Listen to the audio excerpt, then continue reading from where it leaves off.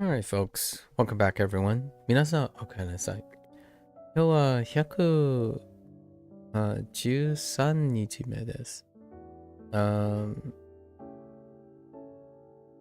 It is day 113. We're starting with Bunpro today. WaniKani reviews aren't gonna come up for another 3.5 hours, I think. So we're gonna try to squeeze in Bunpro and HanziHero. Maybe do as much character studies as possible before then. Let's double check. Yeah. Not for another 2.5 hours. Let's get into our lessons here. Alright. Take the te form and oku to do something advanced or remove the te. And a toku. That spacing's a little weird. There's a missing space. Alright. Okay, and then these are proper verbs. When the conjunction particle te, okay. It's followed by the u verb. Oku, that oku. In Japanese, it regularly has the meaning of to do in advance.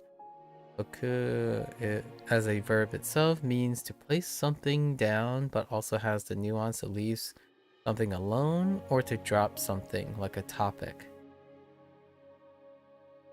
Okay, in this way, teoku can be thought of as meaning to do A and leave it until later.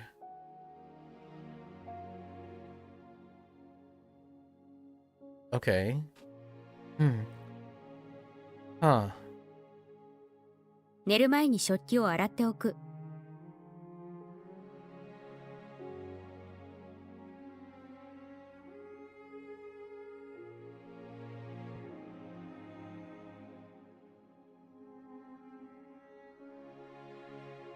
So that doesn't have to be done later. That's interesting. あなたの財布をカバンに入れておきます。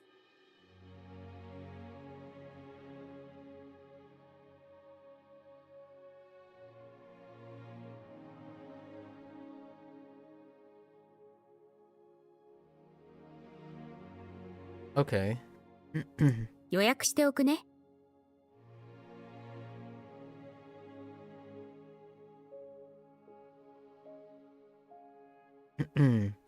When using teoku, the future event that the A action is being done for may be something that is coming soon, or maybe something that the speaker doesn't want to ever come. Due to this, teoku is also regularly used when the speaker is doing something specifically to prevent another thing from happening. 毎日歯を磨いておくと虫歯が防ぎます。Teoku is sometimes contracted to toku or doku. Okay. In verbs where te would usually be said as de. Interesting. It's very common in casual conversation, drama, manga, and similar media. However, it would not be commonly heard in any formal or business situation.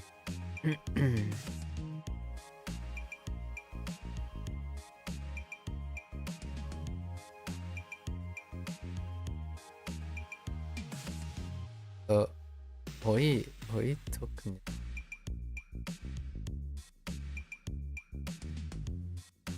And indoku. I see. This one's a little.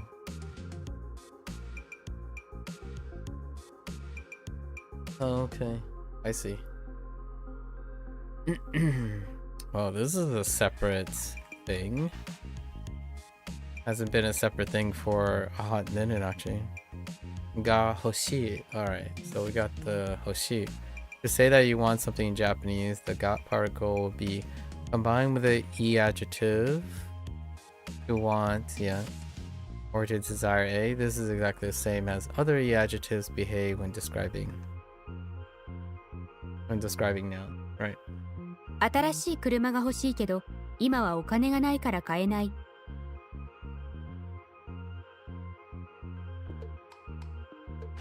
Right?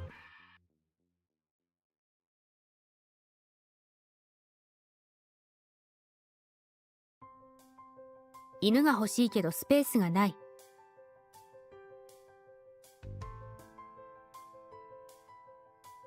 This use of hoshi is only used for saying that you want things. The auxiliary verb tai will be used when saying that you want to do something, right? あそこのラーメン屋の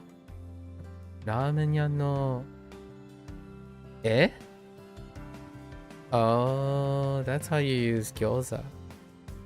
Interesting. 餃子を食べたい. Sorry, I have this like little thing out in my throat that keeps making me cough. However, hoshi may be used with verbs to express that you want another person to do something. This is done through the use of hoshi as a conjunction particle te. Huh. 私は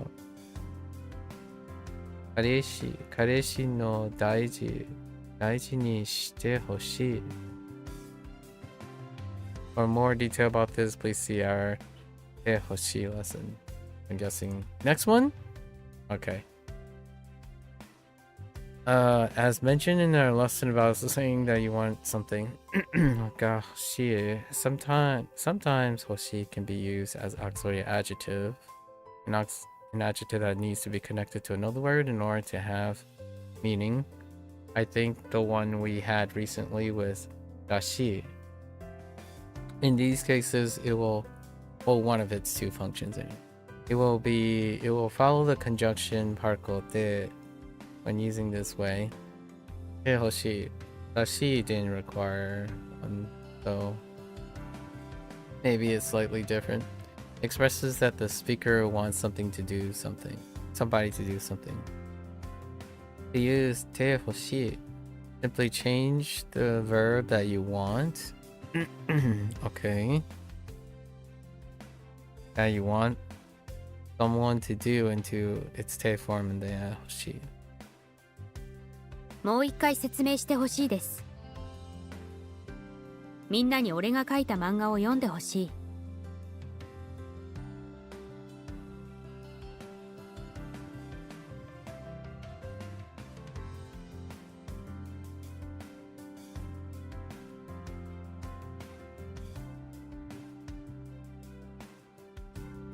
Couple grammar points in there. Hoshi can also be used to ask questions. Explain about what other people want you or somebody else to do. Due to this, we will need to be careful when trying to identify who wants who to do what.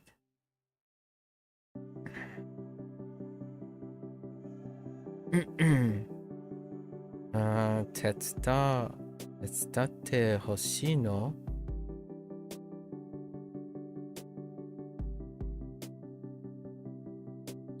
Okay. Yeah. 気温にがかけるに家事を手伝ってほしいと言っていた. Okay.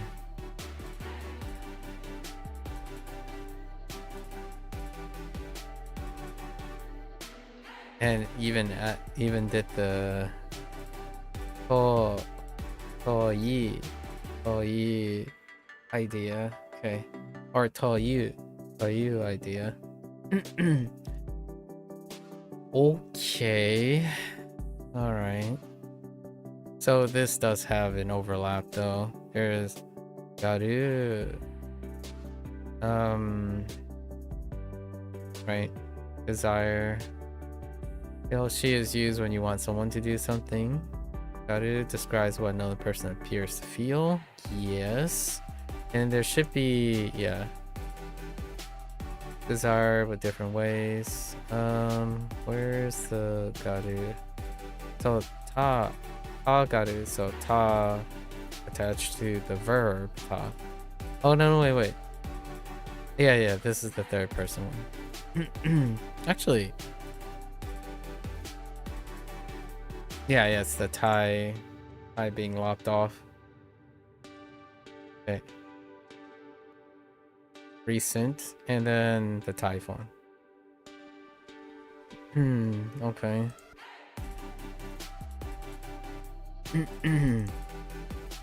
That's not too bad. Today was pretty okay. 機械が欲しい。 You kind. There you go.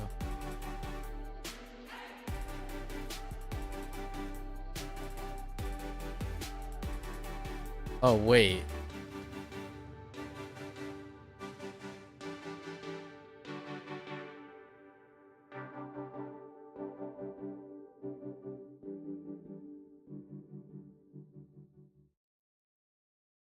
Can I? Oh, let's write the formal one. So that would be like oite.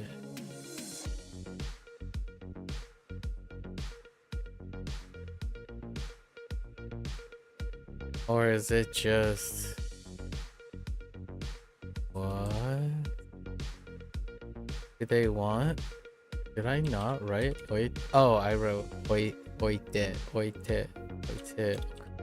ここにリモコンを置いておくね。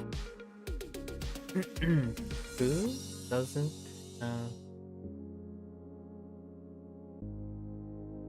Only. Okay.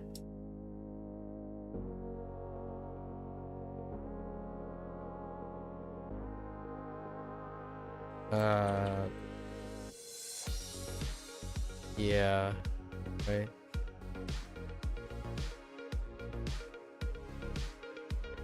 Would you try another way to... Oh, is it... What? Oh, past. Wait. Oh.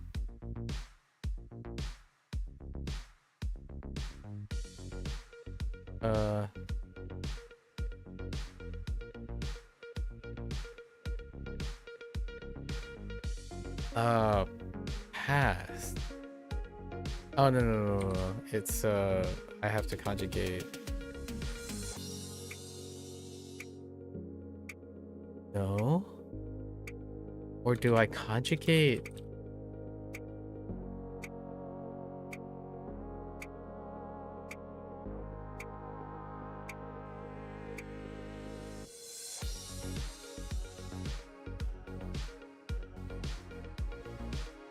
Whoops, that's not... Isn't it? Kata? Okay, yeah. So you conjugate the...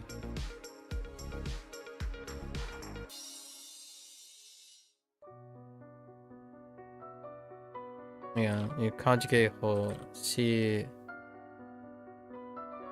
車で来て欲しかった。 Okay. You don't conjugate the verb. Okay.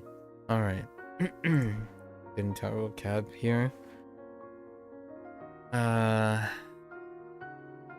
Nandaka.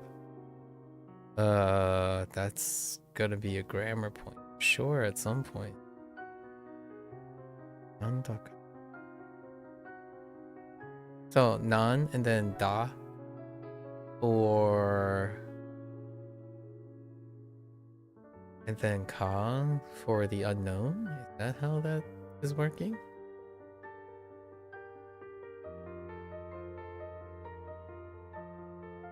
Like nanda plus ka, but it's nan and then da. The da and ka. Does that make sense for a little or somewhat?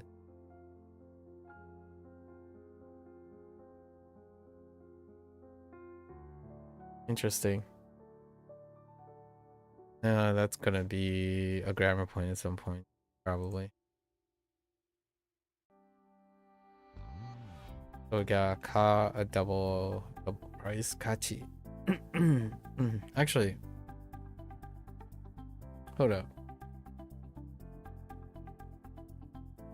What did I assign to that?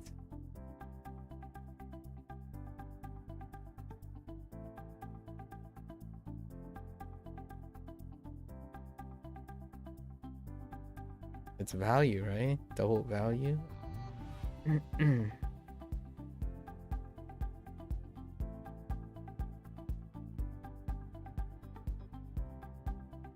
Okay, that's fine. Kaito. Oh, that's a reply.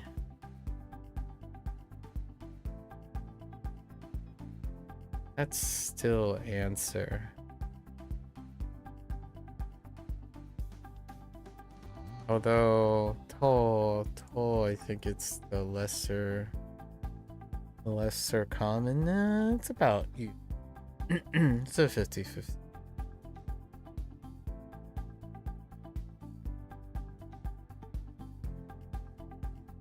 Okay.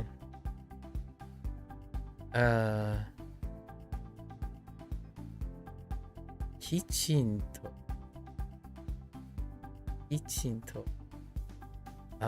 We're gonna have to write something for this. No kanji. Okay.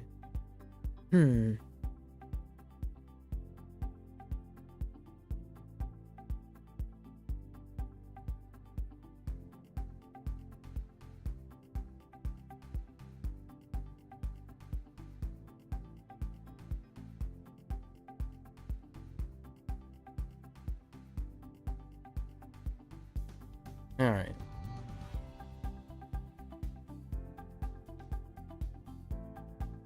So what? Ki in to.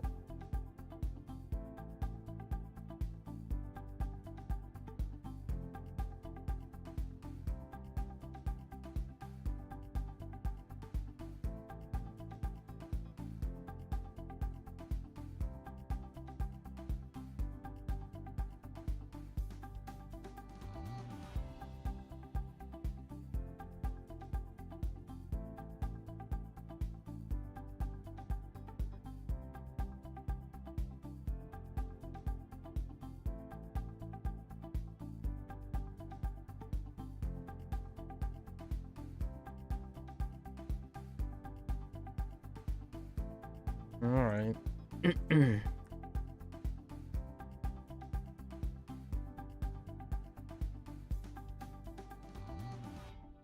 Okay.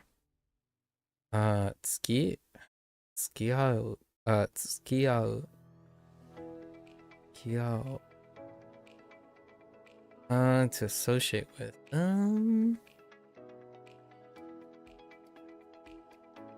Yeah. I think I'm okay with that.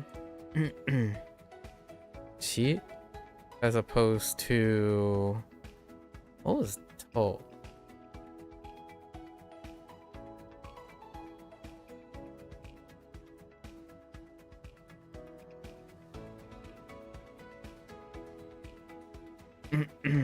Oh, right.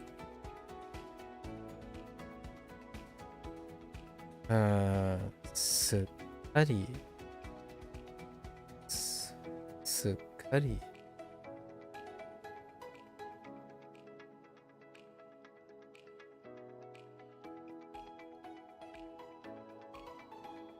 I'm gonna need something for this too. Okay. No kanji either.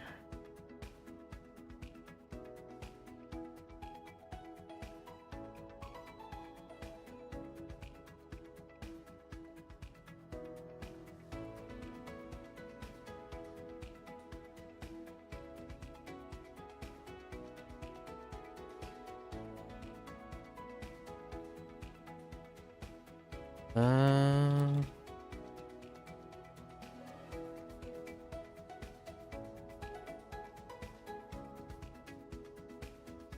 an adverb that describes a state of okay.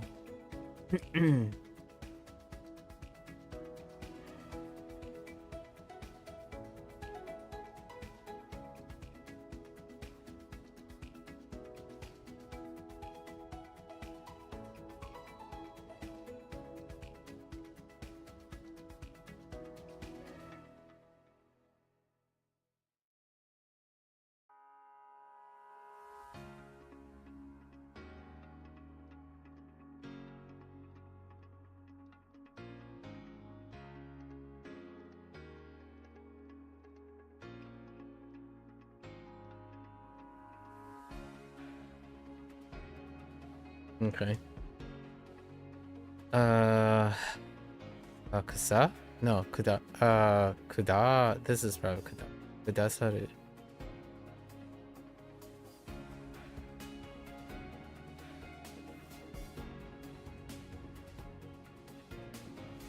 I imagine this is where kudasai comes from. Kudasaru. Okay.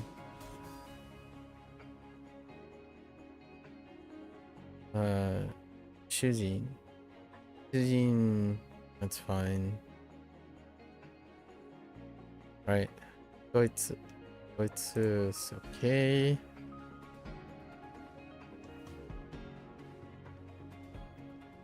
Toi awase. Toi awase.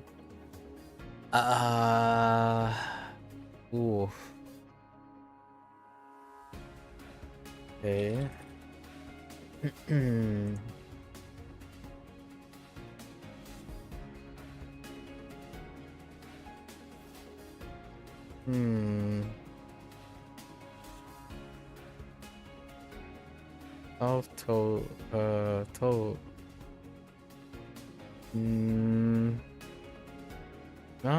Not the strongest.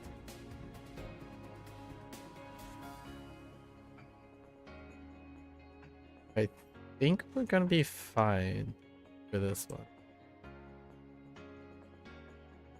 Ugh, that ending though.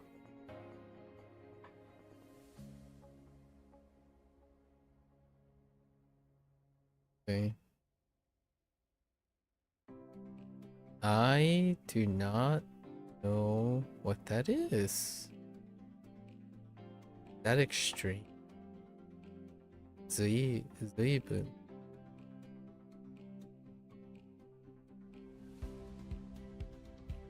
Oh. Maybe exceed.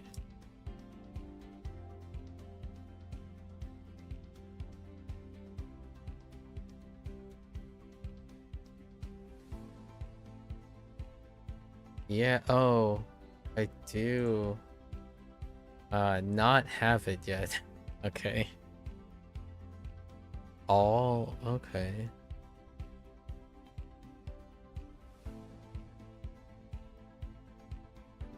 That's a onyomi? Zui? Okay. I think we're gonna need some help here. So okay.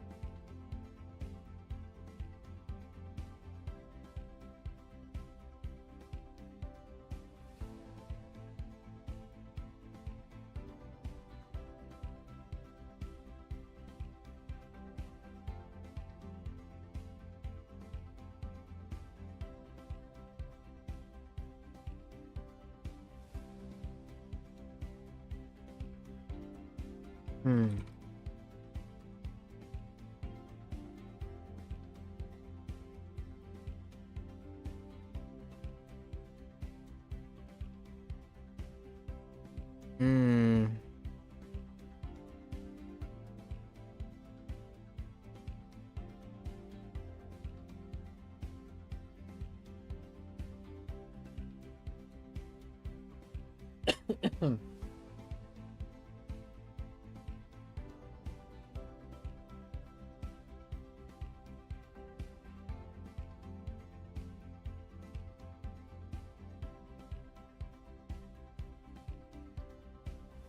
I don't think I've assigned something to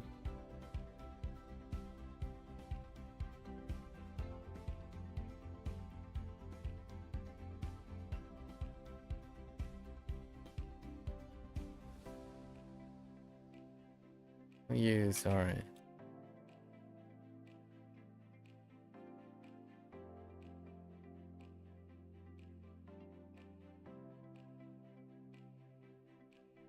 Okay. Okay. That's questionable. She's fine.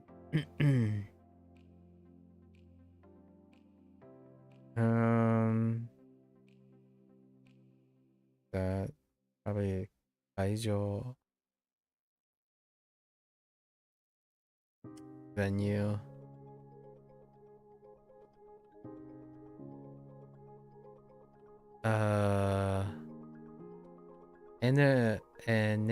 Energy. Oh goodness. Energy. Energy.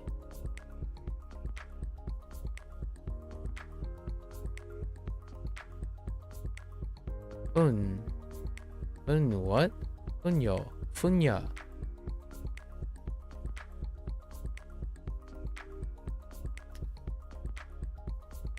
Art. Wild. Field, sphere, round. Huh. Oh, it's not wild. Field probably. Funya, not funya. Funya. Wait. You know? Is this? Oh. Okay. Fun is actually the lesser. Interesting. It's this application, which is automatically humble. Oh, moshi shikomi.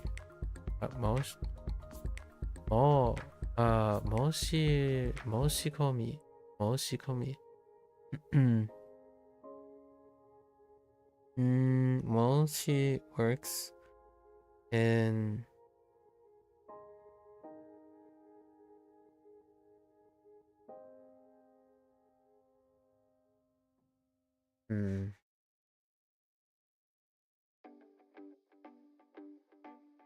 it's not that.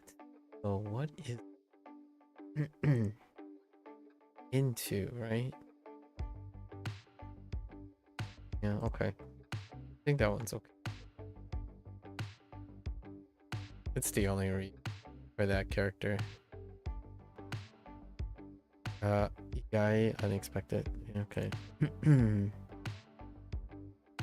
Oh, we're doing this side, but no, not the side. Amau.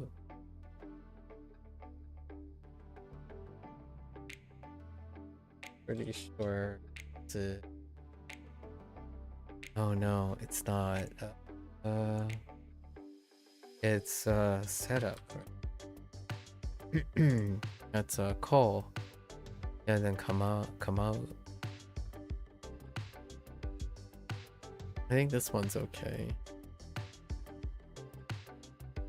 That's gonna create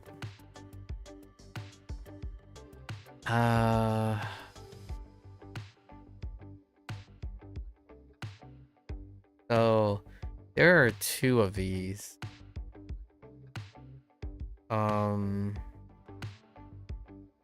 Don't know how they relate to each other. Hang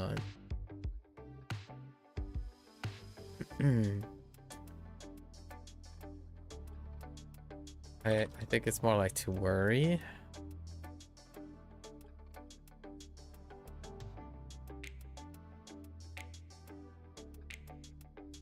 Okay, that's too much. Yeah, so this is not the one I'm thinking. No.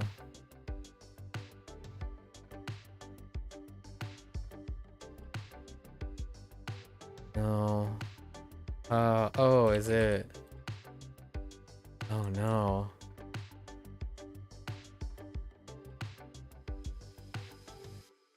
Okay, yeah, I'm thinking of Omaru. And this is I don't know.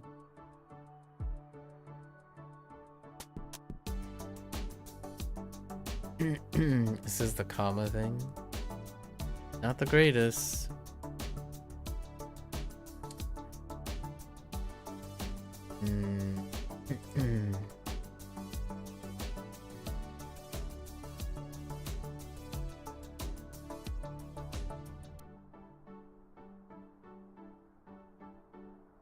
And then, yeah. And then we have kamaeru, just to set up. Let's write some. Tree.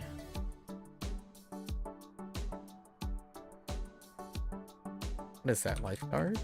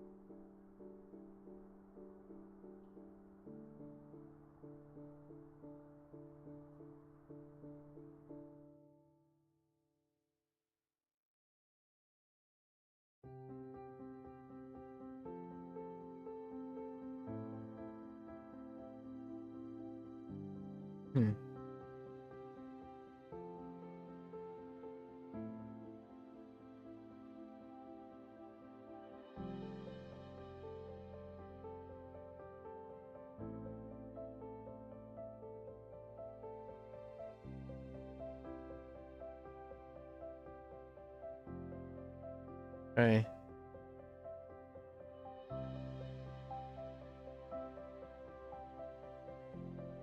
Leaf? Password. That's fine. Okay. A common expression indicating uncertainty or a lack of clear explanation for a feeling or situation. An adverb. Usually, I don't know.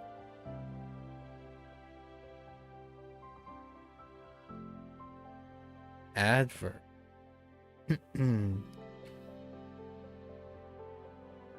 Right.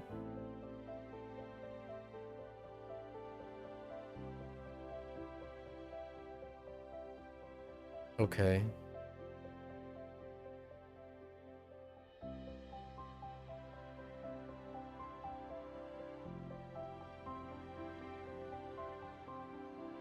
All right.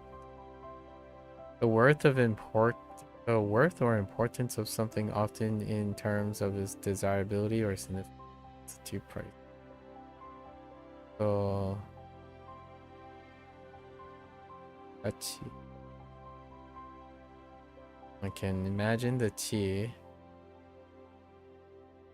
has a little bit on the other side.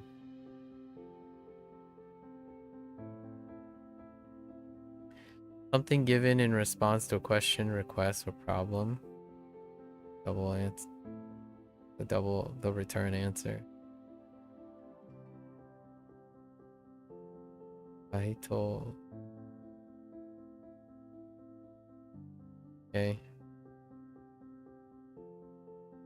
A word that describes doing something in a well-organized and orderly manner, often with attention to detail. The well-organized and orderly manner, often with attention to detail. So properly.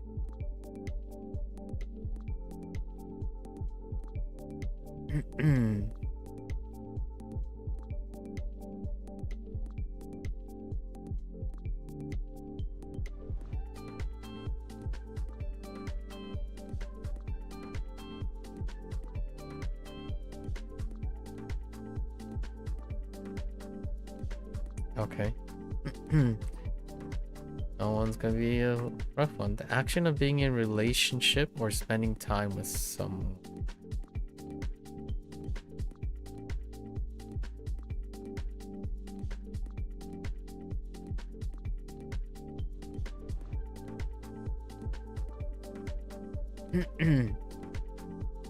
Oh, tsuki awa au. Wrong verb. Okay. A suffix indicating a large and densely populated urban area with local government. Wait, let me make sure. Okay. An adverb that describes a state of complete or thorough change or transformation. Okay.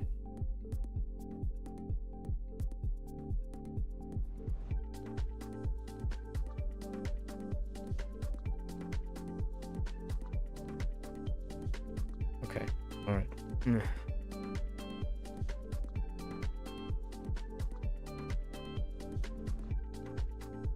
All right. An honorific speech verb form used to request something from someone in a polite manner, right? Okay. A term used to refer to a husband or the owner of something, right?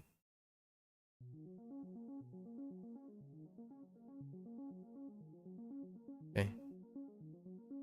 A country located in Central Europe that is known for its beer and for having many beautiful castles. That's an awfully trite way of describing, but okay. I mean, these are full-blown descriptions, obviously. The act of seeking information or making a request for clarification. Alright, so this is the...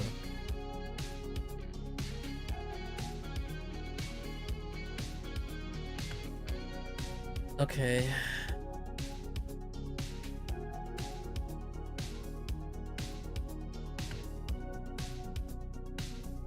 Hang on.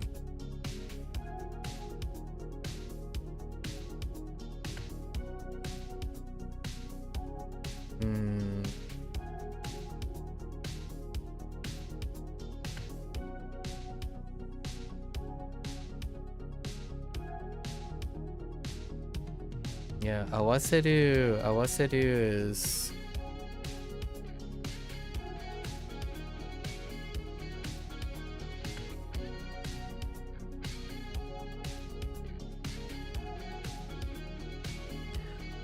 Yeah, awaseru is joined together.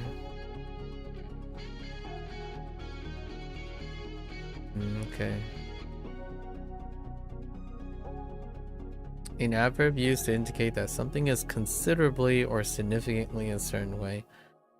These kind of are like each other. Okay. So this is our new one. Oh, you know, since it's new, it is important that I will catch it on our WaniKani stuff. So for now, gotta know.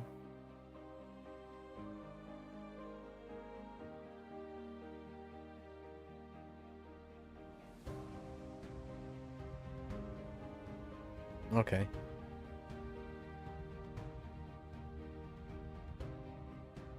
A qualified medical professional who diagnoses, tests, treats, and cares for patients' health.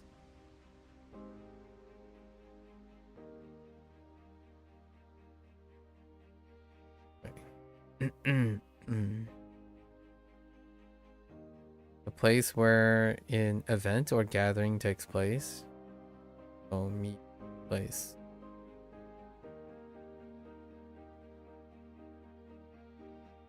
A non-Japanese word which indicates the amount of power or vigor that something has. Okay.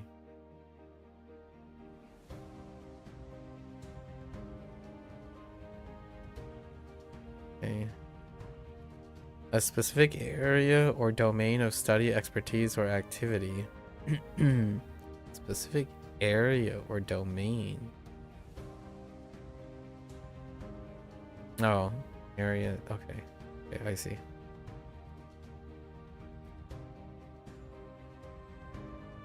A location for the act of making a formal request or application for something. Okay.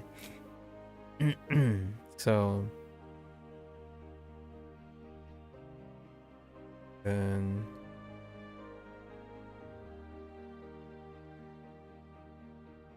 it has to be a noun, so I need to use me.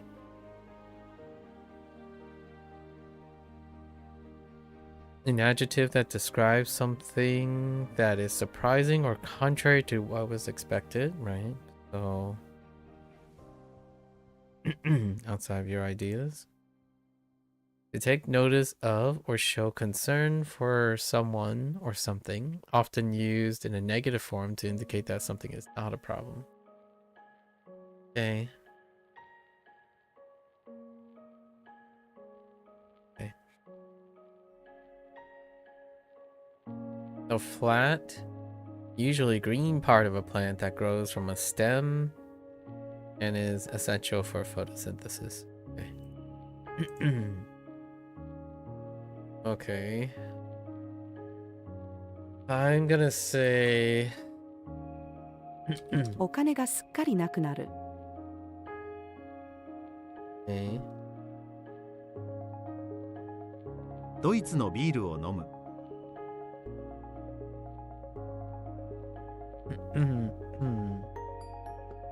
Excuse me.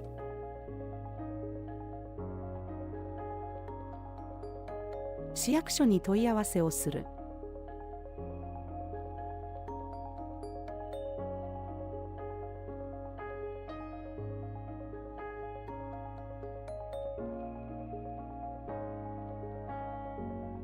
Heck.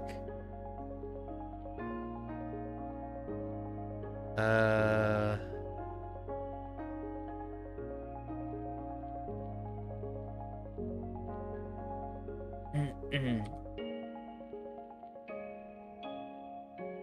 昨日は随分と寒かったです。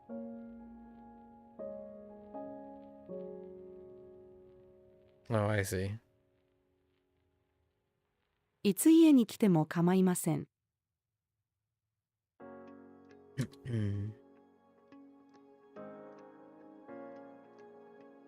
Oops. 日本語能力試験の申し込みをする。 Oh, it's just referred as Nihongo. Oh. Oh, okay. Nihongo nyoryoku shiken. Makes sense. Noroku proficient in shiken test, Japanese language. Nihongo noryoku shiken. Alright, I got you.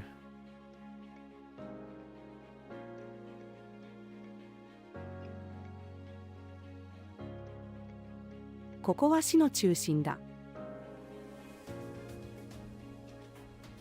秋になってこの葉がだんだん落ちてきた。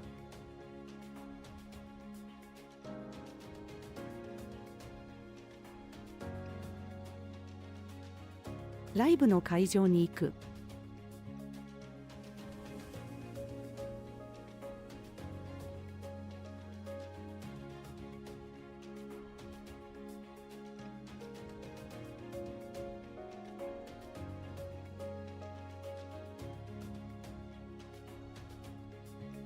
Uh,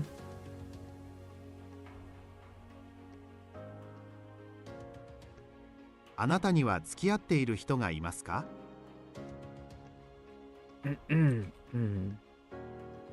彼は質問に回答しなかった。僕の妹は医師を目指している。目指して。Okay.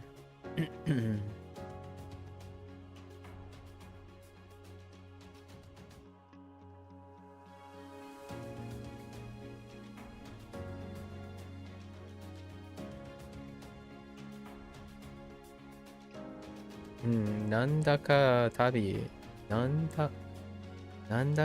に出たい気分だ。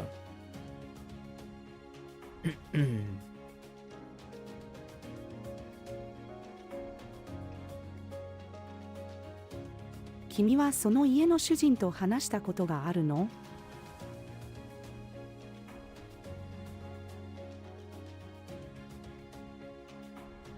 これはどのくらいの価値がありますか？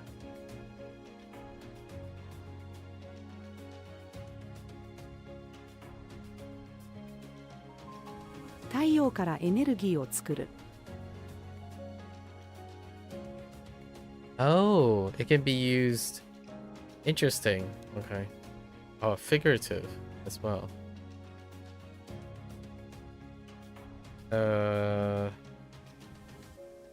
私は芸術の分野にはあまり詳しくありません。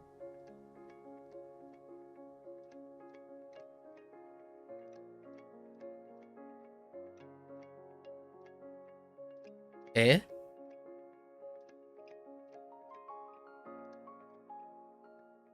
？Oh. Yeah. 彼がピアノを弾けることは意外だった。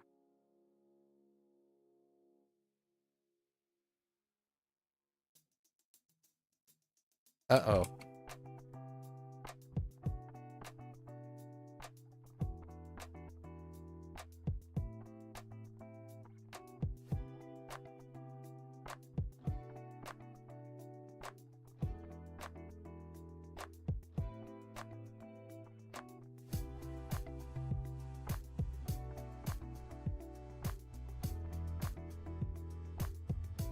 Um.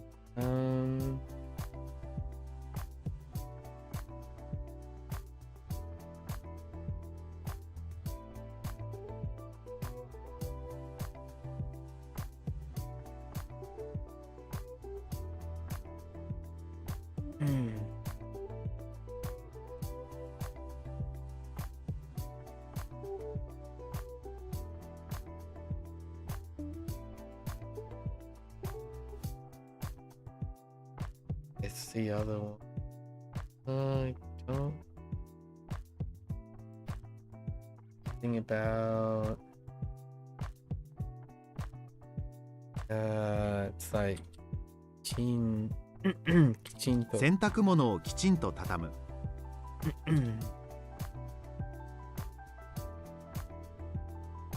Gave. What? Oh, interesting.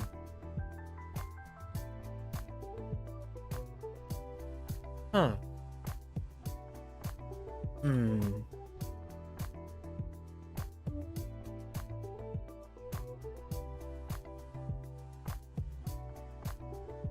祖母がお金をくださった。Okay. All right. Time is it 6:15? All right, let's do our grammar. I got caught up on grammar yesterday. Okay. We're gonna go with equal. 朝ごはんを食べに行こう。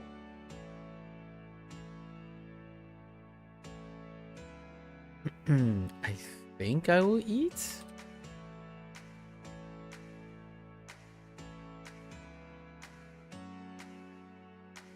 Like,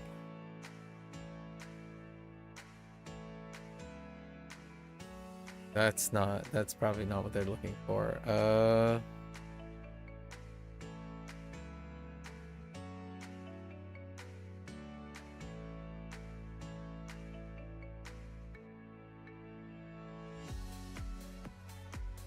Probably still it's yo to omo. So like, okay, so tabe yo. That's probably it.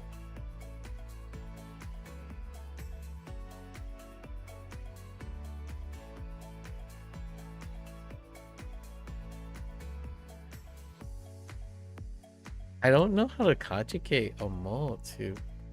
Oh, wait. Do you conjugate omo? Or do you just yeah. Right? Omoimasu. So do I need it to be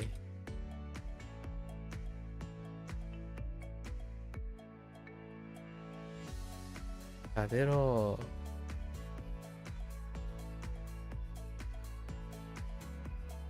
Tabero to omoimasu.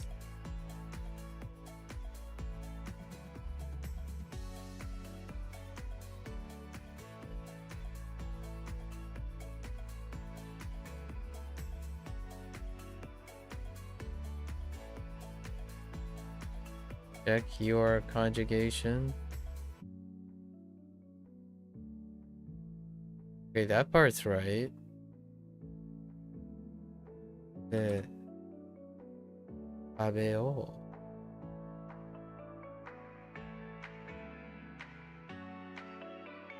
Or do they want like what's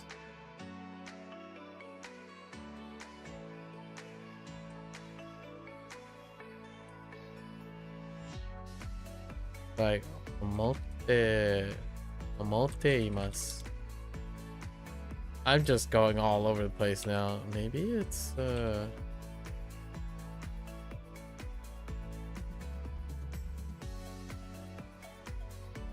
I'm having trouble with the volition form, I guess.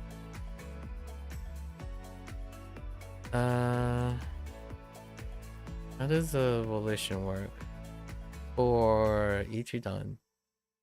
I thought it was yo. What?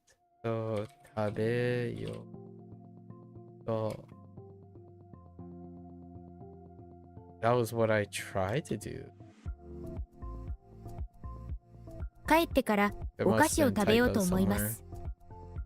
I must have typed omoimasu incorrectly the first time on the tabe. Oh no, wait. Maybe I didn't add the.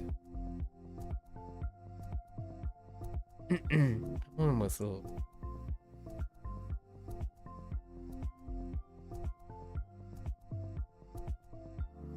Every night.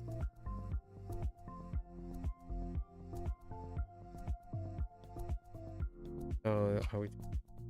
Maiban. No.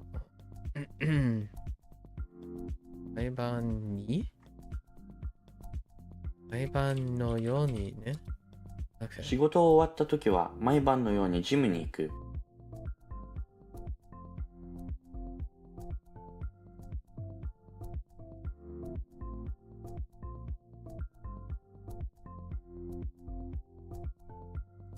今日の昼から雨が降るみたいです。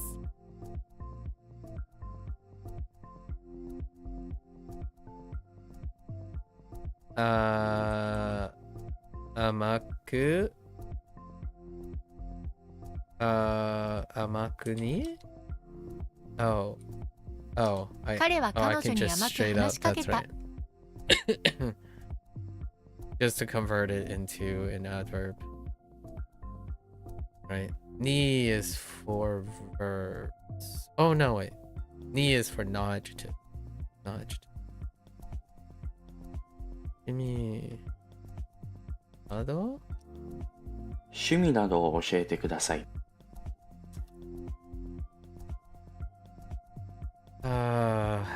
ダンスをする、ダンスをする、normalization? What? ダンスをすることは楽しい。来年アメリカに行く、might.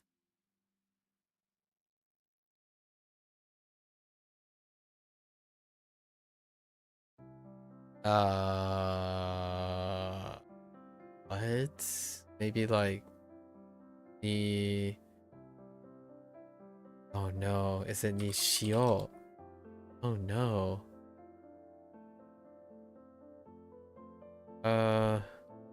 I might.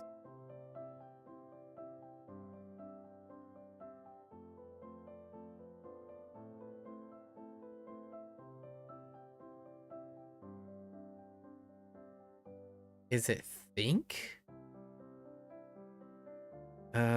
This one needs a little help. A phrase that expresses uncertainty but is also frequently short. Uncertainty. There are so many that express a bit of uncertainty or so might.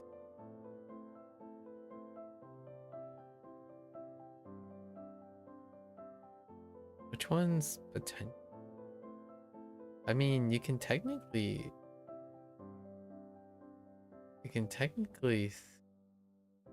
I'm thinking potential like potential form, but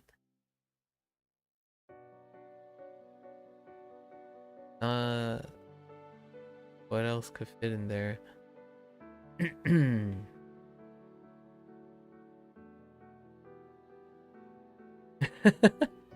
Okay.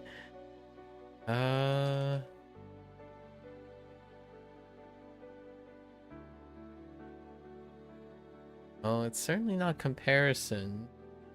Or it seems like, right? Oh, it's あんま知らないね.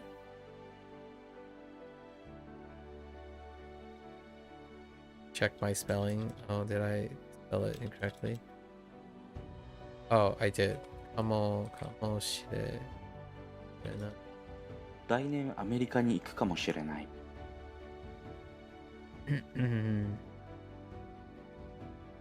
はい。はいできる。Reach a point. ように past tense. ようになった。理解できるようになった。ように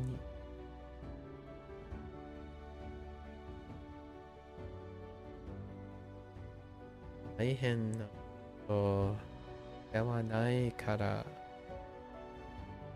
心配いらないよ。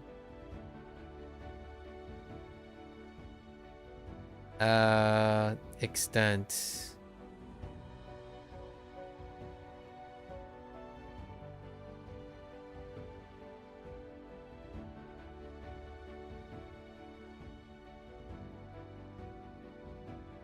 Zenzen?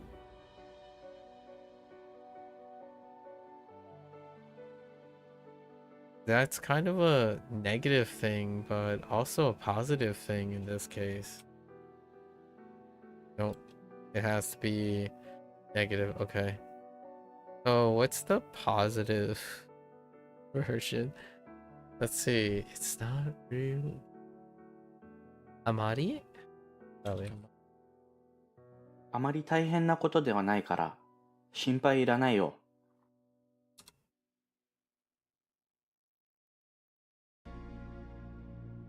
そのようなお箸を使わないでください。Pretty sure it's ような。What? そのようにお箸を使わないで Oh, くだ it's the さい。 whole phrase. Oh, okay. I got you. Because it's the whole phrase, so this would be considered a verb phrase, right? Not a noun. I got you. Yes. 今週末は友達と会えるかな？ New one, right? Negative, casual, interrogative. Yeah. もう終わるんじゃないか。ないか。毎日サッカーの練習に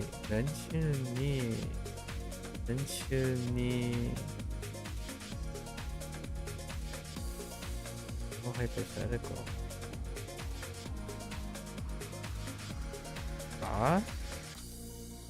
Oh, right. Ikeba because wait. Hold up. Ikeba 毎 because 日サ of ッカーの練習に行けば Oh. プロのサッカー選手になれる。 oh, they provide it. Okay.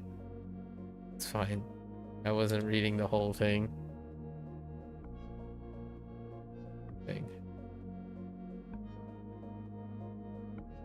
Normalization.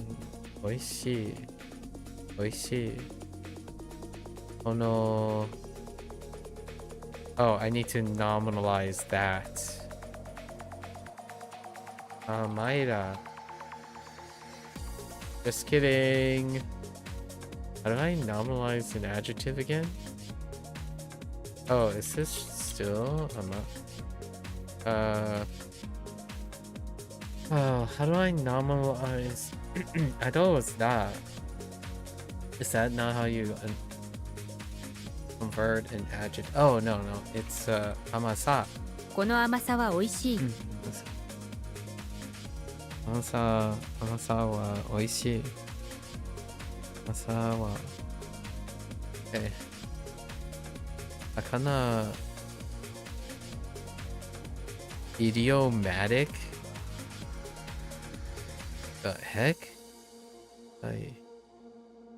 So it's comparing something that is similar, right?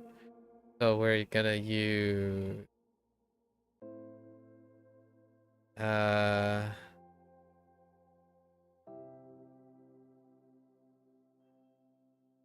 more casual.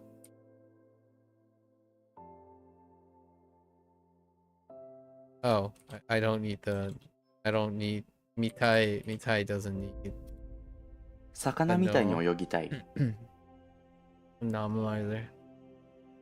Okay. I don't know if idiomatic is going to be enough there, but that's okay. 歯医者さんで歯を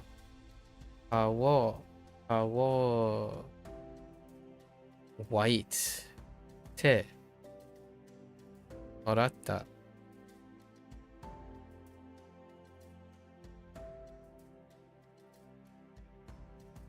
like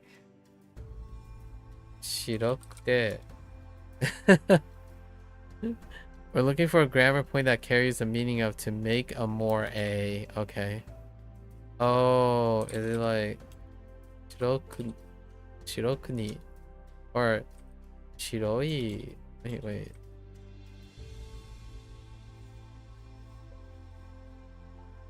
or 白くで wait how do I end it with a eh? What? Like yeah, to do white. Huh. Certainly not suited. We could make it adverbial. No, that's what we did before. This is something else.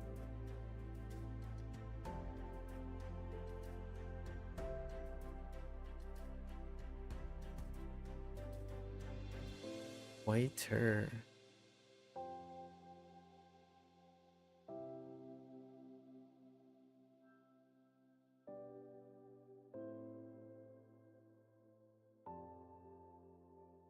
I don't think it's like suru. I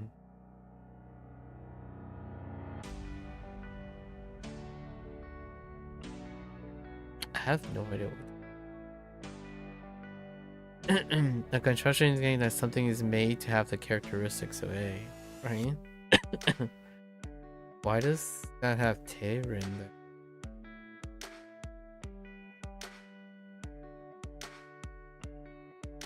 Like, amakuso. Oh no, wait, it's just like shirokuso. No, I don't. What is the? How do I combine? Oh, is it just? No, that doesn't make any sense. Because I would need da.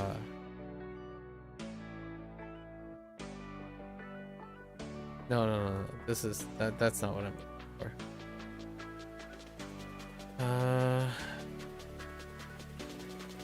Construction indicating that something is.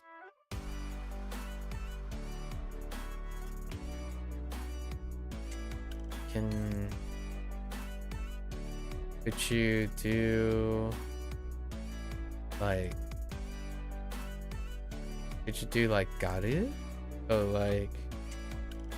Shirogaru or shirogate, or maybe it's just shirogaru. No, that doesn't make sense with that. That doesn't make sense with that. Maratta. What? It could be. Oh, it could be. Shiro Sony. Am I going crazy?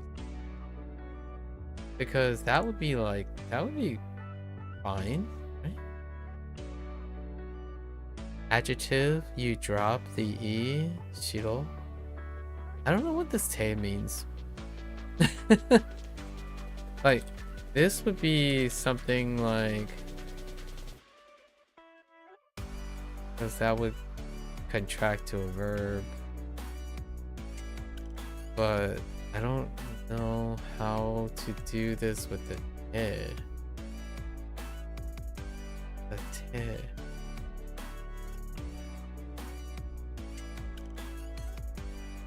Maybe it's gotta be suru then, right? Like shiro suru. Oh, して。歯医者さんで歯を白くしてもらった。 Okay. Yeah, that would also link up with もらった。So what am I having problems with there? Oh, do white. Gotta think about the do. That's where the して comes from. Okay. And this is what this is. It's to make something into the thing. Yeah. I'm gonna think about that a little bit more carefully next time. Hearsay. 彼は姉のタイプじゃないらしい。タイプじゃないらしい。Okay. Type is noun, that's why it's janai, and then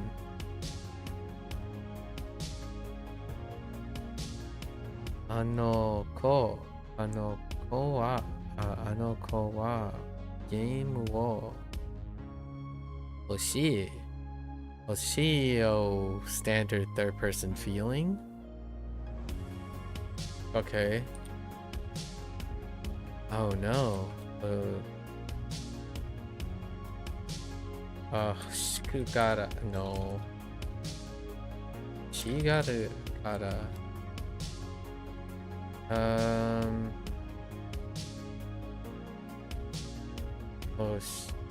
How do you e adjective the ta? No, that That only works on so always. So I have been thinking for a while, right? And there is something to that. For a while.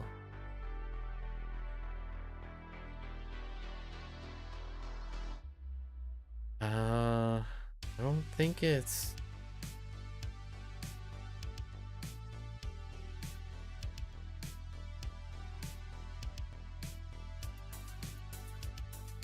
maybe it's probably Toi. So like, well, do we drop the E? I don't think so. What? Wait.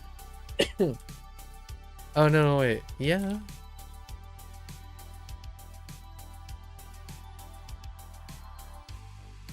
Okay. That's definitely an E adjective, but oh, not that kid.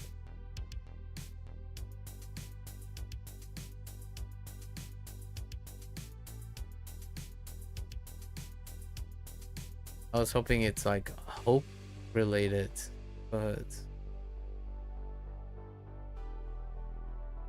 I mean third person, that would be Garu.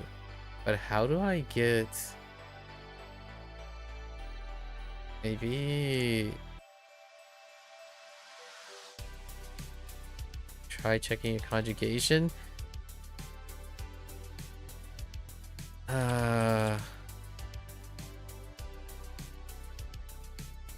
あの子はゲームを欲しがる。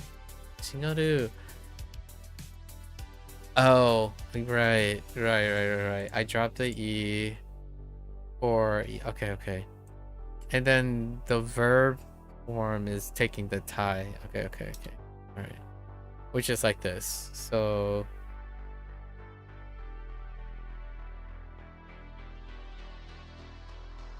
彼女は最近の映画を見たがる。 all right. Low confidence. Objective. Inu wo. Pet? Ka? Na. Nate. Oh yeah.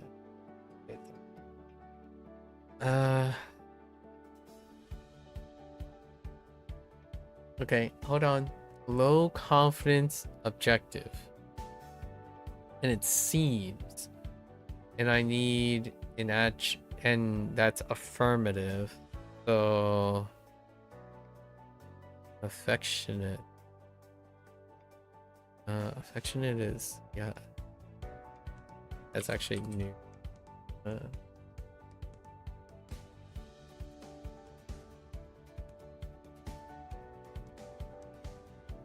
Chisona.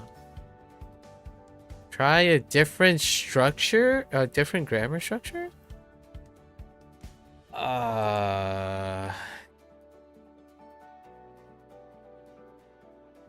I thought it said low confidence.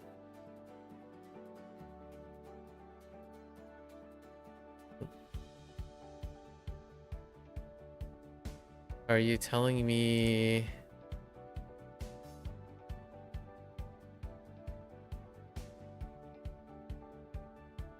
No, wait. Oh, no, wait. That's a noun. That's a noun. It's petting the dog. I did it again. That's the second time. That's a verb phrase, not a noun next to it. It's a verb phrase. So, 優しそうに. 優しそうに犬を撫でた。 Yes, verb phrase.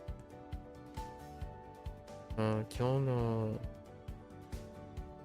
日の宿題は簡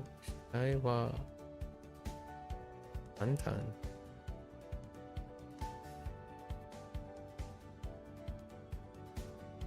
簡単そうだ。今日の宿題は簡単そうだ。 I don't need something. So. Yeah, I didn't need a article. 私は全然英語を話せないです。この料理は塩の味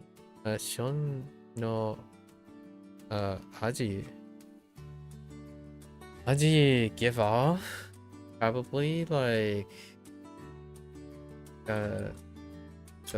がします。この料理は塩の味がします。味がします。Oh, Tom Cruise. Okay, of course. Tom Cruise.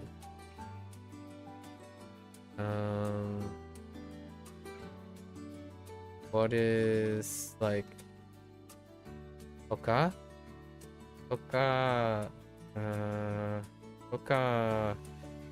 What is that? Burato Pitto. Burato Pitto Toka Pitto Toka ga koi to omou. Okay. トム・クルーズとかブラッド・ピットとかがかっこいいと思う。Okay. So,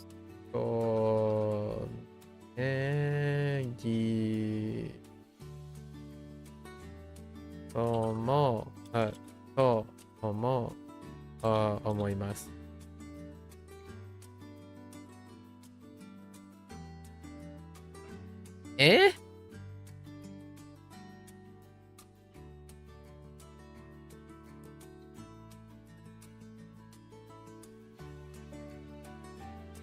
Oh, is it?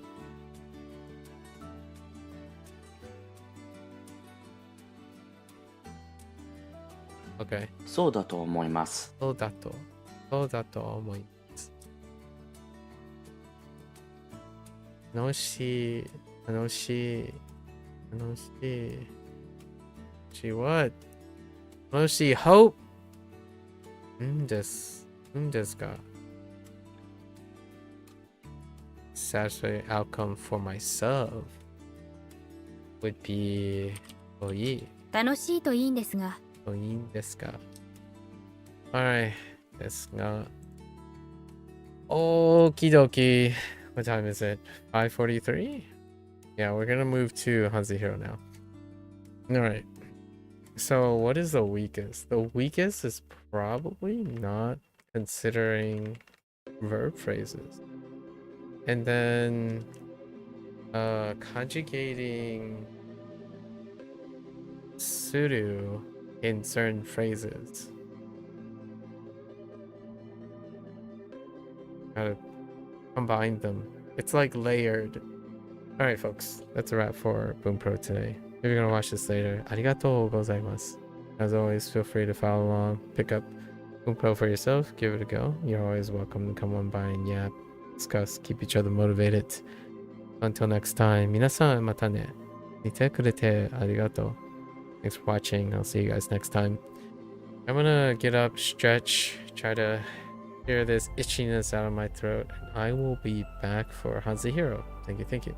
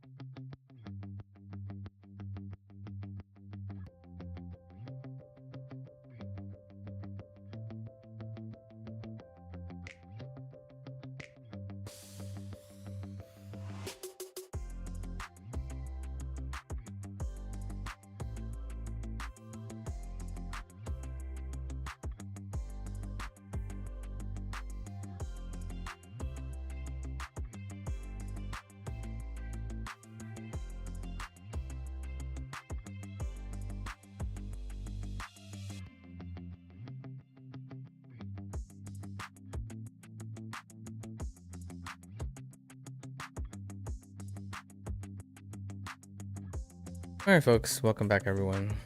欢迎大家回来。今天是第466天。It is day 466. Let's get right into our lessons here. We're gonna try to catch up on some character studies.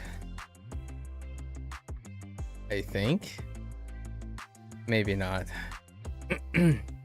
We have about an hour and 10 minutes until WaniKani stuff comes up. We can go a little bit over. I don't want to push too hard. Still got 2 or 3 days to catch up. Let's see. Lee. Looks like Lee at the top with a cow. So let's do Prophet. Prophet is the top. Lee. Prophet. Or benefit, however you want. So Link is inside the house. Inside the house. Oh, okay. Right, inside, yeah, inside the house, where he has fulfilled a quest to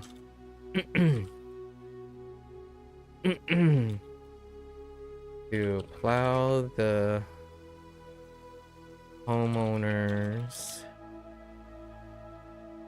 field outside their house with the provided cow and profited rupees. Okay. 李标 Yo. Well, that is a stretched out tiger leg if I haven't. A tiger in general. Okay, tiger hairs, tiger stripes. Everything is great about this, except that it's Biao. Alright.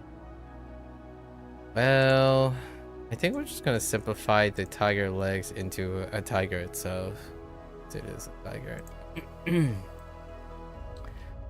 So, I don't know. Maybe Bigfoot is in front of the barn where he has been left in charge of protecting us, where he has found himself trying to defend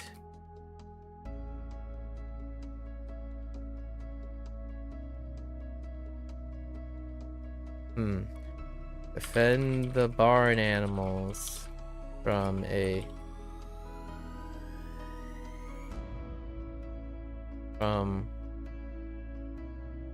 tiger.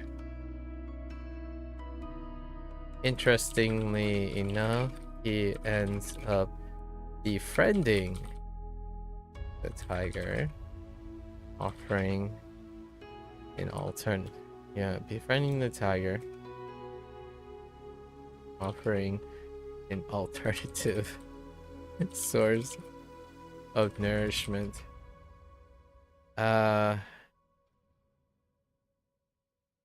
Let's just say the tiger, I don't know, a striped tiger, sure.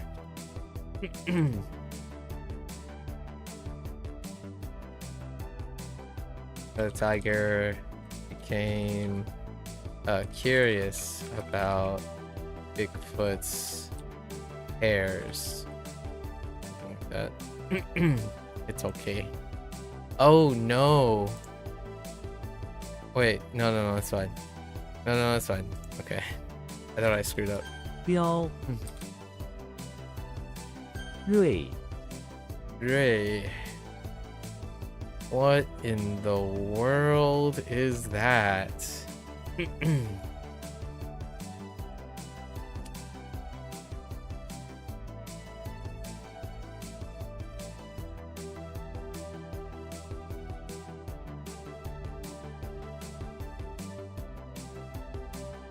That looks like... that doesn't look like anything. That's so complicated. Alright.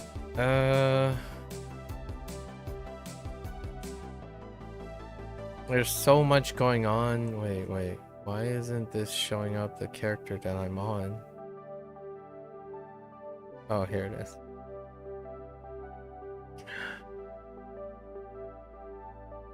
Rudolph.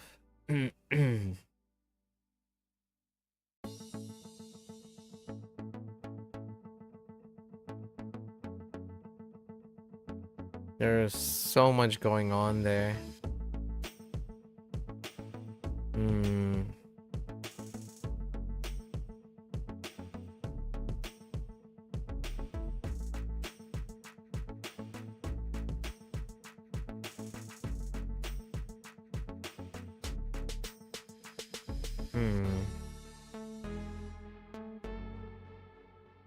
What if I looked at the other...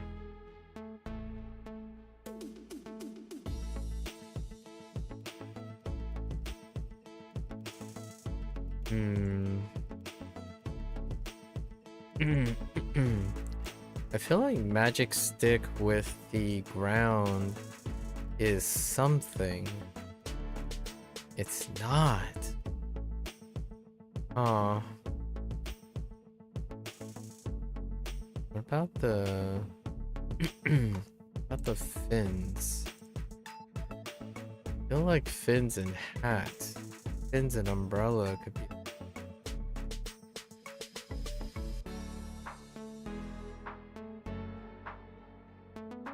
Alright. This is gonna be a gem of a mnemonic. I can understand how some people will look at this and say, well, it looks really unique, so it's easy to pick out from the masses. I would agree, provided that you're only reading this character.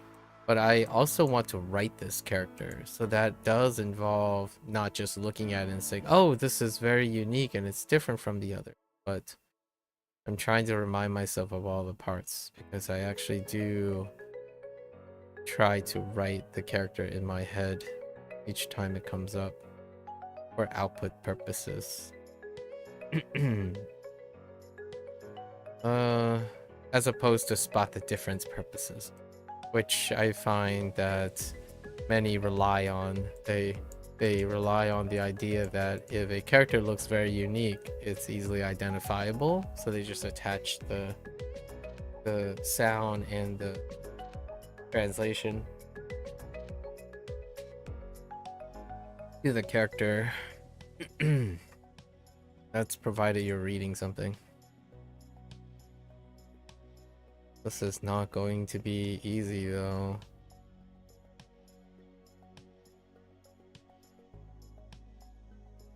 Yeah, it resembles pretty much nothing.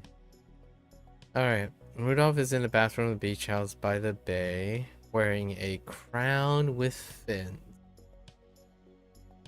Okay, impaled on each tip. Crown with fins impaled on each tip. I see. He uses a magic stick to prop up an umbrella and hang some extra fins he found earlier on the beach upon the expanded umbrella. He keeps his eyes on the ground waiting. Using his far-sighted intuition and crazy reflexes, he grabs a fin that falls down to the ground. What the heck? Okay, that doesn't help either. That is so outlandish. Gee.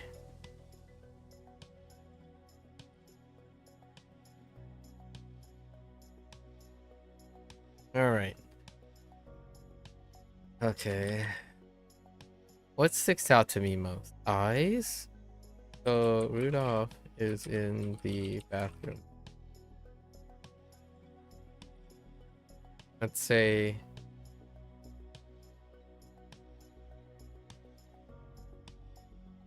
he has the far side.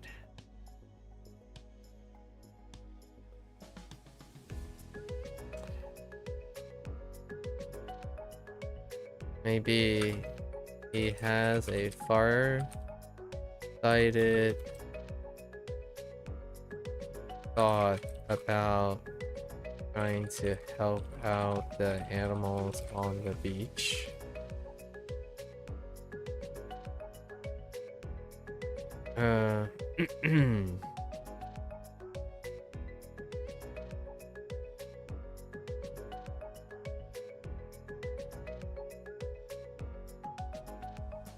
Umbrella or hat? Alright.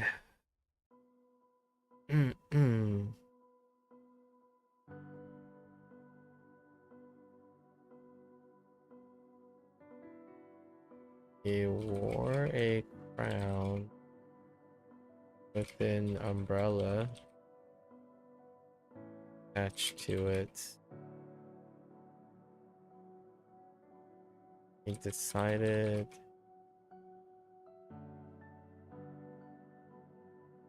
to pick up.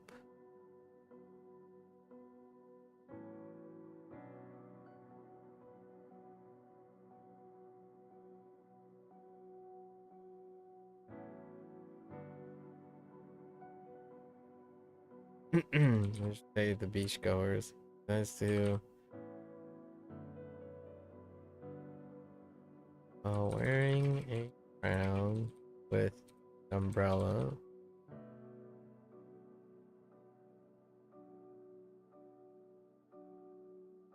Not quite there, but he used his far-sighted eyes to pick up sticks and fins along the beach grounds and place them in the bathtub house. He carries them back. The beach clean. Hi.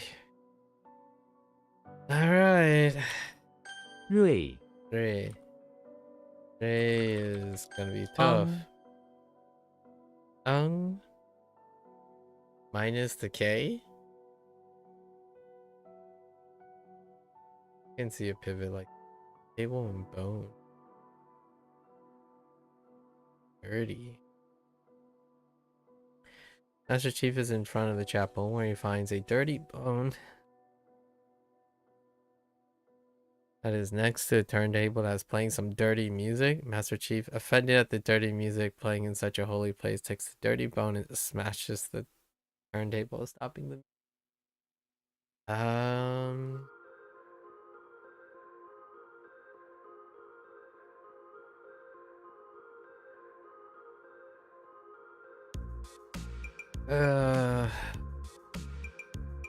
sure. 엉 한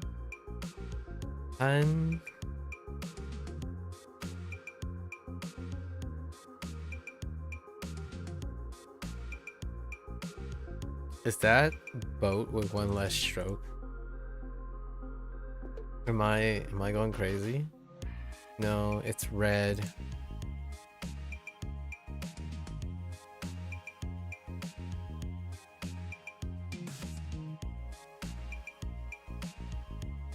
Collapse again? Interesting. Use red. Let's use red. Tarzan is in front of pawn shop where he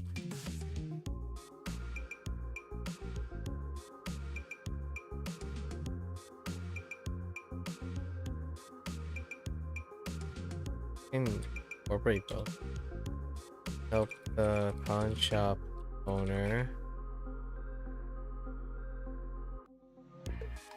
set back up the front stall that the front red stall that collapsed onto the ground. That's okay. That's good enough. 한 At least I think. It doesn't quite sound like anyone though.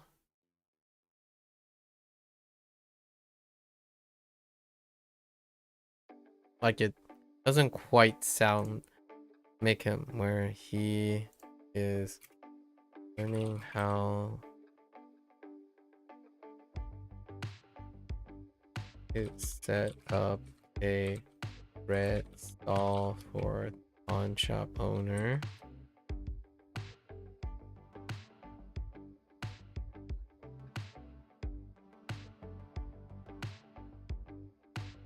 Okay. Do something like that. It's gotta be doing some 离标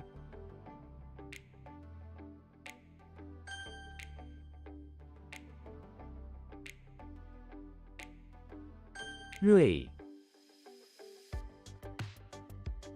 Okay. 摊帮 Okay. 脚 Jiao. Jiao. Well, we got the white and we got yarn. That should kind of write itself. And then the jiao, which is fine. Neutron is in the cell of the barn, which is quite dark. He reaches into his pocket to pull out his latest invention. Bright yarn. It's perfectly white yarn that shines extreme. Oh, okay. Okay. We're good. 脚 Jiao. Yeah, that's the other jiao. Wait. Is it? We have a jiao for the front. The water. Oh yeah. That's the closest thing. Okay. By luck. Go board. But Jimmy and John is in the cell of the barn where he's playing with Slenderman. Between them is a go board and they play while sipping on bottle. Jimmy is a master, but by luck, Slenderman ends up guessing all the best positions being Jimmy. Jimmy is in all by... Okay. Fair enough. 脚哥 Good pimple. Is this supposed to complement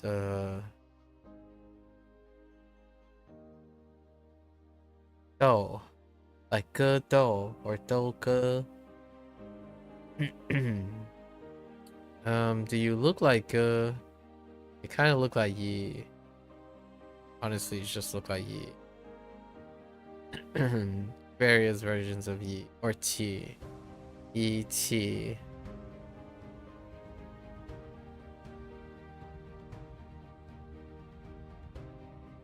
Well, now you're an oddball out. Great. Gandalf is in front of the electricity plant where he's participating in a small competition. He holds out an electric handgun and competes against workers to see who can shoot the most pimples on a large structure in a short period of time. Each pimple explodes with snot when it hits with the electric bullet. Gandalf lost and ends up in second place.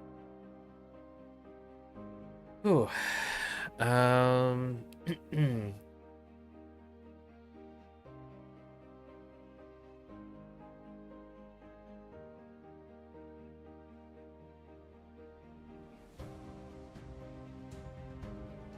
It's gonna be hard with that snot in the way.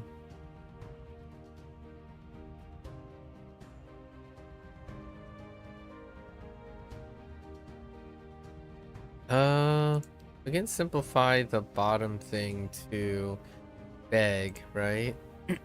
Yeah, let's do that. Gandalf is in front of the plant where he has been, where some employees has approached him begging for a magical solution to their recent outbreak of pimples in the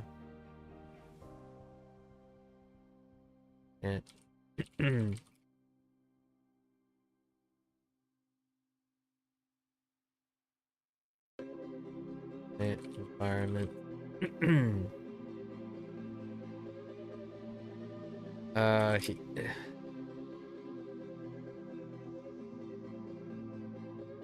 He was able to remove the pimples with a cast of a spell. However, warned that it was nature's wrath or disturbing the forest. Okay. 歌谋 Mole? Pupil. That's how the... Oh. That's very different. Used a very different right radical for pupil. Okay. Do you look like a mole?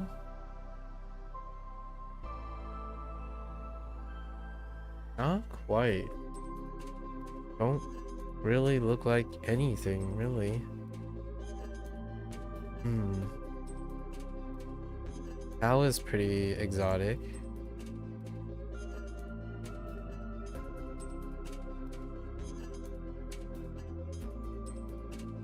Gee. Alright. Another one to the pile.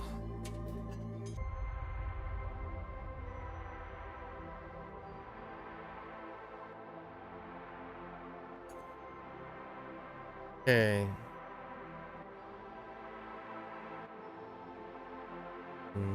Elbow. Maro's inside the bakery where he works. The cow comes in and stares at Mario as he makes some bread. Mario stares back at the cow, right into the pupil, mesmerized. Okay. Suddenly he sees an elbow. Okay, that.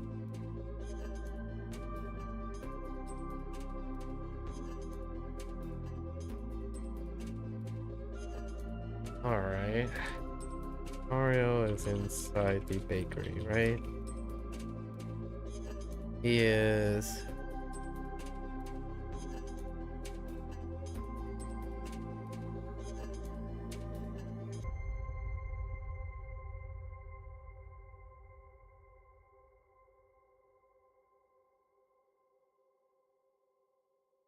on some plumbing issue for the kitchen sink.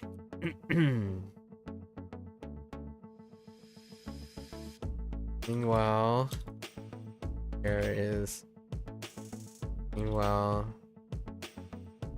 he was also keeping an eye on the cow.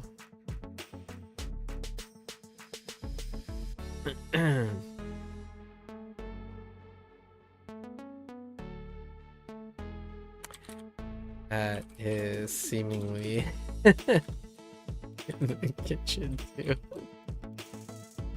I don't know. He cleverly tied a rope around his elbow. The cow, make sure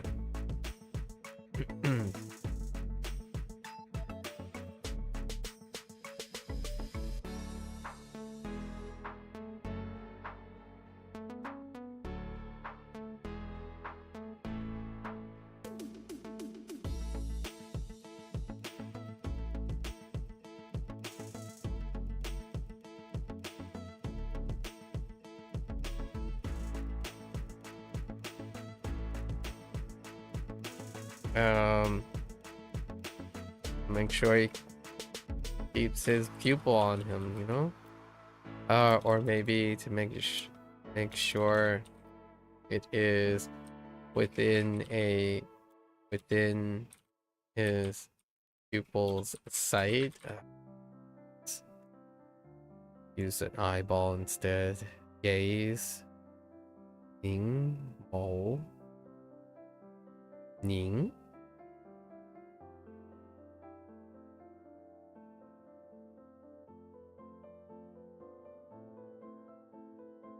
The heck?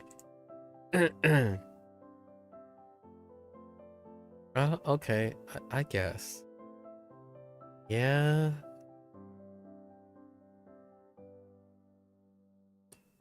Would be gaze. 某鞋 That one's tough. Yeah. Looks like learn. Oh no, wait. That's not learn. That doesn't look like xie. Oh. Xie for harmony.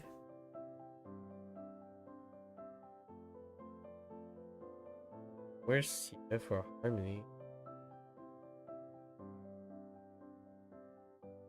Yeah, harmonious. And yeah, it was.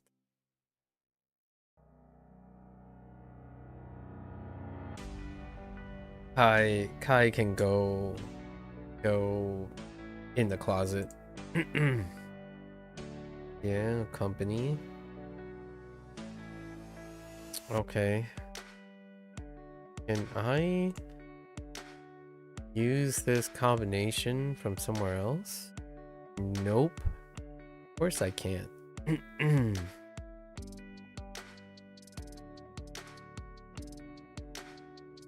Oh, no, wait. Jie.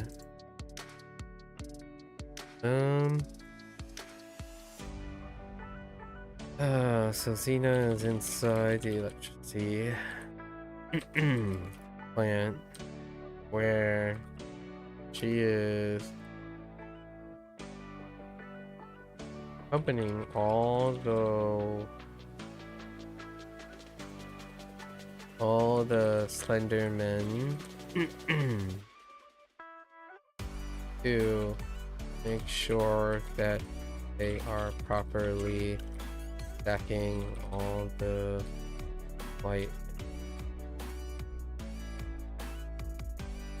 products. Maybe we could put like white slender men.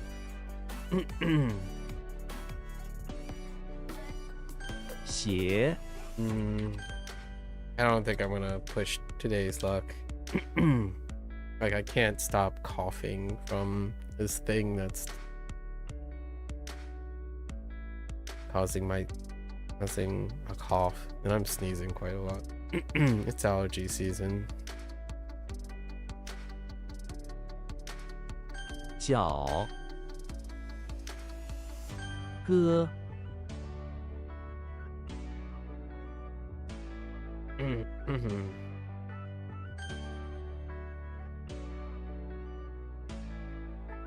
This one is pretty 某 eh.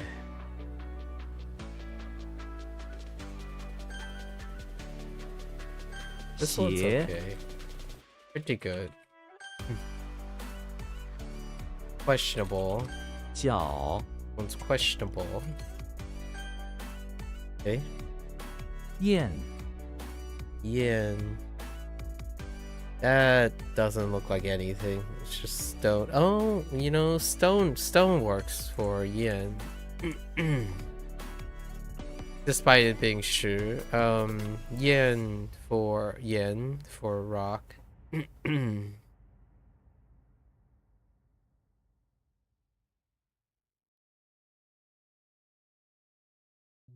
I just have so sorry for the description. I just have so much in drainage right now. Inkstone. Okay. Yen. We're not doing walking line, which is being. You know, she is in the bathroom pawn shop. Where he is making sure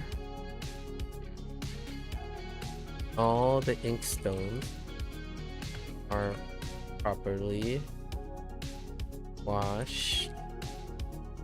Seeing to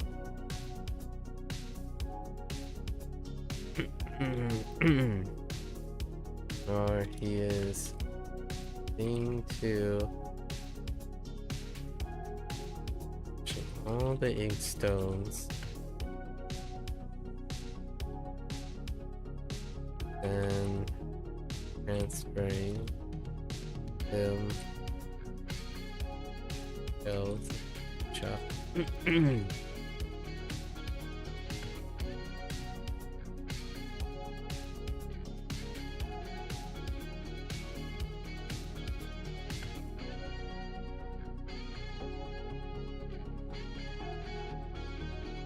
I don't know if that helps anymore, but I think we just rely on the idea that I know what these characters actually sound like now, so we would know who it Yeah. is. 我 I stopped like identifying them in the mnemonics. What? Silk. That kind of looks like... Doesn't that look like men? Oh no, wait. Yeah, it kind of looks like men.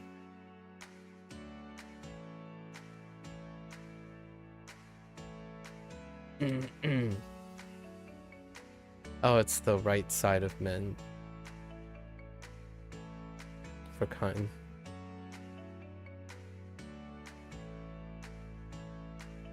A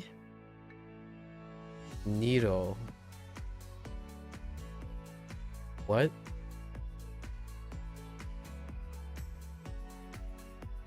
Oh, there, Poco.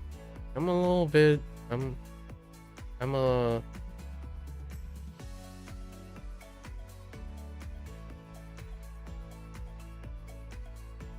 He was watching the streamer.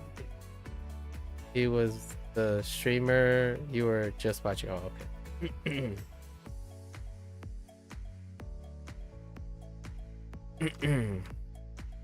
Doing pretty well. Just a little. Got a lot of a lot of bit of drainage from the allergies, but that's about it. How are you doing? What are you up to? What's today?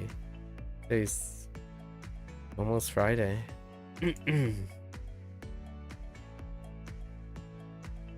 Let's see. Bart Simpson is inside the lobby of the office building.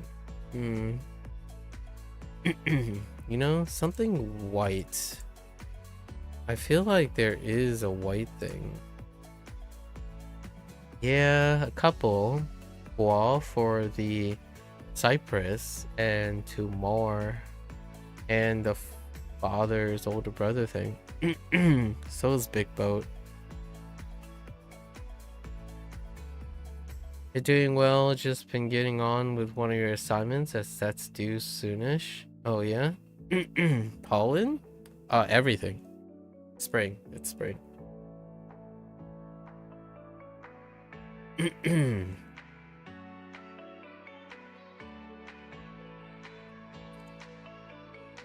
It's a white towel.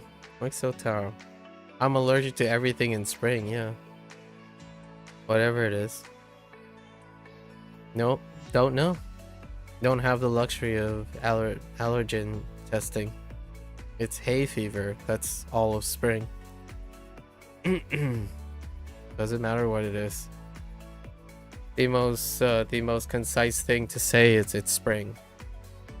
It would be very presumptuous if it was pollen. Too presumptuous.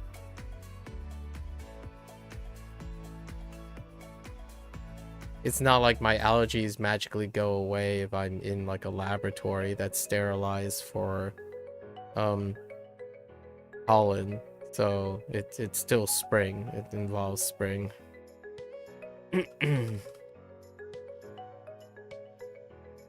Let's see.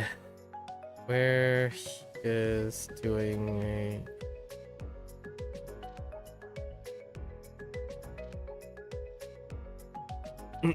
one would suspect it has something to do with plants.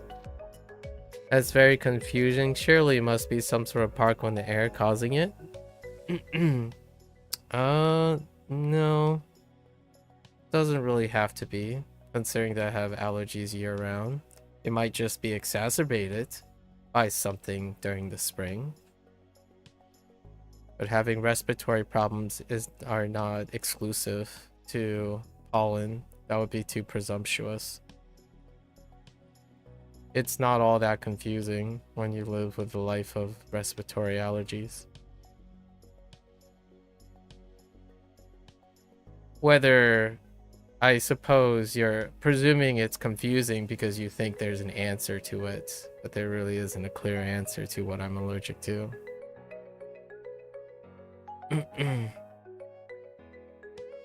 It's less confusing to be acceptant that there are many things people are allergic to. That isn't necessarily pollen.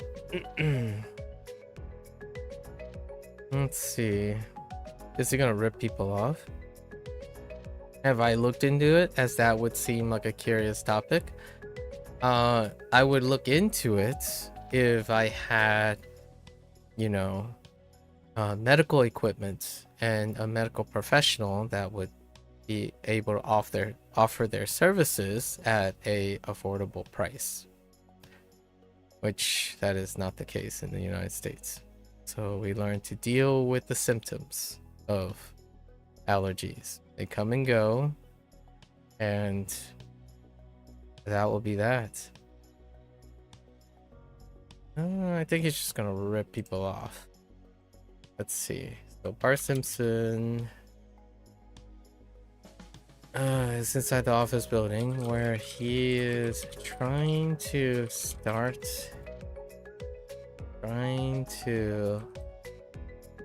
scam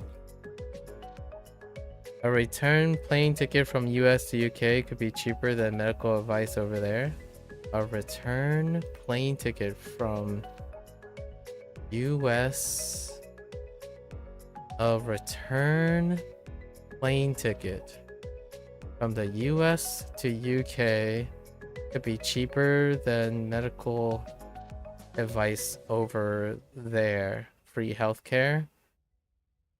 Free healthcare only is offered when you combine the cost of living and citizenship and a visa and everything else that involves actually being in the UK. So no, it would not. But it would cost less than the US to UK flight, or the other way around, because you would need the return trip too. Well, probably, if you simplify it that way. But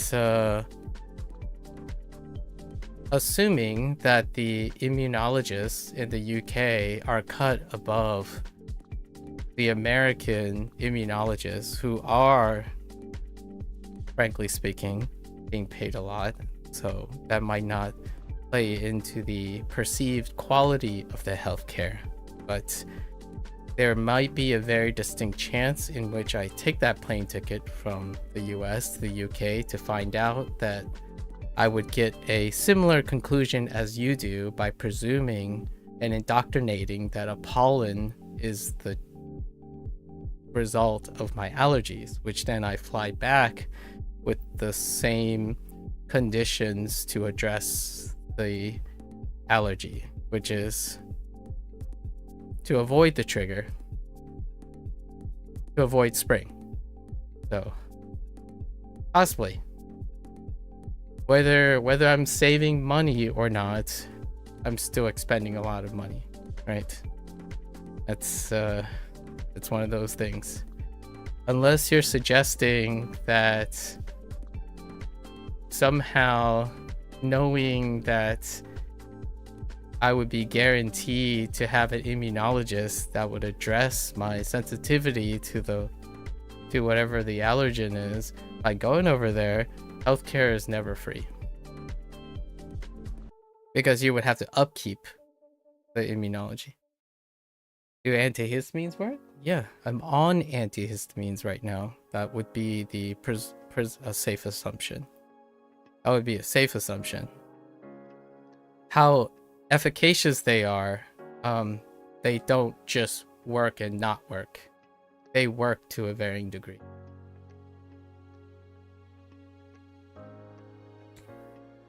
And if you're wondering, how long have I had these respiratory allergies?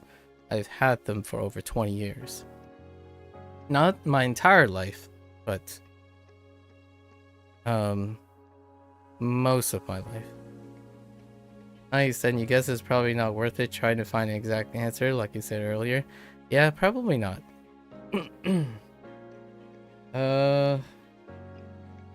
One of the silver linings that could possibly happen, or the devastating double edge, is that the respiratory allergy worsens as I get older, or they lessen when I get older. We'll find out in a couple of years, I suppose. Its current trajectory is about the same. It's about the same since the last like 15 or so years. So this is not anything out of the ordinary, and I've also have mentioned this multiple times when it comes to like ailments. So as long as they don't worsen, it's pretty manageable. That doesn't mean that there aren't bad days and good days, right? There are obviously worse days and bad days, and this is not out of the ordinary. So I'm not sharing this because it's a sudden surprise that during spring I have respiratory allergies. I talk about this a lot. I still have allergies during the winter. They are simply less severe. Or I have respiratory problems, just less severe in the wintertime.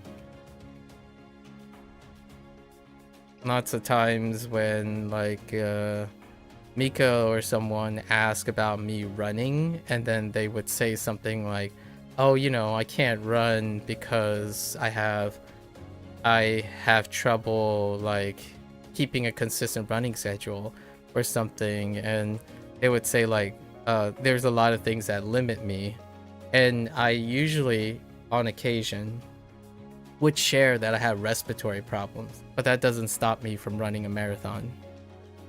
That's kind of the idea. So instead of trying to juxtapose and use juxtaposition as a way to illustrate that you can still do a lot of things regardless of having respiratory problems, they come and go. Like spring is pretty rough time. Yeah, this is about the peak. It actually does subside in, I would say it subsides a bit back to like your normal around May. That's when all the blossoms stop. So it does synchronize with particular trees. The worsening effect does synchronize with some trees. Not cherry blossoms, but whatever value of trees around. It does have some variation when you're in the city and not in the city, because cities, you could be like part of a concrete jungle and you could argue that might happen. However, where I lived, why did you specify not cherry blossoms? Because I go watch cherry blossoms. Right, that's a thing in the United States where I used to live, or where I was. Cherry blossom viewing would be this month. It would be around April. Cherry blossoms bloom in April, which is it's about a week and a half after. What do the trees do when you watch them? They do nothing. They bloom. you hang out in trees. But what I mean is, cherry blossoms bloom very specifically around April. However, around here there aren't any cherry blossoms, so we can also rule that out. It might have something to do with like maple trees. Maple trees are pretty. It could be grass. Honestly, when people mow their lawns, it gets worse too. So, never know. It could be something that's related to the foundations of all of them. Over here, you weirdly get cherry blossoms spotted sparsely around. Yeah. In the neighborhood that I live in don't have any cherry blossoms, but the neighborhood I used to live in had them all. Yeah, you hate having to cut your parents' garden. Yeah, that's understandable. Yeah, so today I'm probably just gonna do as my bottom line and then take it easy for the day. Some days are worse, some days are better. Like tomorrow it could be a little bit better. Here's the kicker though. Here's the nice thing.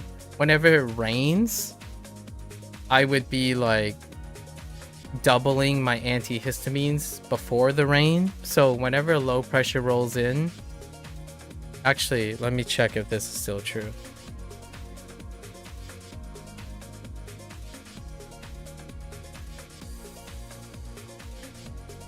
Yep. Tomorrow there's gonna be a low pressure. The next 2 days is gonna rain. It's worse right before the rain. And it's like heaven after rain. Like that's the most consistent pattern that I can over the last 20 years. It's the most consistent pattern. About 24 hours, within a 24-hour window before it rains is when it's worse. So I just checked the weather and I was thinking maybe it's tomorrow and the day after. So there's a low pressure coming in.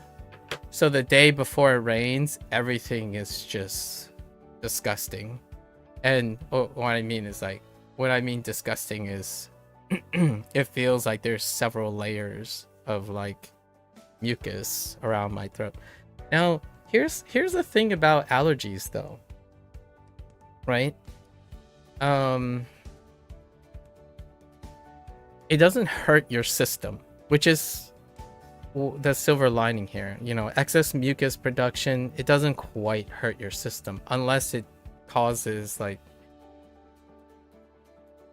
dramatic discomfort, which for me, it's not really that discomforting. It does inhibit my ability to speak quite clearly, but other than that, there really isn't like a loss in quality of life or something like that. A consistent inconvenience. Yeah, you love rain. I imagine it just catches all the particles in the air on the way down. That's pretty much how I figure it too. Smelling the rain coming is great though, in your opinion. Did you know? I don't know if you know this, but the smell of the rain, that smell comes from the grass. Or it comes from the plants. So like, it's kind of funny that you say smelling the rain, but since, as far as I know, that rain smell you're talking about is the same thing that's causing my antihistamines. Like, that's the same thing that's causing my allergies. So hear me out. If rain didn't smell at all, I think I would have less allergies. No, I'm kidding. The smell is not often the allergen particle. But that rain smell that you like often smell is coming off of the ground. The rain itself doesn't actually have any smell, which is a funny thing, as far as I'm aware. Oh, never mind. I thought you were gonna say that our sense of petrichor is many X stronger than shark sense for blood.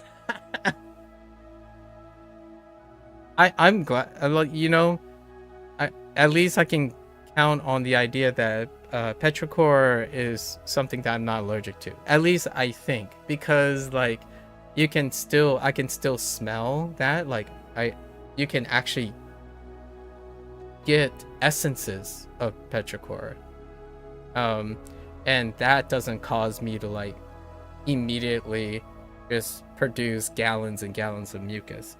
Like, we're talking about the time before rain when I'm running outside. Legitimately, like my nose would just start running down. So I would like just constantly have something to whip my like running nose. Like just mucus just keeps going. It's been like that for pretty much as far as I remember. No, you didn't know that actually. You wonder if it's a deliberate choice from the plants to release that smell as a defense system or something of that sort, or whether it's just the rain spreading the plant smell about. Yeah, I often wonder that too, because the rain is what triggers it. So like they don't like, it's not that it releases it at any time. The rain itself triggers, as far as I'm aware, there is a triggered response from the rain. So curious. Yeah, certain running nose types can be heck. Yeah, the one where no other how much you snort or sniff the mucus, it just keeps running. Yeah, it's kind of one of those things, like if I put it under a faucet, you know, if you put it under a faucet and you just blow, it just keeps going. It's like, where is it coming from? Like, my body's got to be expending some sort of energy to keep producing this, right? It's one of those things you start asking yourself, where is it even coming from? Like, does your gland just turn over that quickly? Like, what the heck?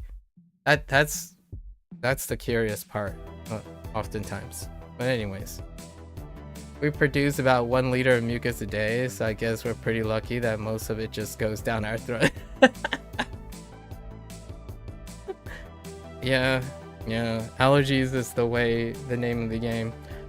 I often wondered if people with allergies have any correlation with reduction in your common cold or fever or flu, because I often wondered, is there any like silver lining to having a constant prompt like response, if you know what I mean? So I know that I'm an anomaly when it comes to like the flu and common cold, because that stuff just doesn't happen in my life, but that might be a pure coincidence. If that is the trade-off, I don't know if I would take the trade-off. You know, there was a inverse correlation between your allergy sensitivity and your defense for being what? The hypersensitivity, like the constant heightened inflammatory response that you have, versus having a less suppressant, like being immunosuppressed from time to time. You just have a hyperactive inflammatory response all the time, which in itself has other associated deleterious things.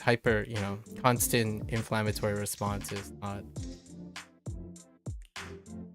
Chronic inflammation is not something to wish for. It does take a toll. To be fair, you can't remember the last time you got the flu or the cold. You get a bad stomach fairly often, but that's just because you don't tend to worry about use by date. Yeah, I still, gastrointestinal stuff is like part of life.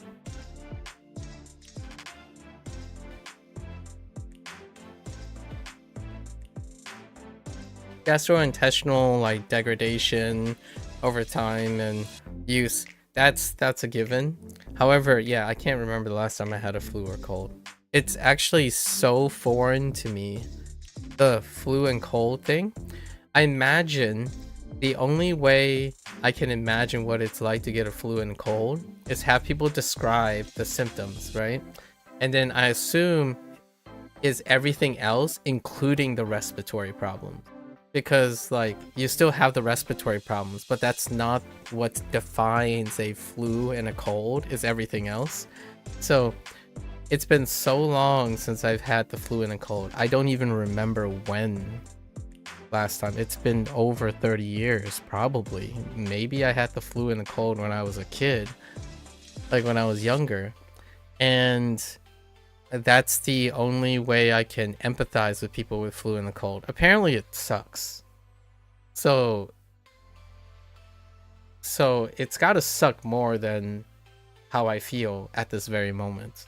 At least I think. It's gotta feel at least that much suck. Right? Not only did you get back to study so I can complete your baseline stuff, right? As you said, it's more of a chill. Yeah. I still got one more task, but the task is pretty close today. We got an early start. So you can complete, as I want to have a quick chat about the new Hearthstone season, if that's alright, sure. Especially for men, stereotypically. Yeah, the man flu? Yeah, and there are some physiological evidence for the experience. And obviously, this isn't especially for men compared to women. It's more like, especially for men, as a relative of pain or discomfort with other things. So what I mean by that is, when we have to be inclined to understand that when someone says like man flu, a lot of times they would do the thing where they compare men and women, but I think it would be more prudent to compare the symptoms with other things that produced similar symptoms. So then that can create a juxtaposition. Like, the flu kind of sucks compared to a lot of other things that men experience. Because if you're going to compare men and women, that would be that misconception of how men and women perceive relative pain. And that's when you get into the whole gender specific fight about, oh, well, women experience these many pains and therefore this pain is relatively less. I'm like, yes, you're comparing the average symptoms of pain perception between women and all of the other painful things that women engage in. It would be very inappropriate to compare men's experience of pain and inconvenience juxtaposed to women on their experience of things that are specifically biological to women. I've talked about this before, like the flu thing. That kind of discussion comes up really often in like biological conversations or like around the holiday season. I'm like, yeah. Also, you'll mention it probably once you're done with studies, but do you know of the vehicle routing problem, also known as the wandering salesman problem? You're probably gonna have to elaborate. Vehicle routing problem.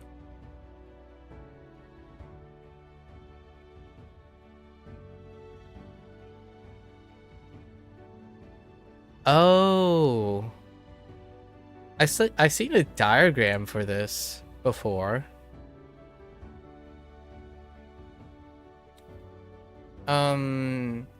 Are you doing this in like the context of modern algorithms?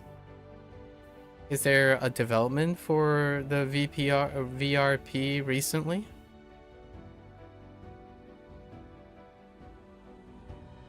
I didn't realize the wandering salesman problem was the TSP was related to the VRP. We won't get into it until after studies, but you'll talk more. All right. Oh, fair enough.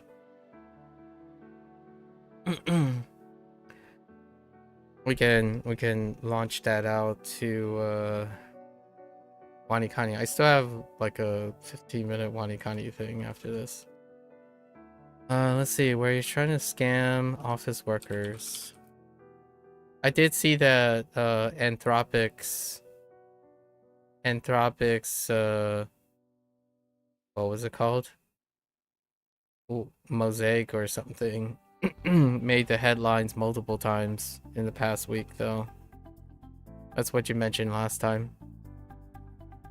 Yeah, Mithros. Yeah.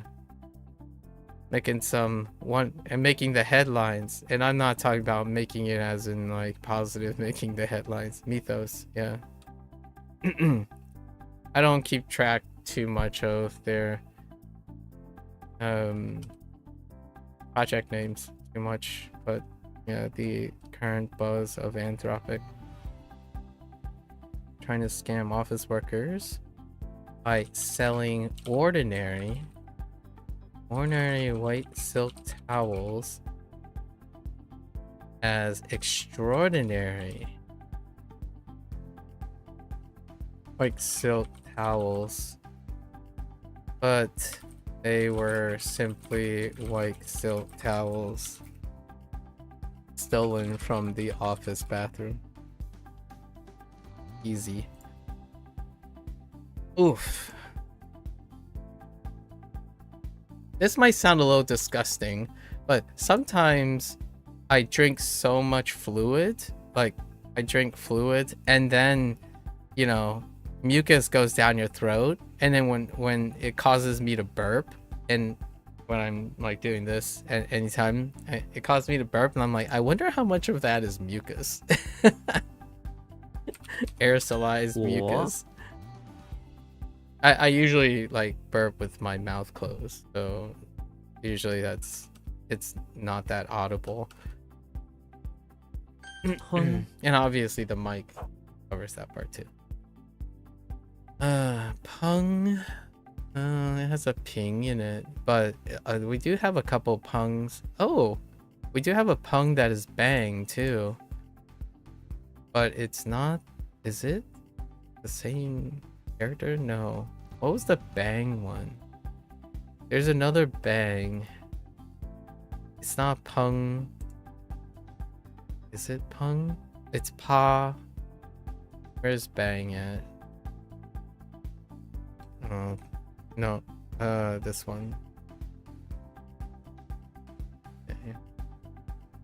I think the other pung is pung. Just pung, yeah. And then we have verbally attack. Okay. Oh, I'm about to sneeze.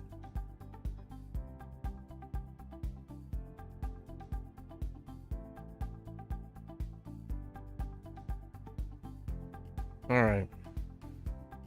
I also sneeze in pairs. It's a thing.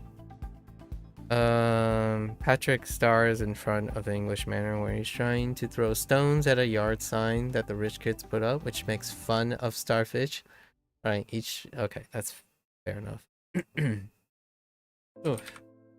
烹底 D. That looks like a D. Not that type of D. This type of D. Could use... Okay, so low and bottom, right? They're both D. Oh yeah, actually, low is D. And then it's bottom and resist are D. I could use sure. For family name, that doesn't really help. What was the default? Coat of arms? That's pretty much it. Alright. Oh, whetstone. Diddy Kong is in the basement of the house where he's setting up a whetstone. He has a huge stone that has placed on the cement ground, and then carves a coat of arms which depicts a bunch of bananas. Okay, that's... we good. Is it stone? Oh, it's not. Probably double D. 底 Okay. Hoang Hoang? Oh, we got more bugs. Oh, goodness. Okay. So, wasn't Hoang, the other Hoang, a cockroach?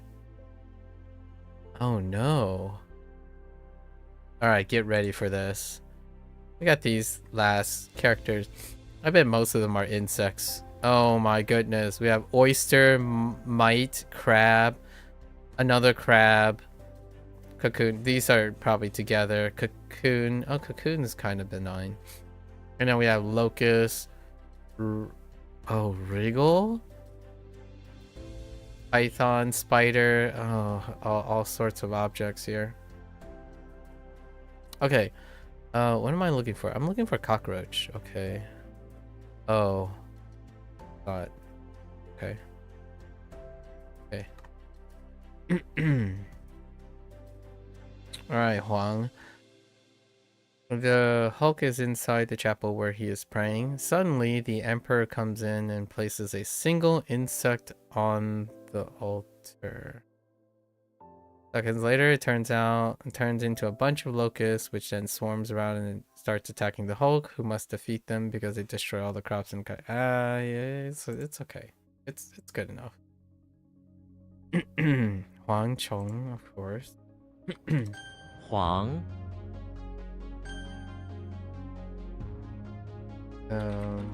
燕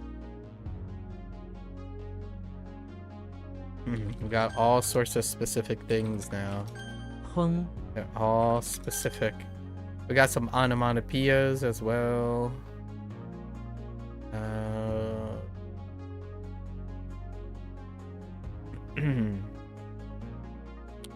Okay. 我 Materials. 比 黄 Okay. 免 Mian. Okay. That does look like a mian of some sort. Shy. Okay. So Mickey is in the basement of the pawn shop where he is trying to see if trying to find something. Trying to see if there is something of second-hand accessories that are appropriate, that complement the face of a very shy Minnie. I don't even think Minnie's shy, but that's fine. 免 lá La, oh, slovenly. This must complement ta or something. La ta la maybe. So there's only one other slovenly. I actually had to figure out what slovenly meant. Learn quite a lot of new words lately. English words. La, yeah, that looks like a la. That's bristle, right? Legolas. Oh, I can actually. Does that stand alone? No, it doesn't. That's weird. I got wax and cure mead. That's not good. Huh? Bristle's fine. Legolas is inside the lobby of the auditorium where he is slowly lying on the carpet. The audience members eyes him suspiciously as he is covered by bristle and slowly lies right in the middle of the road of the lobby. Nah, not Legolas. He's ever vigilant. Let's go with where he has grabbed, where he has cleverly created, maybe where he is ever vigilant, trying to help off the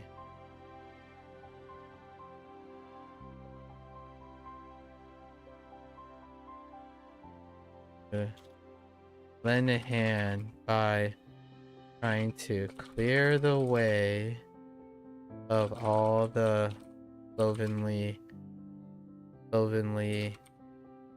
patrons using the bristles of his arrow.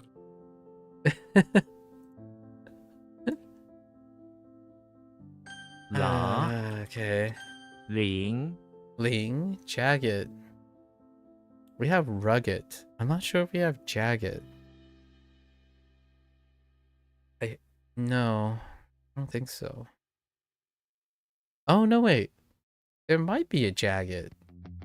And it does look like a ling. Or is that hill? I'm thinking of hill, I think.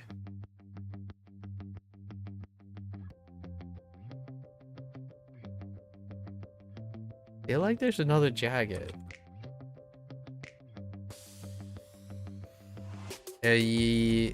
There's rugged. See, yeah. Oh, it's Shin. Shin is the other jagged. Ching, not Shin. Xing, which doesn't really help that much. Ling, this is neighbor. Neighbor is the closest thing. Or Ling, right? Neighbor. Neighbor hills. And now what do we have? Swap out the hills for a mountain. We'll do neighbor. Neighbor seems pretty safe. Neighbor's a weak character turned useful. Alright, so Link is inside the infirmary where he is once again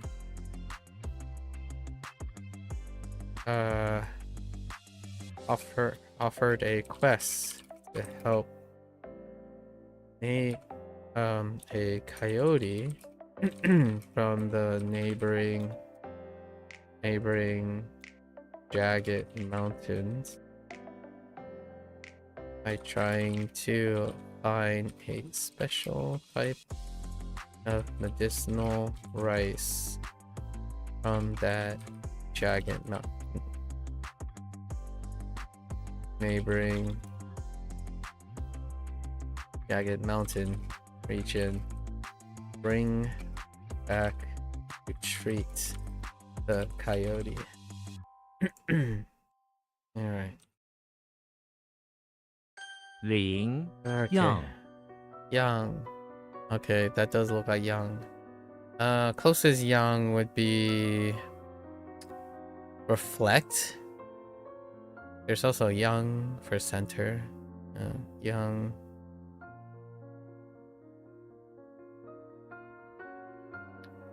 To reflect. This Yang. I mean, almost all of them are young.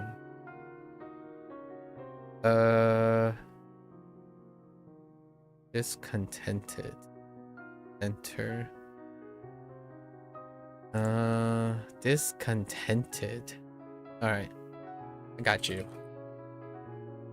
We're not using pillory as much as learning what pillory is now. Yoshi, or oh no.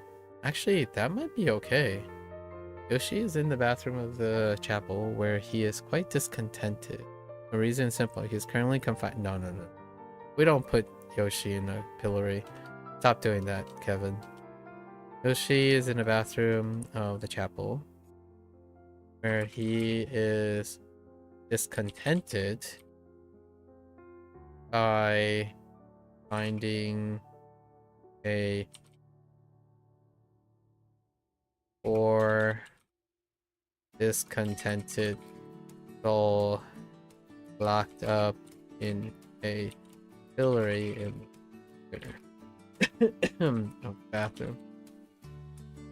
Being a good boy, tries to console, which is actually one another related character. Console the soul from the discontent.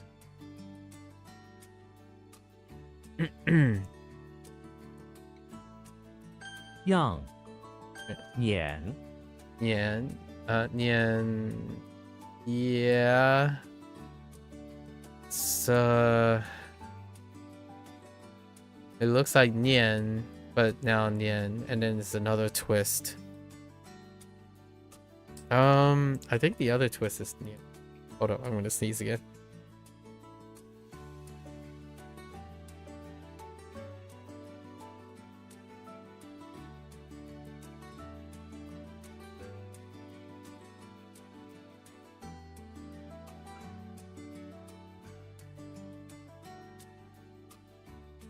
Heckin' liter of snot, I tell ya. All right. I think.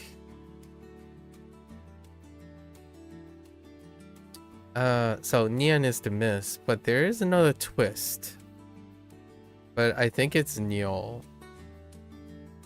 Yeah, there's Nian that was recent, but I think it has to do with Clown, the other twist.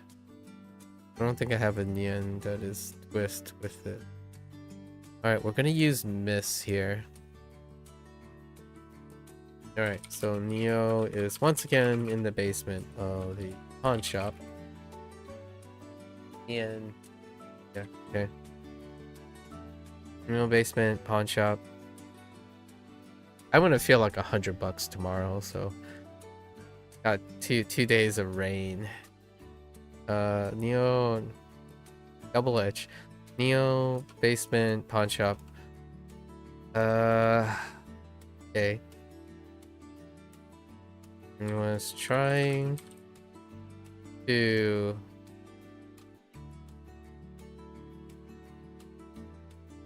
$100 happy bucks. Yeah, tomorrow.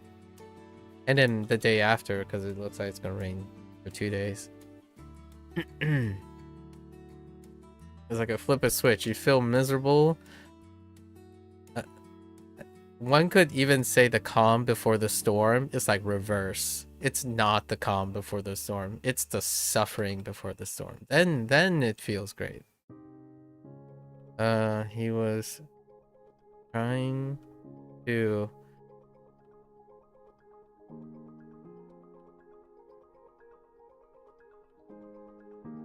miss.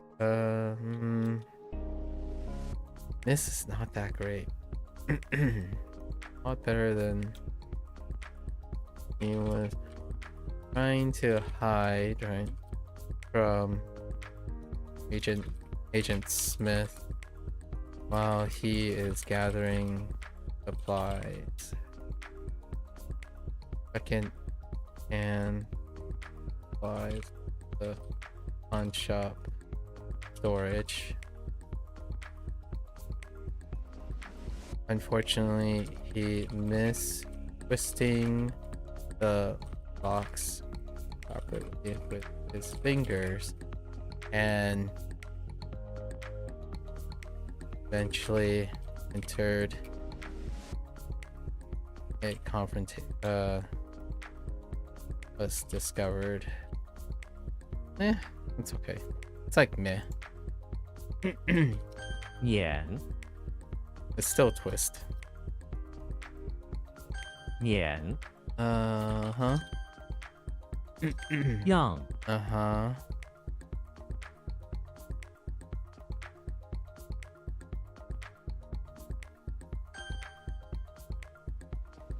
Ah! Nian, La,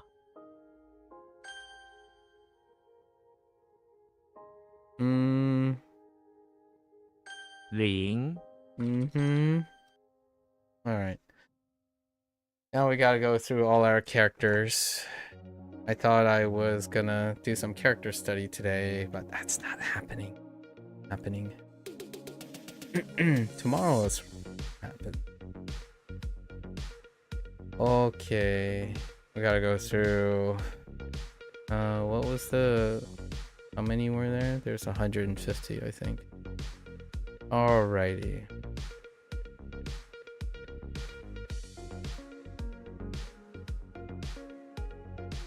Bottom line. Got Young.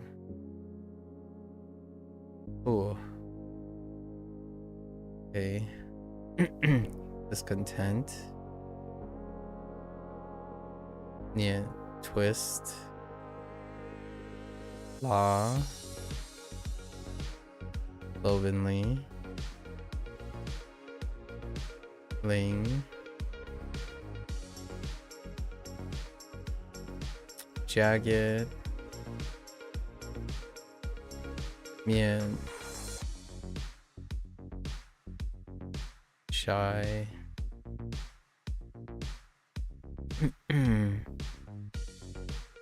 Mole.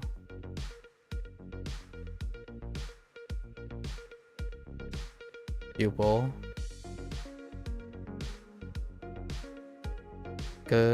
Pimple.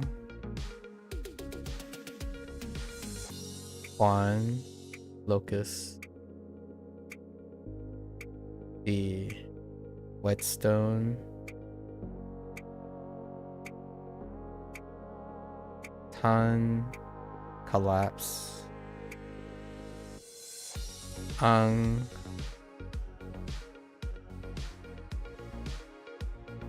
Heck. Dirty. Hung. Bang.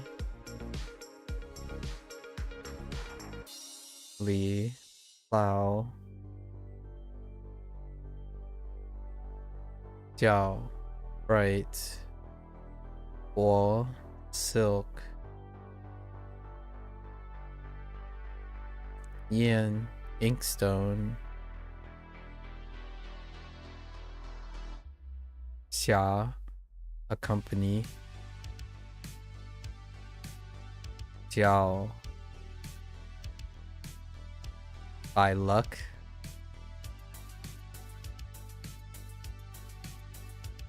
Ray.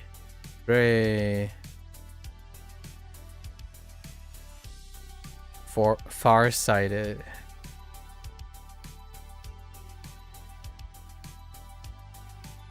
Biao.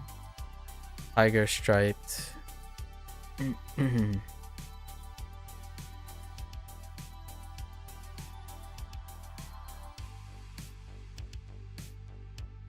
Yeah. No. Yeah.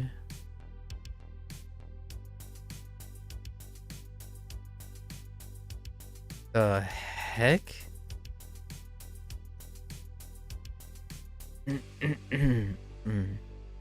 Oh, silt. Oh man, silt is bad. Yikes. Oof. Alright.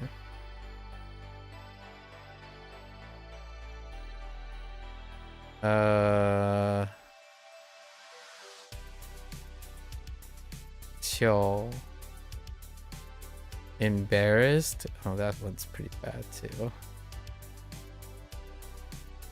Zhi. Nephew.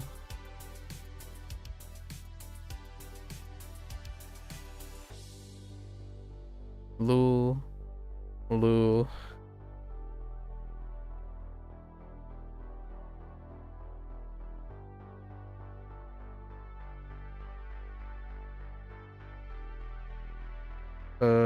Goes off.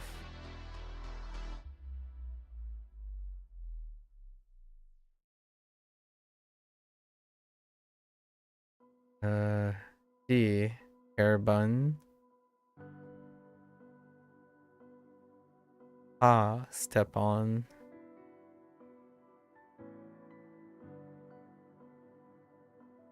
Sorry, I had to cough. Alright.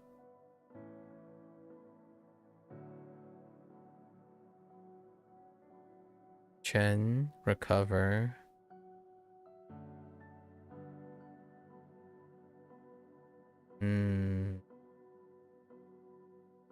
Gonna go with the gun.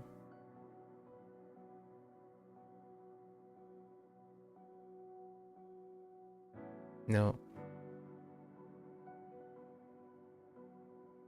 This is fun.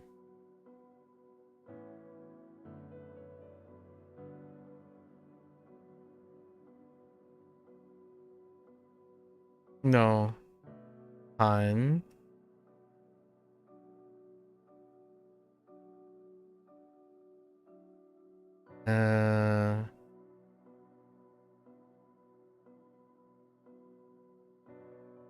Something about injecting and spraying the rice fields.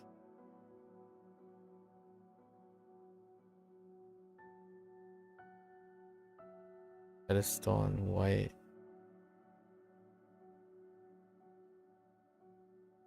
Oh my goodness, it's Snore. Yo, that I don't know about Snore. That's a tough one.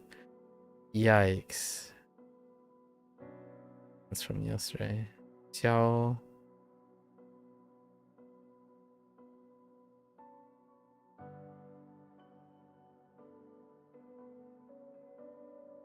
Not using stone. Grinding. Great sparks.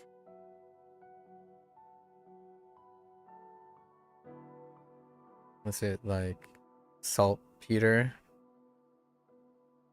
I don't know how much I like that. Gunpowder is the bridge. I think that's okay.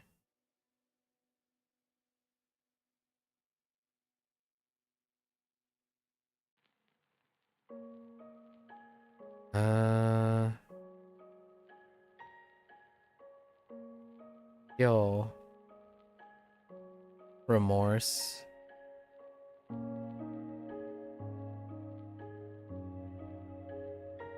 What is that? Good.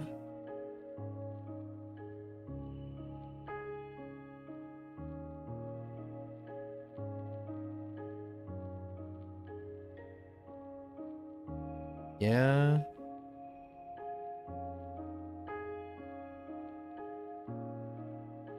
Or oh no, it's God. Ugh. God. Oh my goodness. God is God. That was a weak one. Thai? What the heck is Thai? What type of insect is this? Is it even an insect? Not a moth.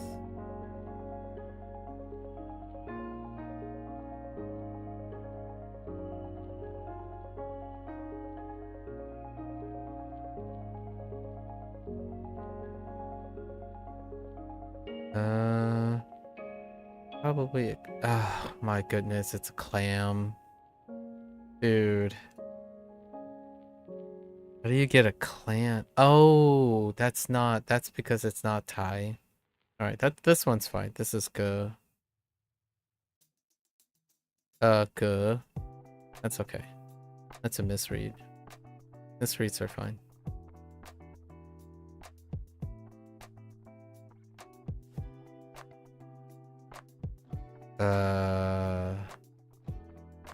Why do I think this is Jie?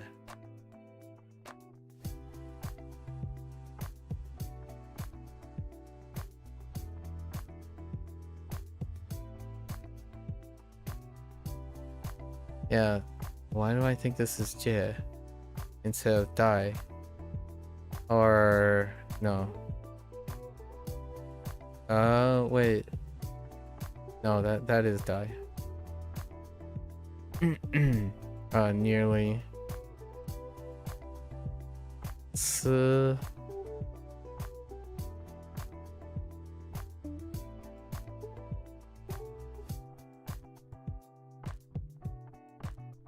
He's yelling. Why is he yelling? It's creating a commotion. I take this. Oh, horse. That sucks. Horse sucks. Yesterday's group was pretty not great. Oh, what is this one? Quay. I think this one's Quay.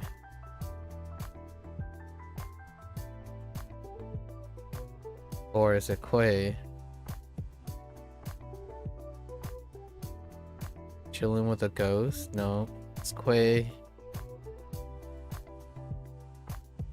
For puppet? Oh no, it's Quay for puppet. Yeah.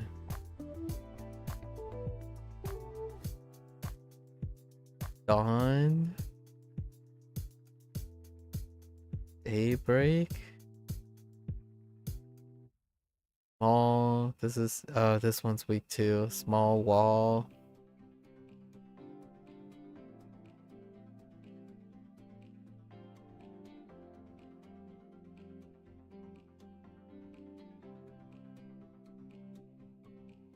Yo. Yesterday's group.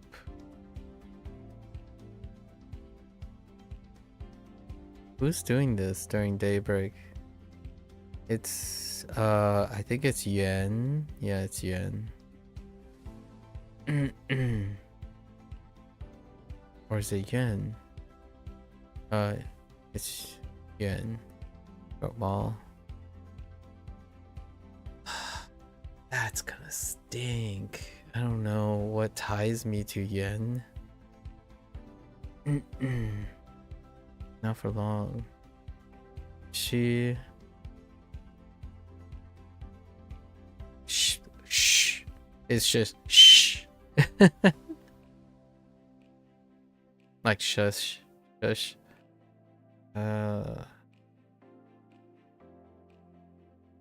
May... Sleep.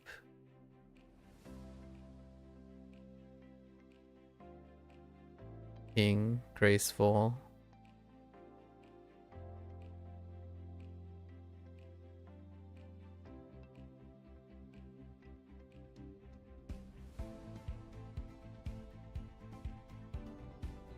I don't know if it's Shun.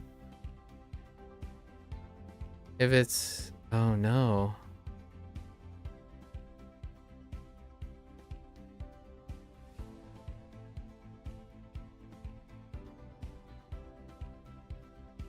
I'm gonna say Shang. Shang, okay. It was a 50-50, unfortunately. Clothing. I think this one's fine. Pass.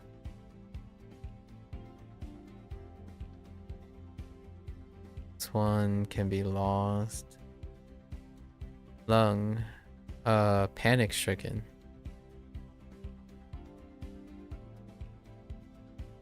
Skeleton and groups of 10. Oh, Shun. Die for. This one was weak from yesterday. Sui.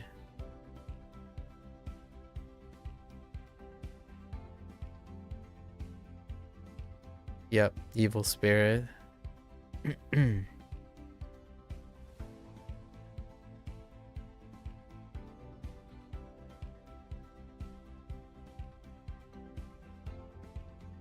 All praise Hoang, frighten, or hesitate, actually, hesitate.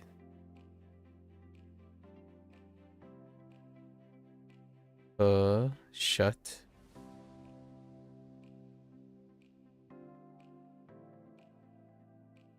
Okay. Oh, the further we get back, the more familiar they are. Oh, because they have more iterations. Oh, dirt. We're getting to the fast lane soon-ish.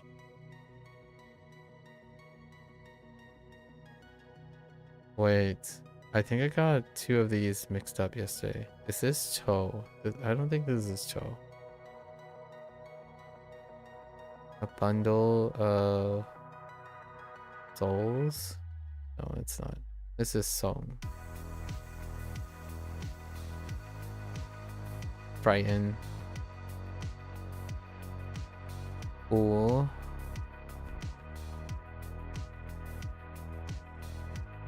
Cattail.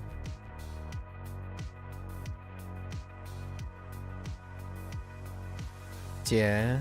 Eyelash. Wei. Rose.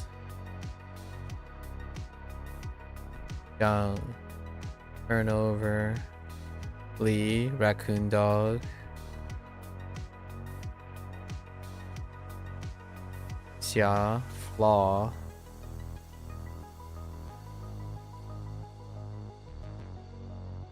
Chai, abstain. Chang, Jiang, no, Jiang, cockroach.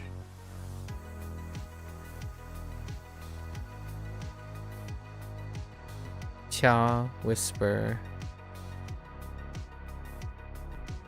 Chang, disappointed. Lang, cockroach. Xia, free time.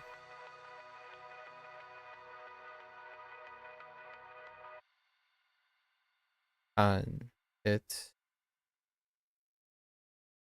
Qiang, cicada.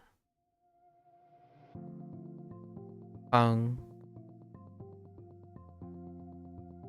lane. Li, English mile. Lu, Lu.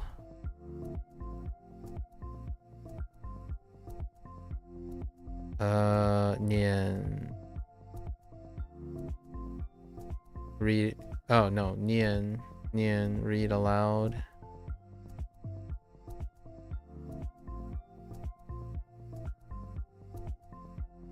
Soul. Search. Han, writing brush. Chen, annotates. Gun, pimple. No, rash, not pimple, rash.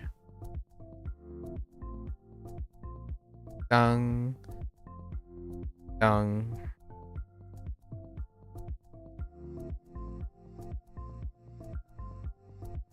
Qiong, fine jade. Lang, tall tree. Hua,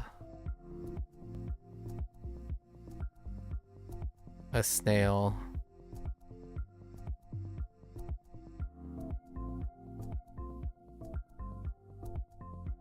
Qi, rugged.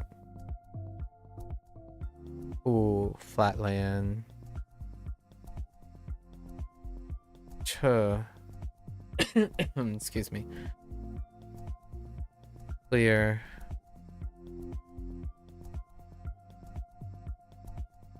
Is this your last task to complete your baseline site? No, I still got like 20 minutes of WaniKani, but the 20 minutes of WaniKani is pretty quick. I had to wait till 7 p.m., which was 30 minutes ago. So the idea was to complete this, and then 7 p.m. is when the review are up. It's my low volume WaniKani day.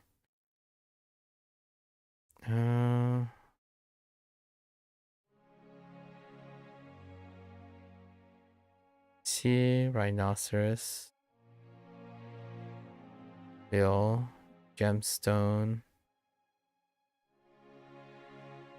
Gun. Trunk. Joe, lap. Ian, express condolence. Yeah, this month is pretty big. It's like a really big month. It'll lax up in the middle of May most of the time. Because this part is pretty intense. We're tripling the number of characters, and then we suspended vocabulary because there isn't all that much vocabulary. So everything is character studies in Chinese for like until the mid-May. Pretty much the finish line for the character exposure, the initial character exposure. Oh, ugly.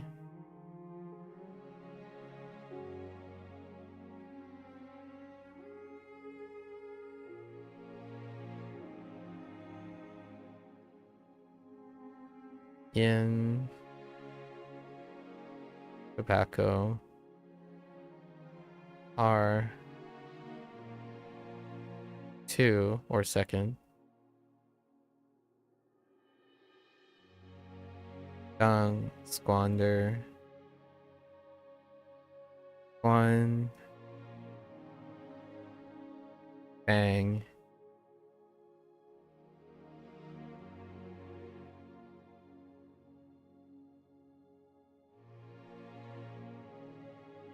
Bo.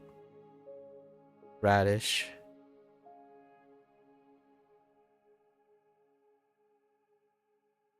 Dry. Oops. Dry. Waddle. Yo. Tor. Yin. Gorgeous. On. Fence.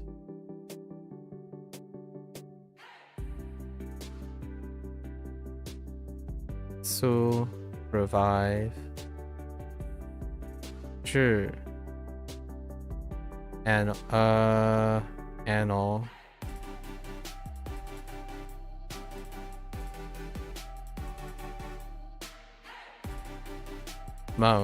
Mongoose.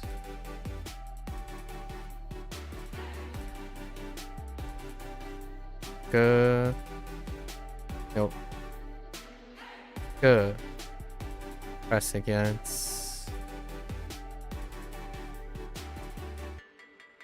Tongue. Tongue. Whoosh. Ing. Female. Bien. Nang. Oh no, wait, that's not bien. That's ka. Clack.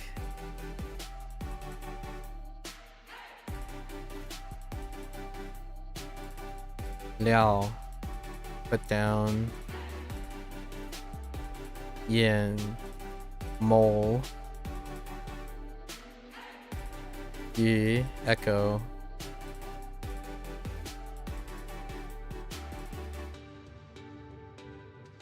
Xia. Side of ship. I.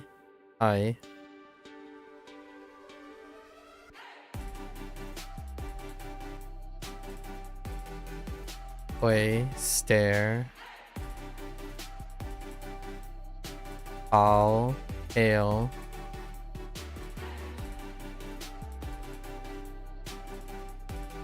Sheng. Nephew. Ha. Flowers. Kang. Chafe. Bei. Heat rash.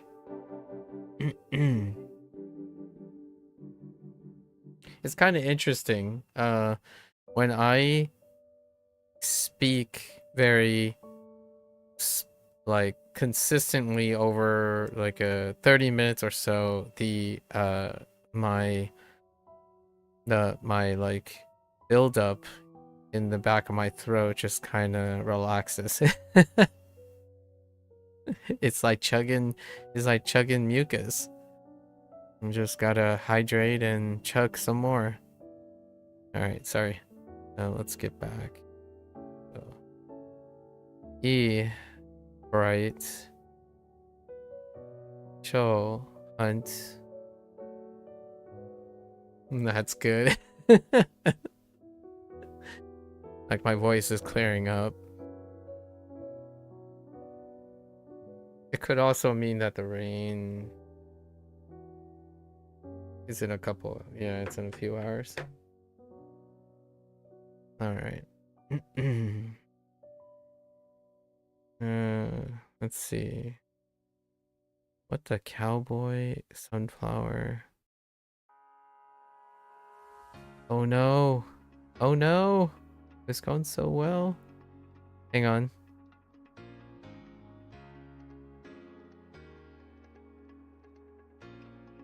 Zichue. Oh, gill fungus. It's fine. We would have came up with gill fungus at some point. Oh, what was gill fungus? Shin. Gill fungus. Shing. Nettle. Like most of these characters are now, they're unique characters for like a whole group of plants, be it fruit, vegetable, or trees, or flowers, and then a complete unique set of all the insects and all the little critters that includes like snail, slug, and stuff. Then it's all the characters that are unique for name purposes, like Peng, Pa, Qiao, Bu, Ah, like all the other ones that don't actually have anything else use outside of their name purposes. So we're at the tail end where most of these things are not curriculum based. They're simply characters that are used for very specific things. It's such an interesting shift.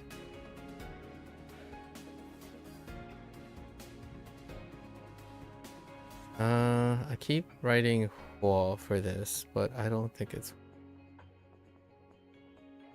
Is it?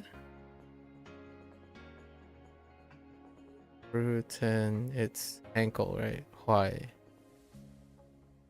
Why? Okay, fine. Dong, right in.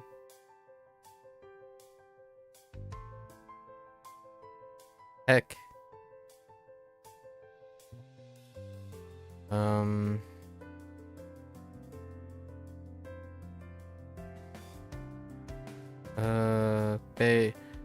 Bay for bake, right? Okay. Alright, cool. Ming.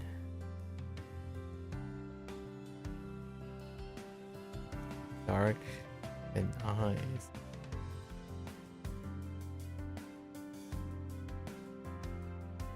Closed eyes. Closed eyes. Yo, weasel. T, covet.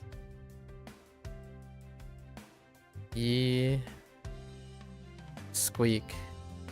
Oh, and lots of sounds like bang, boom, whoosh, shh. Just those things.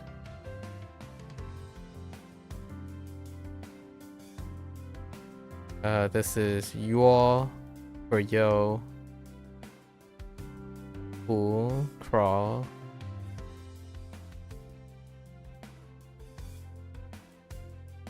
Ma. Toad.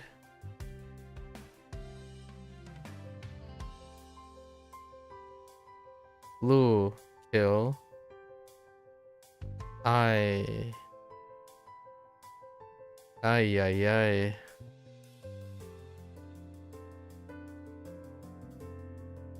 Dim. Ay. Knee, intimate. C, fair skin, or fair colored. Fair skin.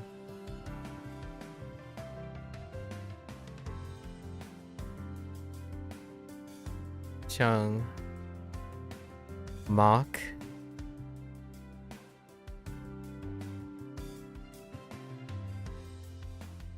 Chung, anxious. Chu, G,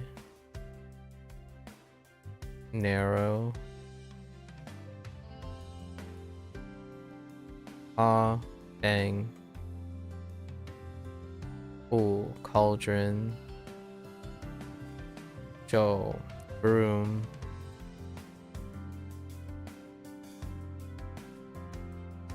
Dry up.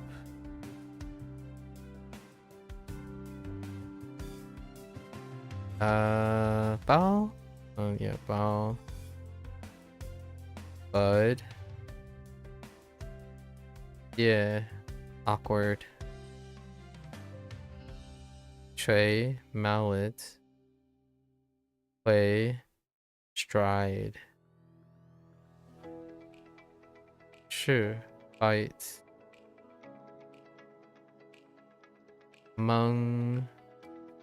Deceive. Door. Stamp feet. Ce. Batch. Bien. 可能. Go. Temple. Chin. Honest. Mung. Lemon. And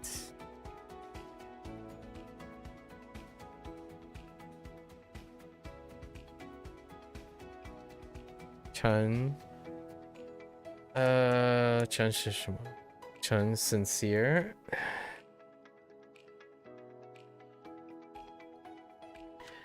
Alright, that's a wrap for HanziHero today. You're gonna watch this later. 谢谢. As always, feel free to follow along, pick up HanziHero for yourself, give it a go. You're always welcome to come on by and yap, chat, discuss, mainly for yapping. So until next time, right? 大家下次见，感谢观看. I'm gonna take a quick bathroom break, and I'll be back for a very quick WaniKani wrap up for today. I'll be right back. Thank you.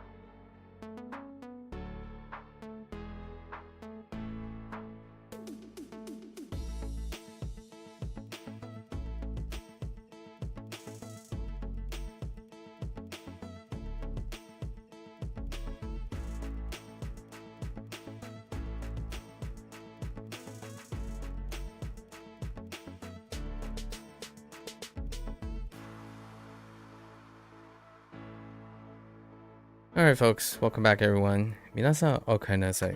今日は465日目です。It's day 465. I have a quick one today. It's technically a 0 day, where we just do our apprentice. It looks like we won't have a 0 day coming up. So today is day 4. We do have 17 off here, but that is gonna produce 2-day separation. So technically our level day is gonna be on Sunday. Yes. It doesn't. Looks like we're just trucking along. It might have been a coincidence that we had a 0 day for the last 3 levels. This is why these are here. Anyways, yeah, let's get right into it. These things are gonna go pretty fast. Not too much difficulty here.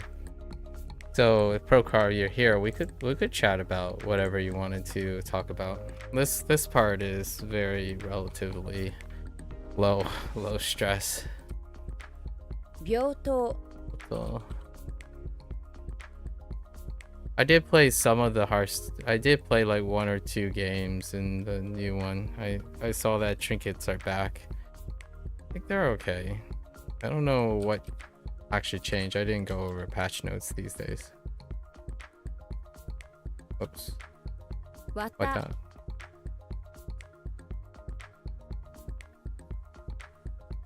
気気泡。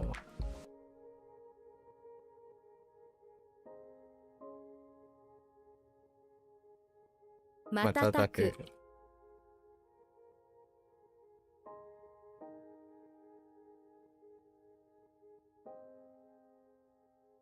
仮仮説説。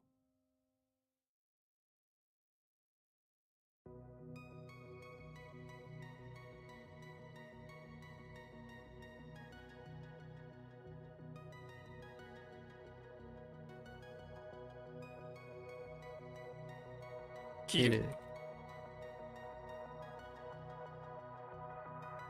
発発泡泡。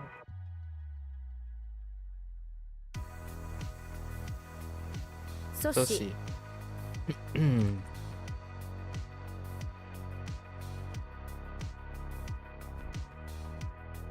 あ、一つ。誇る。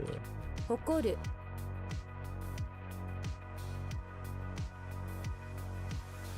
帝国帝国。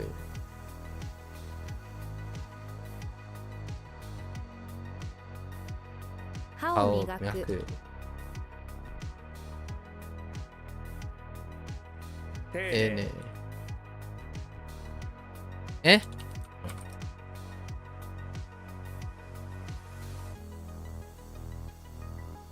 鍵鍵。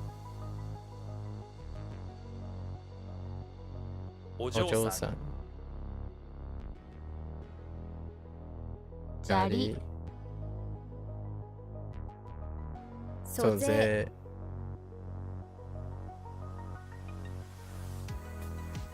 What? Just kidding. でで、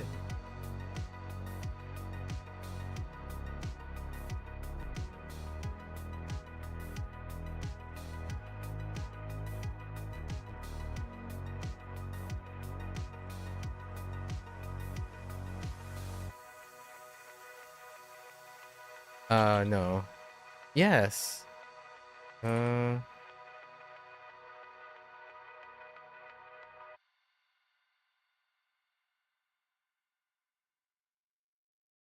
What?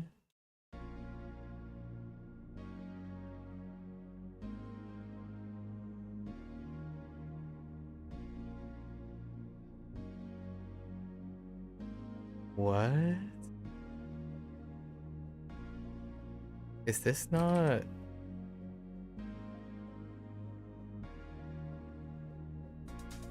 I'm pretty sure this is blank. What am I mistyping? The other one is matataku, and then is it まばたき badaki? Okay.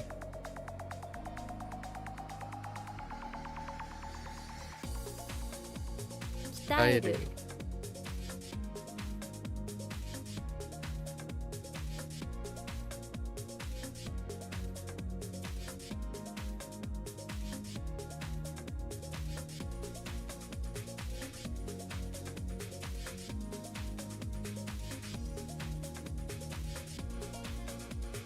木綿。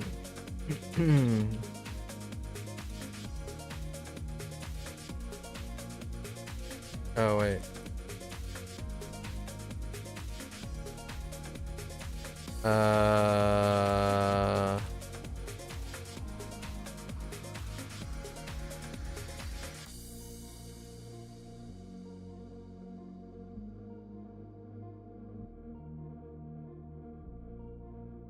疎開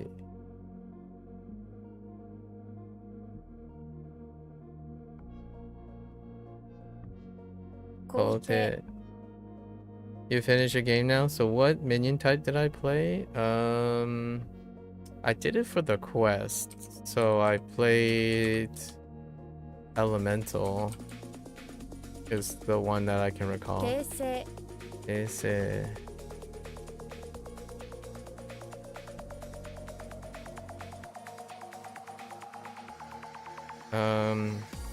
Still spam Elemental for the most part. Yeah, still spam Elemental for the most part. Click the trinket that gives you every once in a while a special Elemental and just spam that. It was okay. Felt about the same.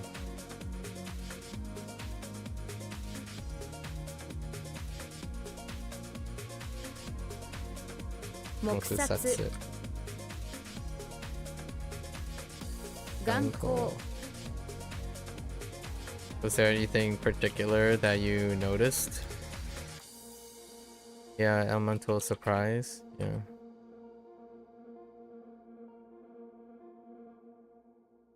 Take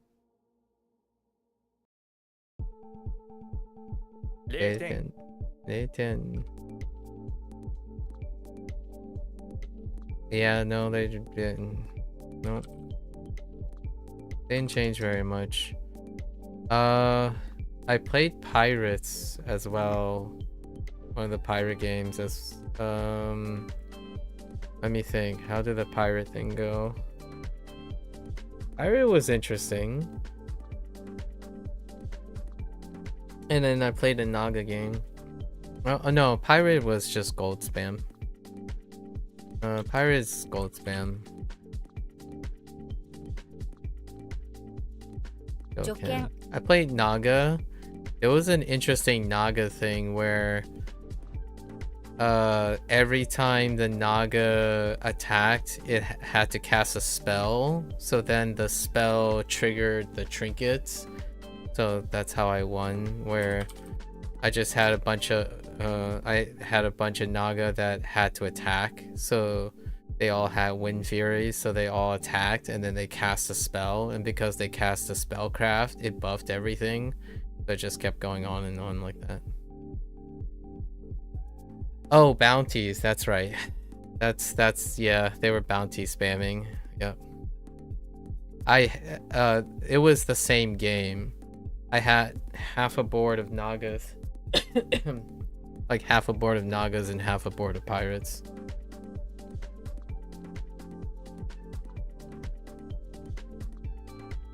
I have no idea. I don't remember. It wasn't the minion that was doing it. It was the trinket that was doing it off the minion. So anytime the minion attacked, it produced a spell. It like cast a spell, and that spell triggered the trinket over and over again. I don't remember which one it is though. 歳月 I think it's that one was interesting. Telegos is back for dragons. That's what you're most excited about. Oh yeah. Yeah.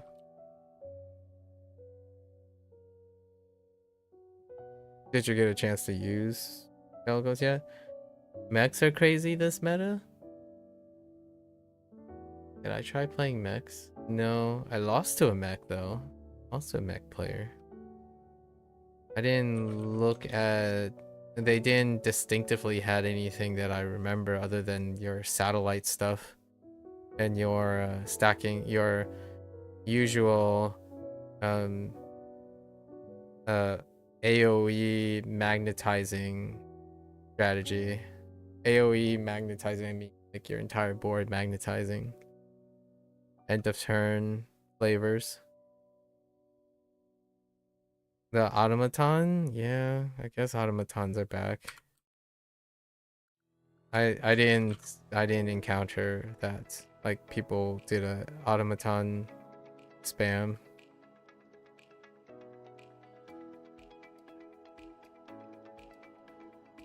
口癖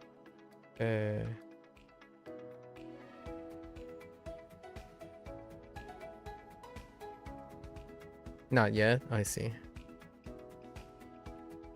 おかげで水泡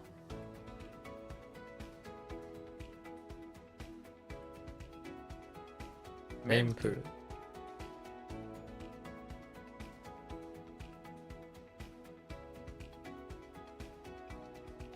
Yeah, it was there before. The magnet that gives automaton. Yeah, I remember that. Most, unless you specify a very specific thing, pivot away from it. They typically pivot away from automatons. There's also a trinket that sets all magnetic costs to 1, gives you a guaranteed magnetic each turn. Yeah, that one's pretty good. Is Falder a new mechanic card type as far as you know? It is. So the Falder ones are new. Yeah. Especially the Devil Falder. Oh yeah, I played Demons. Sorry, not Devils, but Demons. I played a Demon game using the Falder mechanic. That's pretty strong too. I think it's stronger than the Automaton early. Falder is stronger than Automaton in the early. Because the first fodder is in tier 2.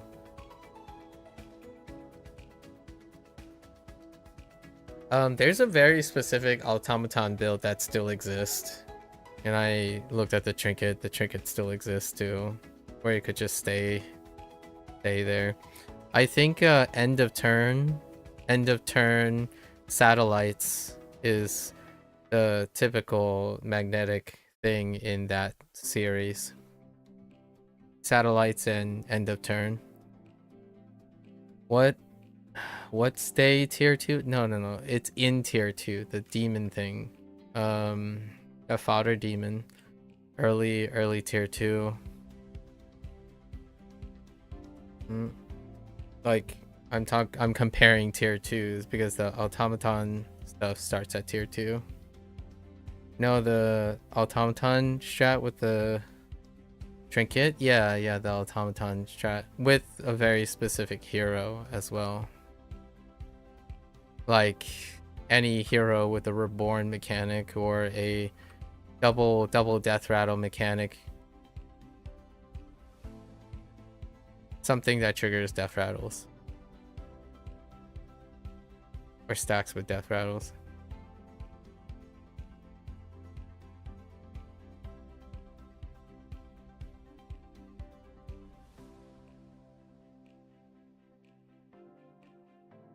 Tanka. Sai. I don't really like trinket seasons. Trinket seasons are like even more stacked unilateral than the time warp ones. They're okay. The last trinket season, I guess the most I played that was fun was the beast one, beast damage ones. They were quite intricate, I think. Those are the ones that I recall the most. Mikado. There's a new very good strat that's neutral using the new tier 5. End of turn, get a copy of your last played spell, and then new tier 6. Any spell that targets. Yeah. I did a blood, but that was a Quillbore. Using from hand Quillbore strat to build into the double spells. That was something that was immediately happened. That tier 6 is oh wait, all right, that with end of turn buffs and Drakari enchanter. That tier 6 is crazy with so many decks. Definitely the best card right now. It counts for blood gems and bounties. Yeah. Best card. I can see that. Best purpose card. I think Enchanter is still best card, neutral card for this meta. I think 5 out of 5 of the minion types have a turn 5 power move on the Enchanter. And then obviously Baron, you can argue, oh, Baron's good too, but Barons are rare. So compared to Enchanter, Barons are rare. Or a legendary, you know, like a higher, a low hit. Okay. こぼす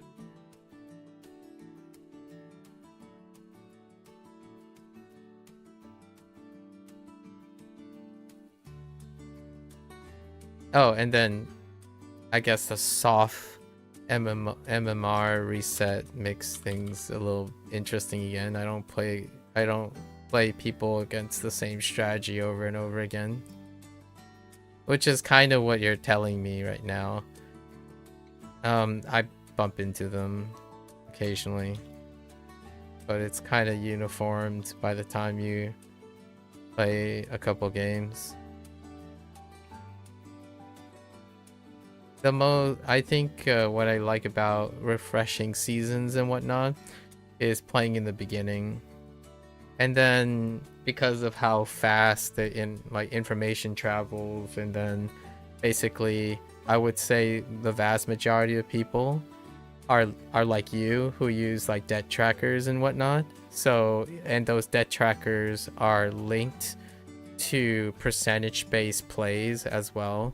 So typically after like once you get to 6,000 ish, the vast majority of people play the same tech over and over again for highest percentage yield. They do like value stat track plays most of the time. It's not good or bad, just I play Battlegrounds to fill quests. I don't play Battlegrounds for the sake of Battlegrounds.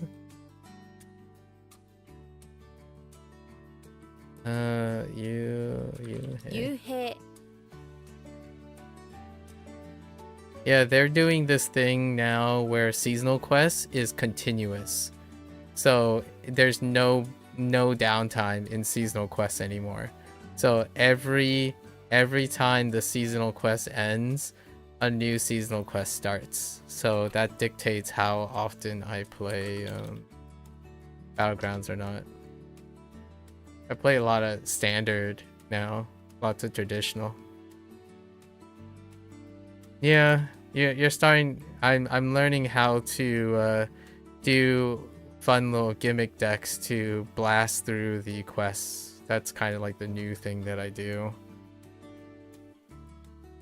The whole thing is to like do the free to play thing that I enjoy, which is how do I gimmick my way and predict my player pool to maximize the minimum number of gains with the highest per unit quest ticker. So like one game, the second I already finished so they're gated quests. So the middle quest was to spend spend mana, and you need to spend 750 mana, and you get +8 whenever you spend 8 or more. So I only needed to fish for 2 games, and one game I spent 180 mana. So using the multiplier and stuff, it gave me like 590 points out of 750, and I just had to fish for a second game. So basically I like queue up, I look at what my opponent's playing, and I just concede. And then I queue up into an archetype that I can predict that they're going to play that archetype, and then we just sit there like slamming against each other until we go through our entire deck. And then that's kind of like the game right now. Akuma. Yep. Kind of fun.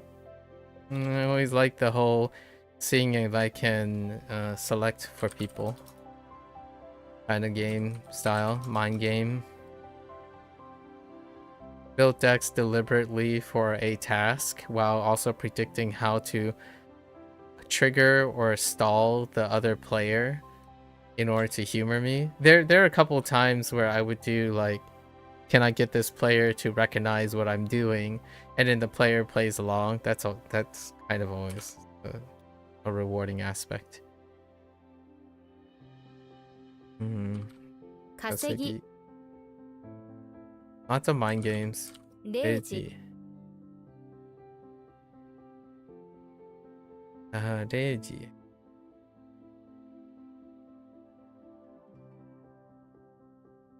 Okay. 良性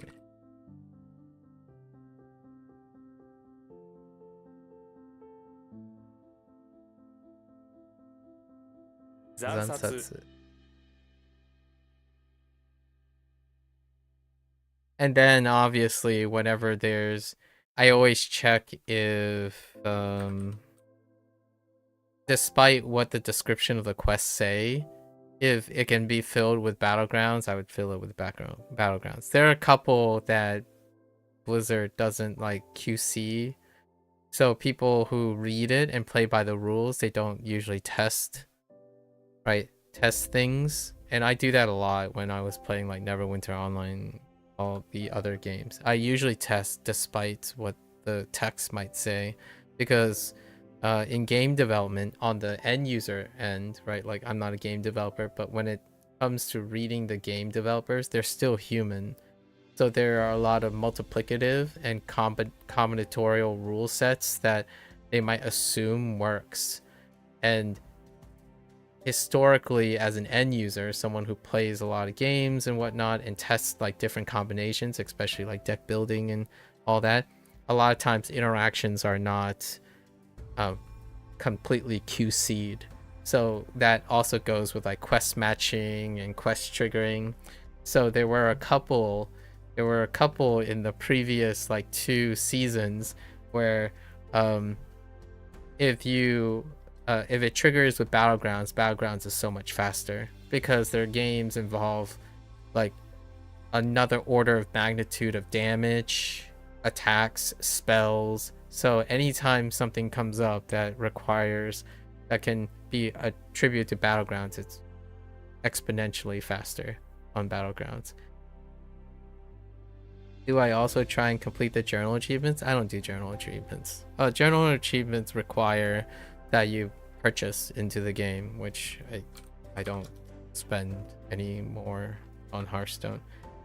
Over my history, I think during like anniversary things and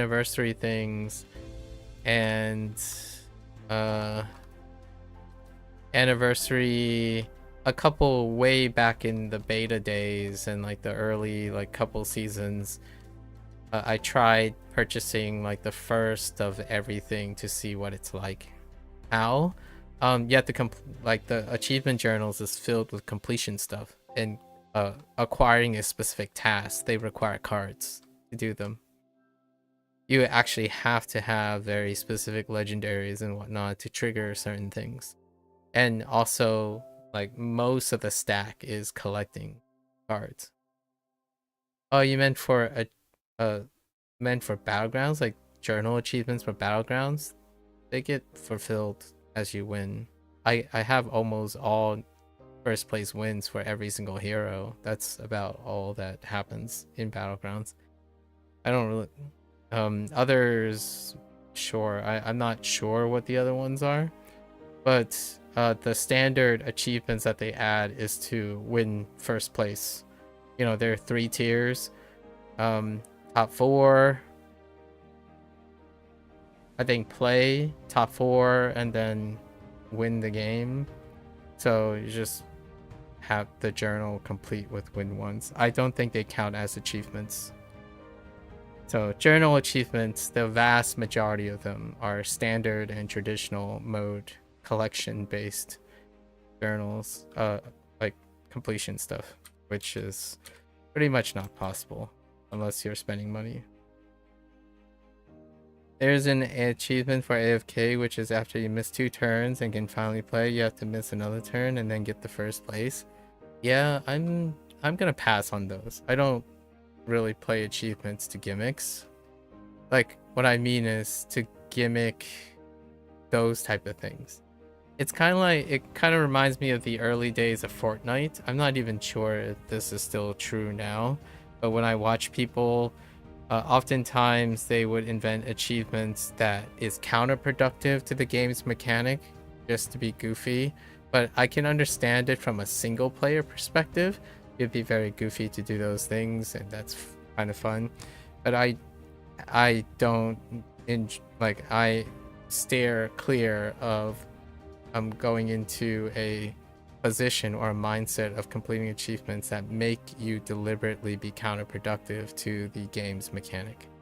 So the only achievement in the journal that I've done is probably to win achievement. But it is funny. I mean, it is funny to skip another turn.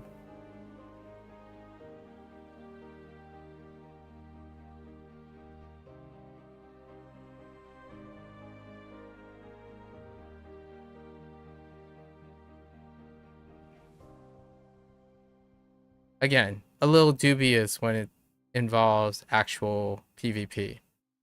It's much more hilarious if it was a single player thing. Like if Battlegrounds had a versus AI thing, I would probably go through and do the journal achievements that are goofier. Is what I'm saying. There is a workaround to that, which technically doesn't exist in Battlegrounds. But they could have implemented something like that.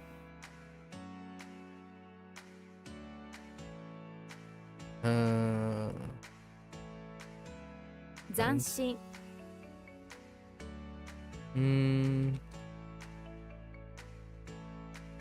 Module. Yeah, that's right. You're no wuss. You tried them against real players. That's missing the point of what I'm saying though. But I can, your pride is intact for that comment. But I don't think you understand my point about what I said. If you play a lot of other games where they base on their quest design, I know you said just kidding, lol, but I don't think you. Okay, I know you were joking, but I don't think you got my point. So, like, you were joking about something else, which is fine, but I think you've missed my point, which is not that. That's not the point I was trying to make. Donkan. Unless you try to explain it to me, what do you think my point was? Because I didn't really make it that clear. I was inferring it though.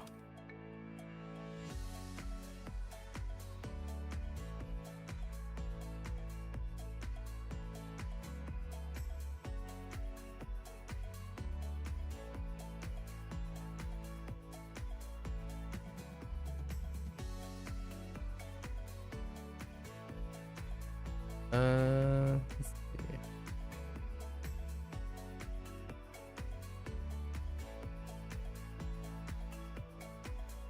Doko. Sogai.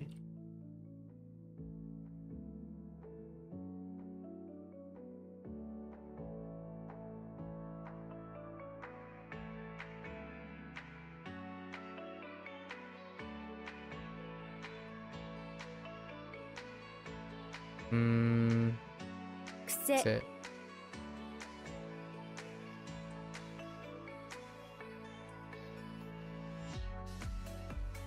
Jinmoku. Oh. Tanren.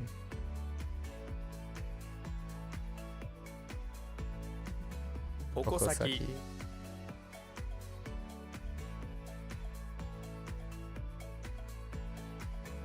Gokaisho.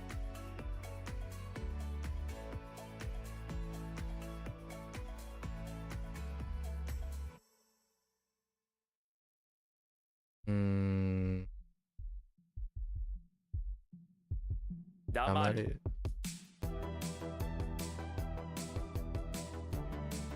一瞬。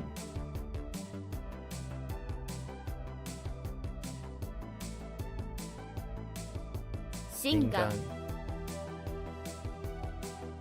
To be honest, no, you started typing, but you're not sure on my point. So, a bit back ago, there are a lot of MMOs. Something about your perspective on why you do achievements and challenges. No, a bit, the idea behind my comment about why I focused on the PvP aspect is because there are times historically which Blizzard is kind of also responsible for, where MMOs, like the carryover for MMOs is you do things for goofiness because there's the big PvE aspect. Like PvE aspects, being goofy is like a charming thing. However, when it comes to like PvP things, especially battle royales and whatnot, there is a very defining trend in the community behavior when you use achievements and quests, especially quests, which they gotten a bit better at it, but oftentimes it's either quests or achievements where it can condition a person or condition an entire community to deliberately find it acceptable to be non-empathetic to like the nature of the game they designed. So that was my perspective. I was not that it had anything to do with whether you do it or not for fun or not. My comment was on the perspective that I didn't do it because I had historically I've had divorced myself from those things because it inherently created a community that normalized behavior that deals with the achievements and challenges. I like hunting. I like hunting achievements, but not those type of achievement because they represent the developer's vision. So that's what I mean. The main point was that the developers are in control of that. And if I see them doing that, it kind of gives you a lens into what the developer is doing and not necessarily my commentary on whether you hurt the feelings or the pride of the players involved. Do you think the game deliberately does that? Hearthstone? Not at the moment. Not at the moment. More, well, you're saying yes or no. In between. It's in between. I would say it's like 70-30 by how Hearthstone is designed. Because I'm technically doing that to complete quests. To some extent. And you do that by fishing for battlegrounds. So like a lot of times when we were talking about like your history and our logs and stuff, your logs are depicting of how it's secondary. It's more like less about playing in the game per se, but more about exploring the game, which to me is kind of in a conflict of interest with the nature of like their mechanics, right? Like for example, the whole deck tracker thing, it's also against a conflict of interest of their design. That's why randomness and all of that stuff was originally introduced into the game, but then they double backed on consistency picks and then now back and forth. So that's kind of my commentary on the developer's direction. And then my enthusiasm is extrapolated from the developer's direction, not necessarily what the other players think or what I think as a player. Like in in the game mechanics. Like we talk about like, oh, okay, beasts are strong and that stuff is well and good. I think a lot of the design on how achievements and quests are designed tells a lot about how the developers can affect or enrich for players' engagement in their stuff. Now, this is assuming, there's a big assumption I'm making, is that the developers are in communication with each other. So those who are designing like progression, like quality of life progression and legacy and currency stuff, are in communication with those who are designing mechanics and all of that. I actually think they're not. In the Blizzard group, like in the Hearthstone group, I don't think they are in communication with each other, because oftentimes those two things are very incongruous with each other. So that's kind of the concern I have when you're asking, do you think the game deliberately does that? I think there is miscommunication or a lack of communication between developers. That is very common. I think that's very common in live service games. Live service games suffer quite dramatically when there's like a lack of communication between the two, which, I mean, you can automatically assume there's some lack of communication, but we're talking about the degree of it. And that kind of sucks, because you have to understand the things that I focus on is behavioral, like habit formation. And I'm not the biggest fan when obviously the developer is like, hey, go spam some cards. And I'm like, okay, well, that sucks. Now there's just gonna be a bunch of people spamming cards. Like, the people who are playing Hearthstone, they're already going to habitually be playing Hearthstone because they're invested. That's the strength of live service games. The players that stay, the retention, will create that habit. But now, in my opinion, what illustrates the developer or whatever group of the developer vision in trying to create or promote healthier behavior, that's a telling of what the group's design is. Yeah, in BG there's obvious push towards certain builds with buffs, nerfs to certain cards. Yeah. So it's often like a battle waged in the developer seats, and that's why I play games. Again,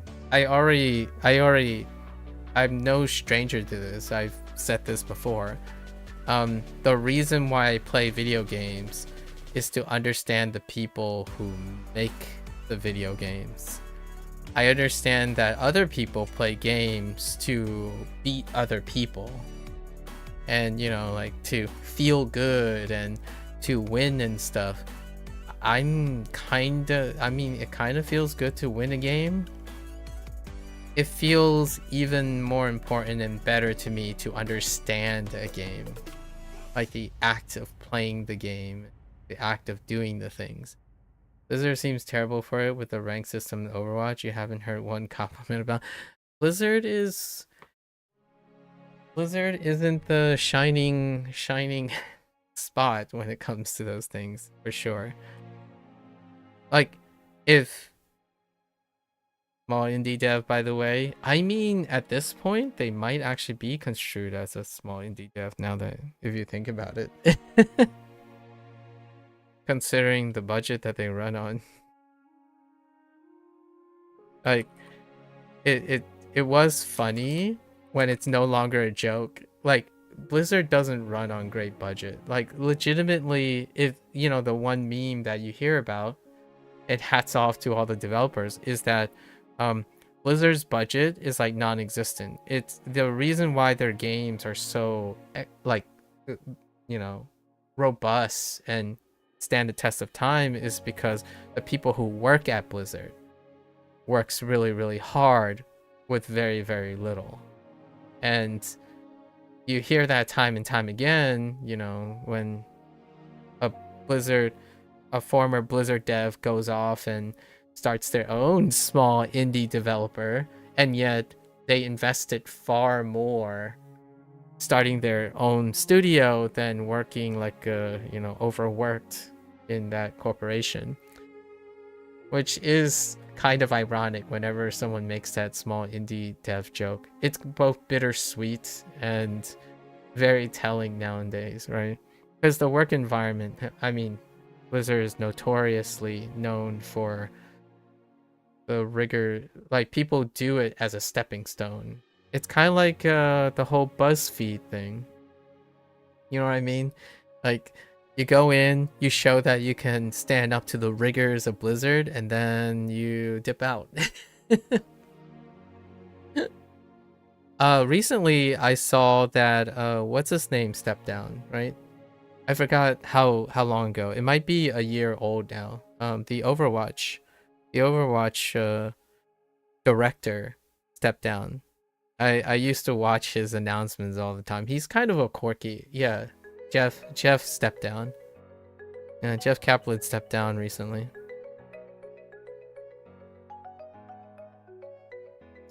I don't think it was that many years ago.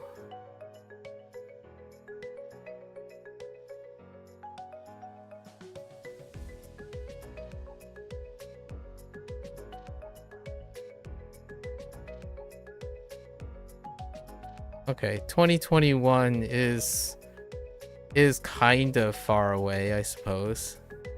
Yeah, I don't think that's many years ago. It's like 5 years ago.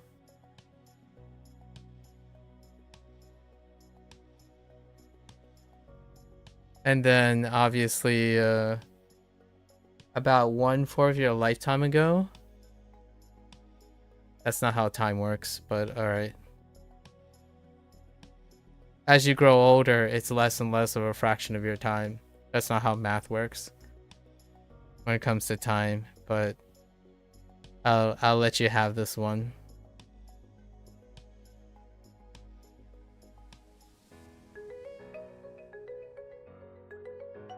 Oyaji. By that logic, anything will feel like a long time ago because you're young.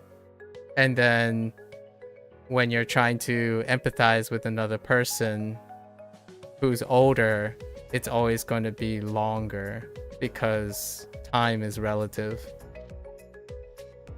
I'll let you have that one too. Shinji. Your lifetime is around 20 years. 20 goes so far for you. It's a long time. I know. And when you made a comment about my comment, when you could empathize instead, you made a comment about my comment. So I was like, oh, you know, Jeff, yeah, recently he retired. And my only thought was thinking about Ben Brode, or was that his name? Ben Brode? Who stepped down way before that. Now that is a lifetime ago. But, you know. But that was up to you. It was your choice. 1/4 of a lifetime, 5 years is like a college. That's a chapter in one's life. So I could also frame your 5 years in a different way as well.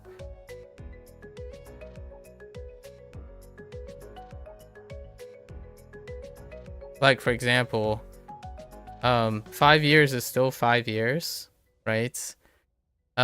So 5 years in an adult's life, so from 30 to 35, even if it's just 5 years, like if you said life started as an adult from 30 to 40, and you compare it from 10 to 20, it's still relative. 5 years from 10 to 20, there are many changes compared to 30 to 40. So that was the comment I was trying to make, not the relative amount of years. Like, that still works though. The math still works for that. Like, someone who's 40 years old, 5 years would be a smaller portion of their life. But I was talking more like 5 years in adulthood life doesn't feel like an age. Yeah, the age gap conversation we had. Yeah, where the ages don't feel the same. So whenever I'm saying like, oh, that was like yesterday, I was thinking with respect to the lifetime of Overwatch. And then like Overwatch has been around, and that has oh goodness gracious. And I was trying to figure out when Overwatch 2 was released. Was that 5 years ago? What when I mean like when they turned over. But yeah, things are all relative. It was 10 years ago. Dang, Overwatch 2 was 10 years ago. Holy moly. Oh no, that's Overwatch 1. Oh, I was talking about Overwatch 2. Yeah, that was 5 years. That was like 3 years ago. Okay, yeah, he stepped down before then. Yeah. Ben Brode, for example, stepped down well before any of, like, Ben Brode stepped down before Battlegrounds was the thing. And then he went on to make Marvel Snap. And among other things, but Marvel Snap is the most notable project. The face and then became, I guess, director. I forgot what his high position was. Yeah, Jeff had nothing to do with Overwatch, which is probably why it sucks so bad. Every update includes something that's just revert into an Overwatch 1 feature. Well, it's called Overwatch now, so yeah. Yeah, Jeff was the he stepped down for a different reason than that. Perhaps it might be involved in that, but his was dealing with like the work situation. Ben was pretty great too. I think that's his name. I want to make sure. Ben, I don't think it's Ben. Oh yeah, it is Ben Brode. Yeah,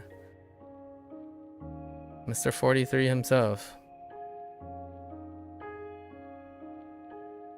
Yeah, the Sutton representative turned temporary, I guess, so tentative director of Hearthstone, and then he yeeted out of there. Yeah, I know. I can understand why you do. Why to you it was fairly recent. Yeah, I genuinely think that recency for me deals with games now. Games. So a generational game is roughly every 7 years.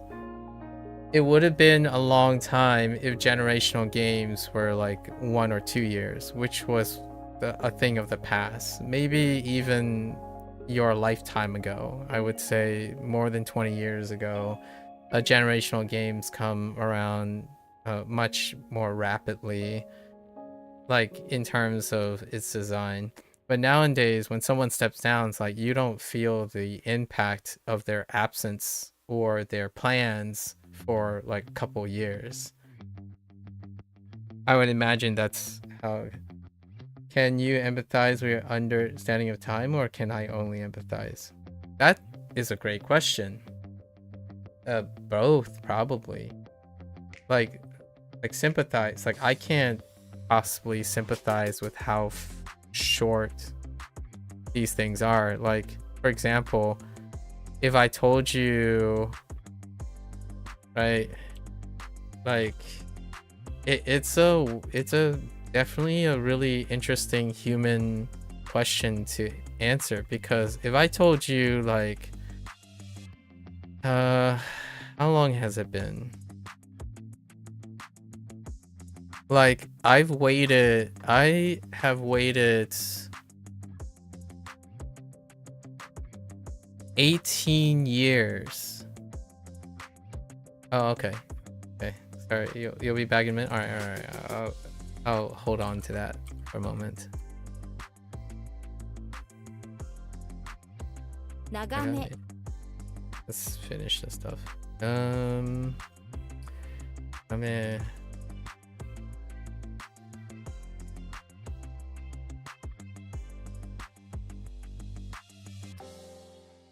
it's not staring, it's view. That's a rough one. 塊魂 魔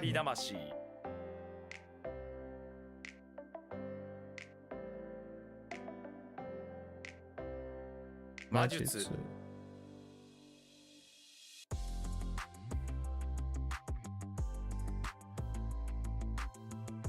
Omi. 瞳 All right, so like here's like one of the generational games. Like I waited nearly 20 years for an Okami sequel. That's longer than you have been alive. Like I don't think the game is gonna come out then either. And yet it still feels like, this is what I mean by like human memory. It still feels like yesterday's that I played Okami when I was I guess when I was 18ish. It was actually yeah, it was actually even earlier now that I think about it. No, it's 2006. It's older than you. If you're saying 20, if you round it to 20, it's more than 20 years. It's been 22 years since I played Okami when I was 16.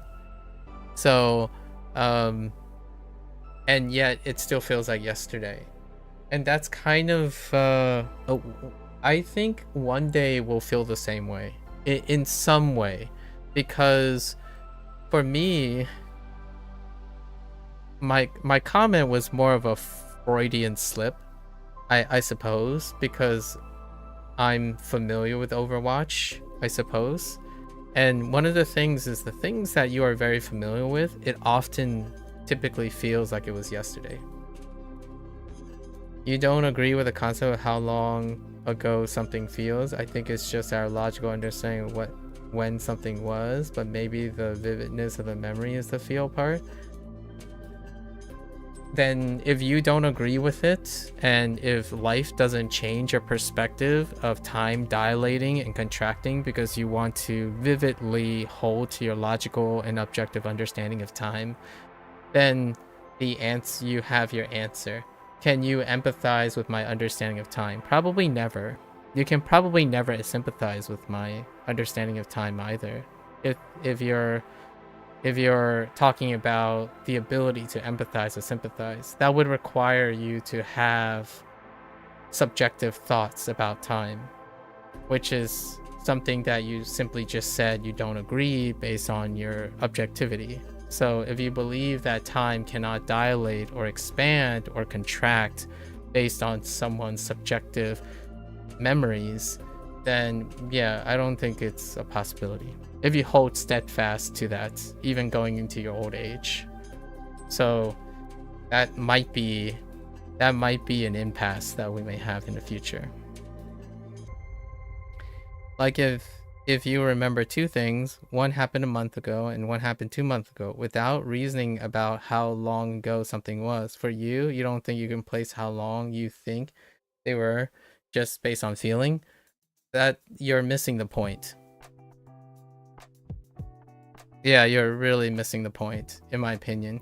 But that might also be our impasse. Knowing how long something came out, like when it came out and when it happened, you can have those details differentiate from how it feels. So like 2 months ago can feel like yesterday for something you hold dear, but even despite doing something yesterday, you have forgotten it. And it feels like ages since the last time you've done it because you have forgotten it. So like logically, you can rationalize that you've eaten something yesterday. But if you've forgotten what it is, it might feel like ages since you had it, despite having it yesterday.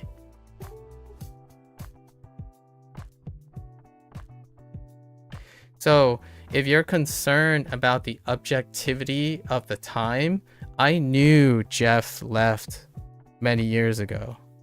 Like, many years as in the qualifications. I knew he left before Overwatch 2, which is more than 3 years ago. I was gonna say 5 years ago. I don't exactly know when he left, and it turns out to be 2019. That is purely objective. It felt recent.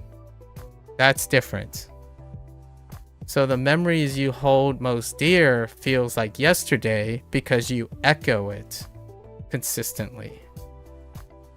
So like, if you don't think that the best things you know are the things that you repeat that feels like yesterday, then I don't think nostalgia is a thing you can experience either.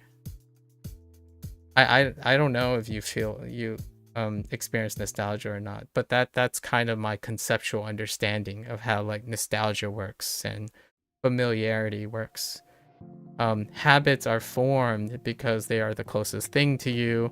Whether you know when you started it or not, it would be yesterday.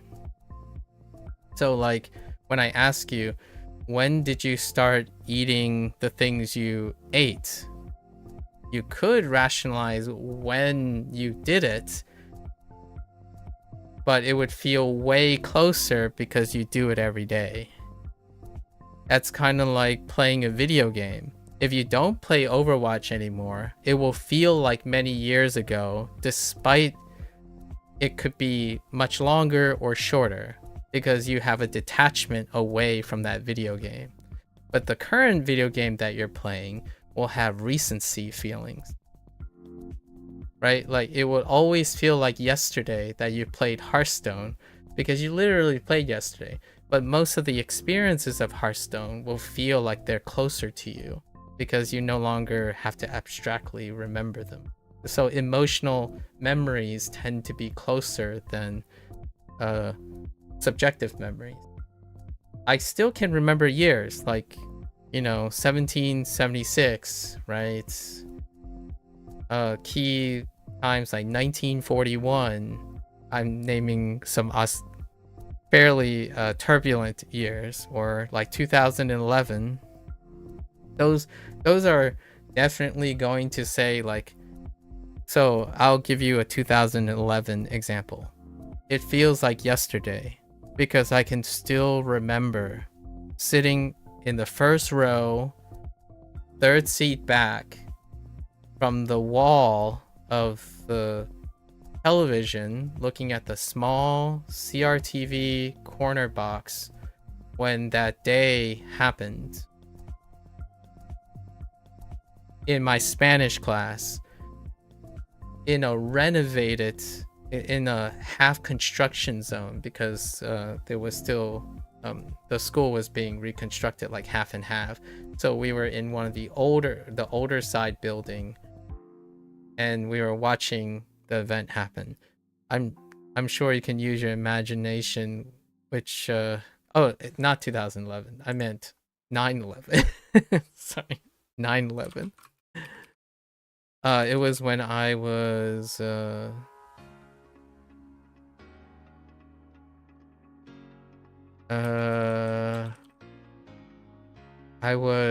I need to do the math. 20, what is minus 25 years? It was when I was either it was after my birthday. So 15, 16.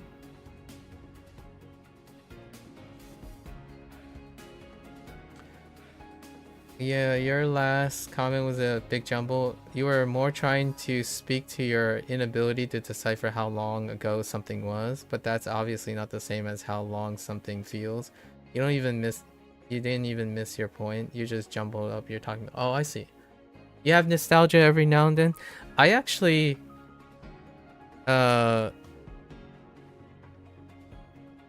It was 2001. Oh no, I subtracted the wrong amount of years. What is that? 25 years? I think I turned 15, or was it 14? It was either 14 or 15. I think I said 15 or 16. 14, hang on. Am I doing the math wrong? I was 14. 14 or 15? Do you count the year? I forgot. Do you count the year of your birthday? What was the quick math? Okay, it's 2026. We subtract 25. 14. 14 to 15. Right?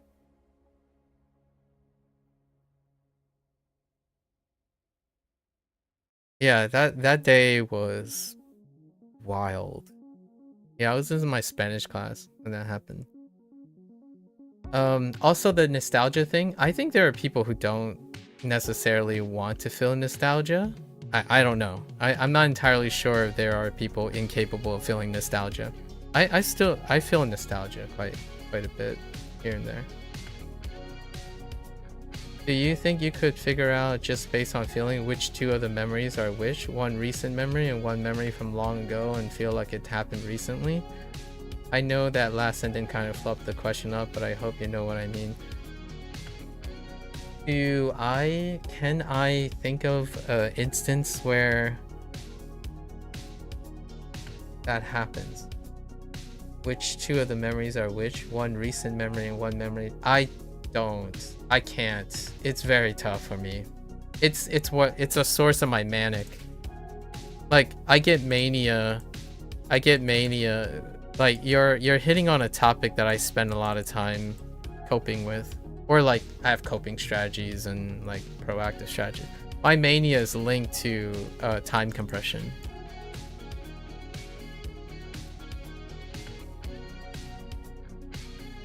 Like my time compression deals with anachronisms. So when I have like my mania deals with like sleep.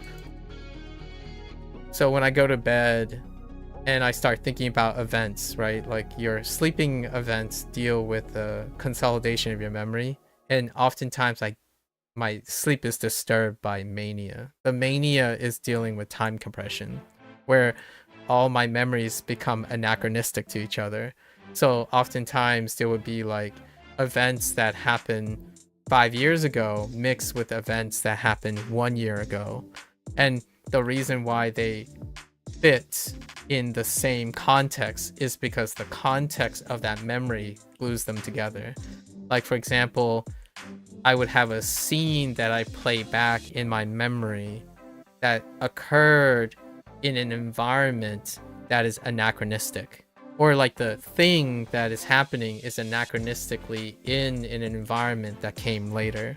So like a lot of times I would be conversing, we talked about this in terms of the memory thing, where I had to like reorganize my thoughts from time to time, where I have to remind myself like, oh, I'm up now, I'm no longer here with these people who were in a different time period in the environment. So like I would have college people in graduate school and then graduate people in college in my memory, and it would cause me a lot of consternation. So that's whenever I'm referring indirectly about my mania, it actually deals with time compression.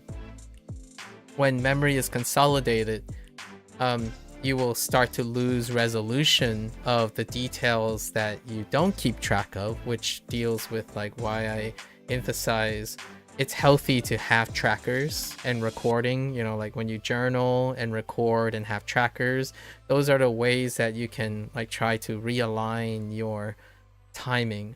But for myself, when I'm organically doing that, they're all mixed up. It's very difficult to know. So I try to remember the dates as you have done. or as you have illustrated. All you know is that when we look back in the past, we remember the highlights but don't remember all the struggles. Yes. Well, unless you're chronically depressed, then you only remember the struggles and not the highlights. And then the highlights could be the struggles. So like the highlights and the lowlights. Highs and lows. But never the average. The average are always recent. So highs and lows, right? Highs and lows. If you're chronically depressed, it would gravitate towards lows. If you're not chronically depressed, you have more highs, right? And the averages are built into your habits. So oftentimes you don't say anything, it's inferred that it's recent. So like, have you eaten yet? It's recent, so you don't necessarily have to remember the details of what you have eaten if you have a routine about it. If the item that you are eating is a high and a low, then it would immediately become one of those memories as it staggers along, right? And that's the crazy thing about the human perspective. Like, to me, that's not what Albert Einstein was saying, right? But whenever you think about like the theory of relativity, Albert Einstein was talking about the physical universe. I imagine Albert Einstein was talking about the the physical universe, the idea of time passing and all that being relative sort of situation. However, for me, I think whenever I think of how transformative what he's saying is that, but also psychologically, right, or philosophically, time is also relative, because time dilates for humans and then they contract and compress for humans. So like, for example, studying is compressed most of the time. For me, studying is elongated or dilated. And one way to have your mind dilate a task is to make your process longer. It compresses when you're thinking of a goal. That's to relate back to everything. You know me, I have to relate everything back to the learning process, right? When you want to dilate your memory, like it expands longer, increasing the process load. In order to compress the time, you think of a goal. So then what happens is that when you reach the goal, it feels like yesterday when you started.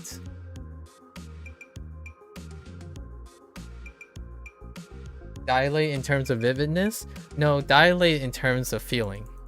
I'm not sure. I mean, that could include vividness. That's certainly true. What I mean is it feels longer. Like, so if you ask yourself, oh, I have to do this task,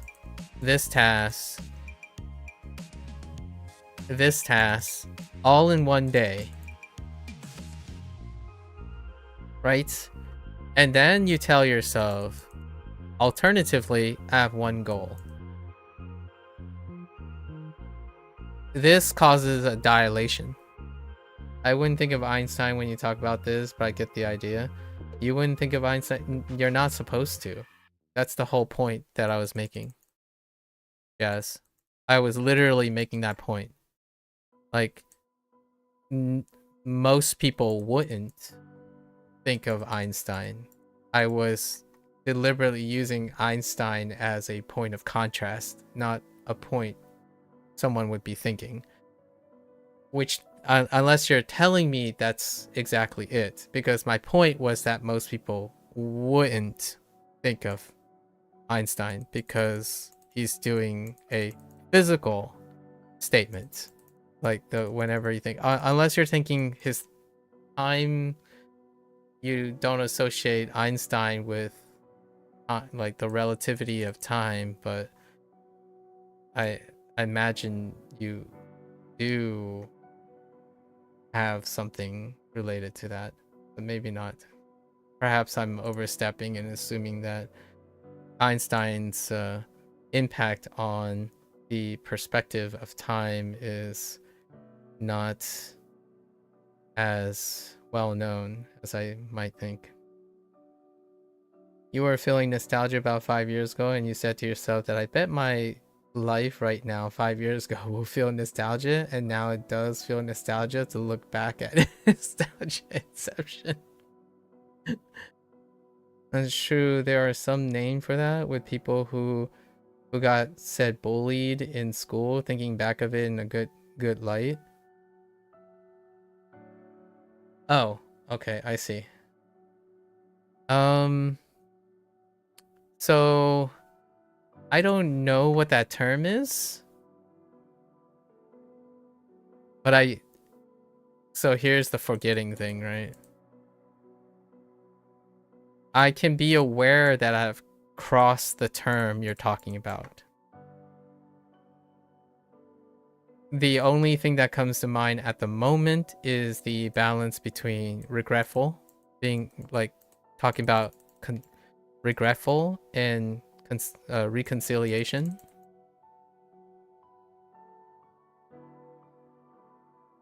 These are the terms, but it's not the specific term that I think you might be thinking about, where like people reflect and then they find ways to think of it in a good light.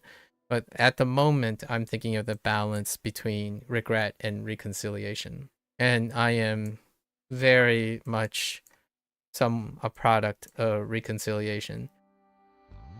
Or maybe even consolidation. You could call it a consolidation, perhaps. As opposed to relying on regret. Yeah, and anyways, my Einstein comment was deliberately to illustrate that it is not something that people would think about when he's talking about the theory of relativity and whatnot. So I understand. My poetic comment was that it is coincidental that how the human subjectivity runs very interesting parallels to what could be construed as something that Einstein may have at some, like, I don't know, maybe not, but in my opinion he was clearly not referring to what I was talking about. So yeah, time dilates and contracts. I don't necessarily think Einstein was saying that, for example. Yeah. I mean, some people say time is cyclic, but I don't know what that's about. You ever entertained the idea that time is non-linear? I'm making an allusion to Star Trek. Again. Gotta bring back the Star Trek.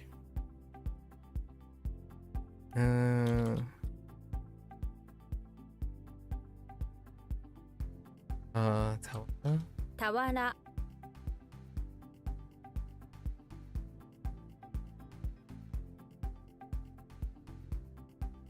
I used to think of time as a lot of dates as well. Recall, I think dates are now more like record keeping for me. So what I mean by that is maybe we'll have this conversation in another 10 years, and the way I can reconcile, so to answer like, do you think I could figure out just based on feeling? The answer for me is a resounding no. I could try, and my success rate would be like 10%, probably. if I was using feeling or less. And I would say the ones that would be more accurate are the ones that I do not have an emotional tether to. So for example, Procall, the couple times whenever we talk about a movie that someone else mentioned, like if you mention a movie and I would say something like, oh yeah, that movie, I don't know much about that movie, but it was released in 2013, right? It was picture of the year. You can and then you name another movie and I'm like, oh, that's a little bit later, it's like 3 years later. If I don't have an emotional attachment to either of those two, they would be far more accurate than if I had an emotional attachment to them. Maybe for someone who forgets about their own age or birthday, the feeling is less accurate. I think it's the other way around, actually. When it comes to comparing two things. That's interesting. I guess you mean like if you keep it in your memory. I don't remember my birthday too. Like for what I mean is like I don't observe my birthday, so therefore I don't know when my birthday is. What I mean is when my birthday happens, I do not count to it. So like the whole process thing. If you think of the process of getting close to your birthday, then it dilates. And that dilation can allow you to prep for your birthday. But since my birthday is not something I pay attention to, then it gets compressed. And because of compression, you might not know, you might lose track of time. You know what I mean? Like lose track of time? How do you lose track of time? When you only think about your goal. Like, your goal is to play a video game.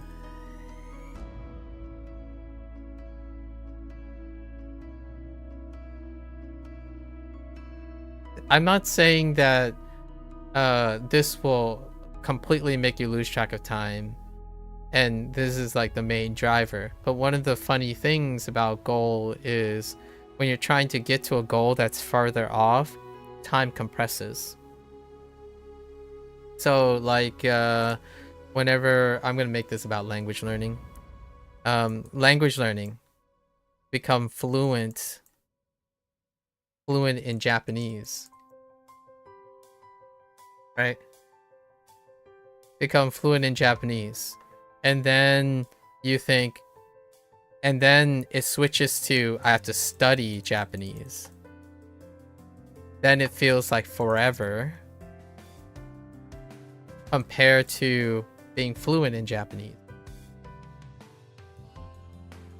This happens with YouTube a lot of times. Time compresses because you see the goal, you don't see the process.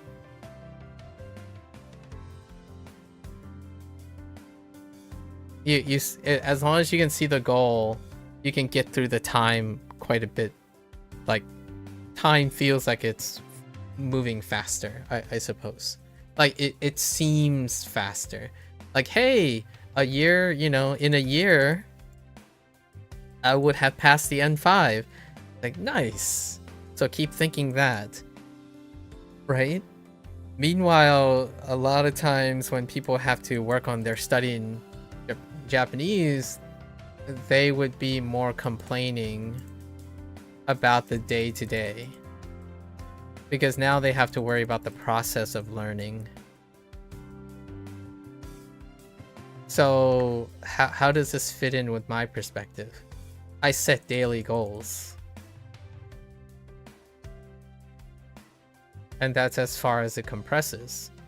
If your goal is to like count the days to Christmas, boy howdy, your year is going to feel a lot longer than waiting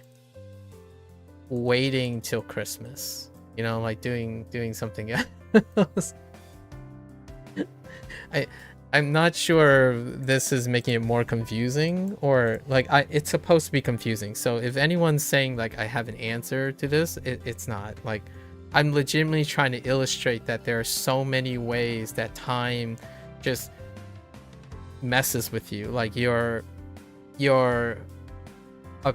opinions and feelings and aspects of time is like, if you're saying, oh, but there's another reason, and it's like, yeah, it really is. And yet when we think about time, right, when we think about like the year 2011 and the year 2015, there's a static number of years between them. Like, that's objectively fine.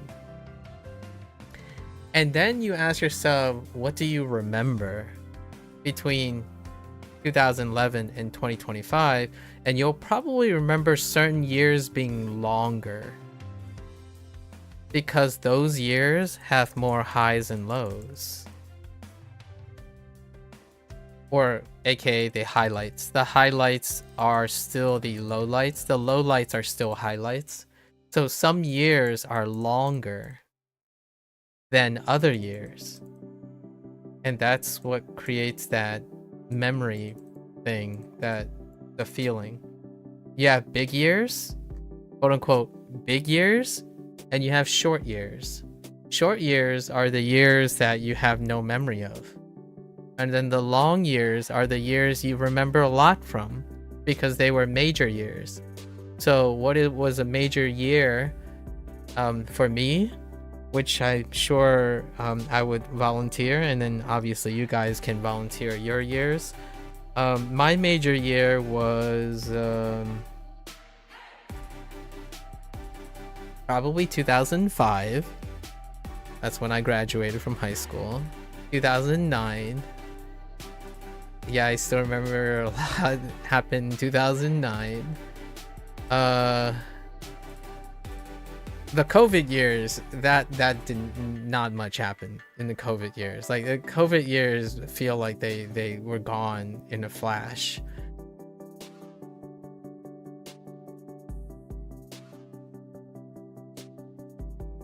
There's 1 month. What happened in 2009? I graduated college.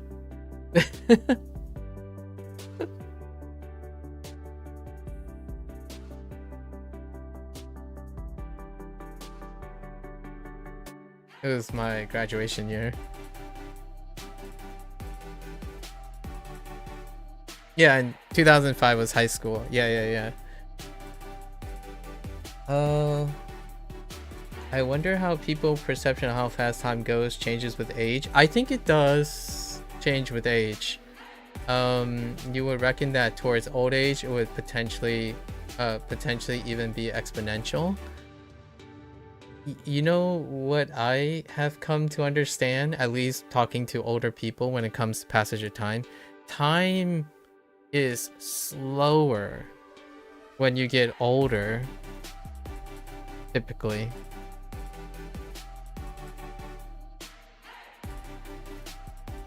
I don't know what that is yet. I haven't really reached there yet. Or maybe it does get faster. I don't know. Because you would think that more compression of your memory means that time, like any unit of time is shorter compared to your longer life, right? You know what I mean? And yet, you feel that old people, or the older you get, the more you replay your memories. So I don't know. That would be really interesting. Maybe for okay, that's not true for you with assignments. You're constantly stressed about time when you're doing assignment. Yeah, because you're doing it. This is what I mean by the process. You are doing the assignment, which I really like that you said that. Here's one thing that we can empathize, Procol. You are doing the assignment, so you are involved in the process of the assignment. A lot of people are saying, get it over with.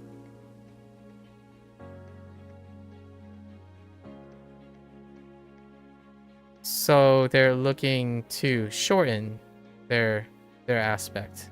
Like, so one thing they could say is, well, I'm gonna get a B anyways. So this is good enough.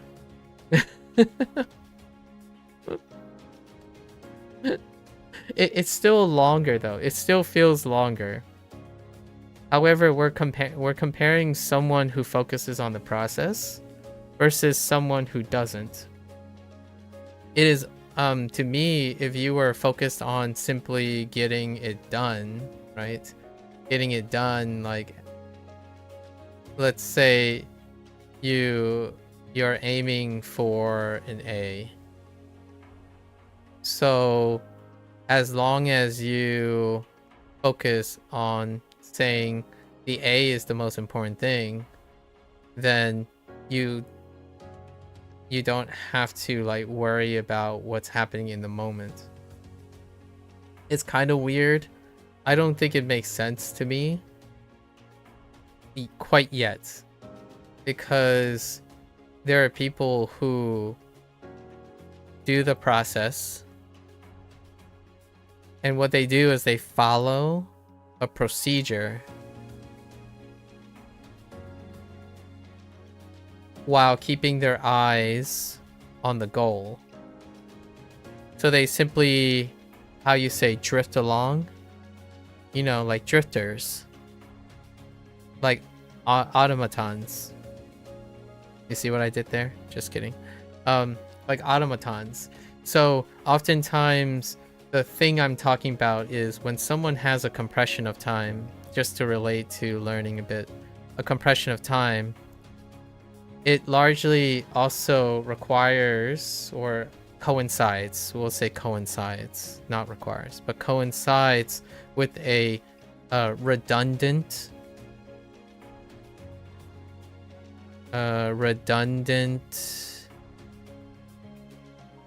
procedural task. So it gets so extreme, in my opinion, it can get to the point that is so extreme that someone can achieve something without acknowledging its achievement. And this happens in language learning quite substantially. Like the idea that someone could say, like, they go from even large chunks, they go from N5 to N4 to N3 to N2 to N1, and the only thing they see is not N1.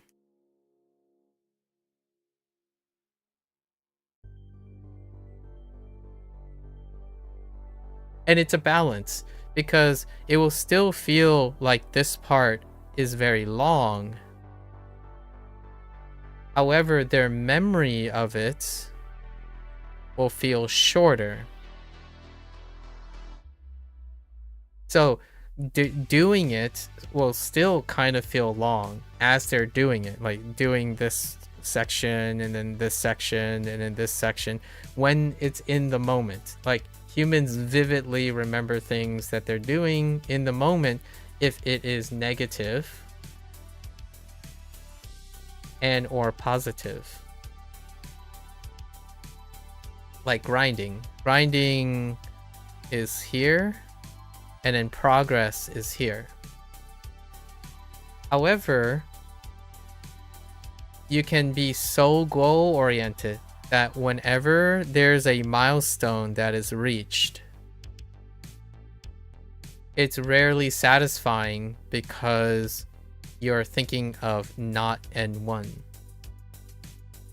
Not that you've finished N5, right? You're N5 plus now, you're N4 plus now.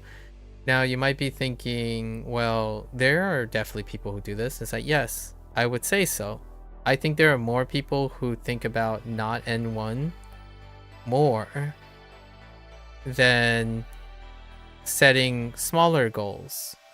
And then even this, there are even fewer people who understands the process involved in there. So my idea that I think about often is how do I make these moments feel like, unironically, feel like take the time perspective away, but more focus on the stuff that I want to do. Right? Having more stuff to do is like the idea of trying to make the most of your time. It's so counterintuitive. I think this stuff is so confusing. Like, how do you get someone to feel like it's gonna be forever? Like, how do you make it feel like it's not going to be forever when you're not N1? Or it might feel like it's tomorrow. That's this right now is the near the top, like I think top 3 concerns that I'm trying to address in some indirect way when talking to people.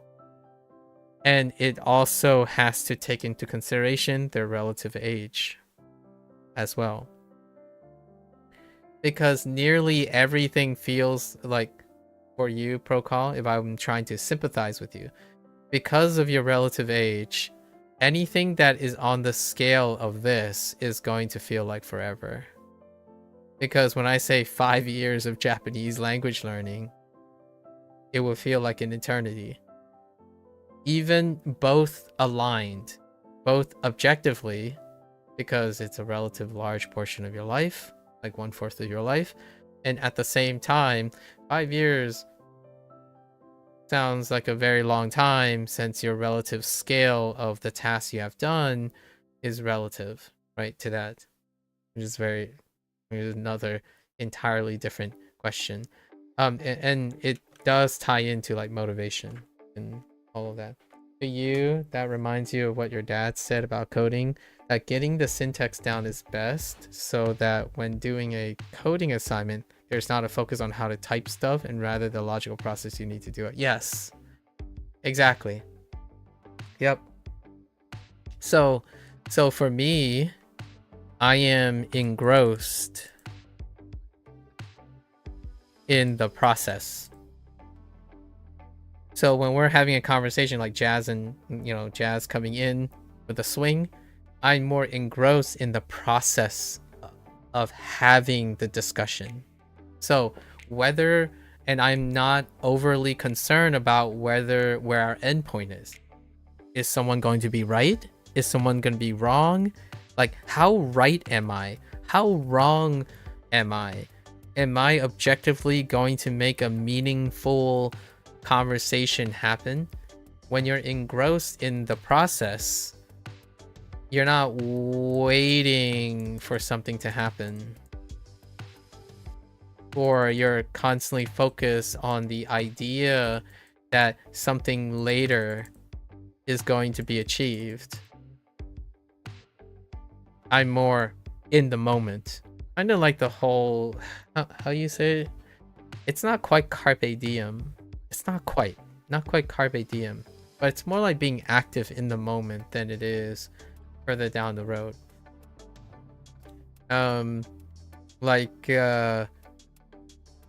Every day, here's something that I would do for Japanese language. Every day, I study to become fluent in Japanese. Right? Probably heard that several times now. This is not my opinion. This is more so a reflection of the average anecdote that I get. Every day I study to become fluent in Japanese.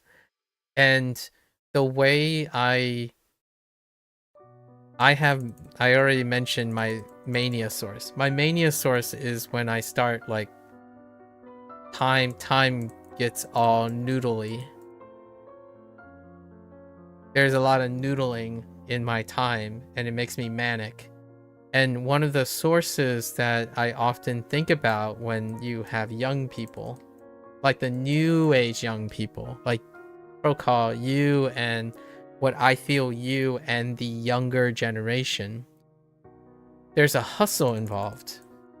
And one of the sources of that hustle is that most things are contextualized to a relatively long-term goal. And that long-term goal is disproportionate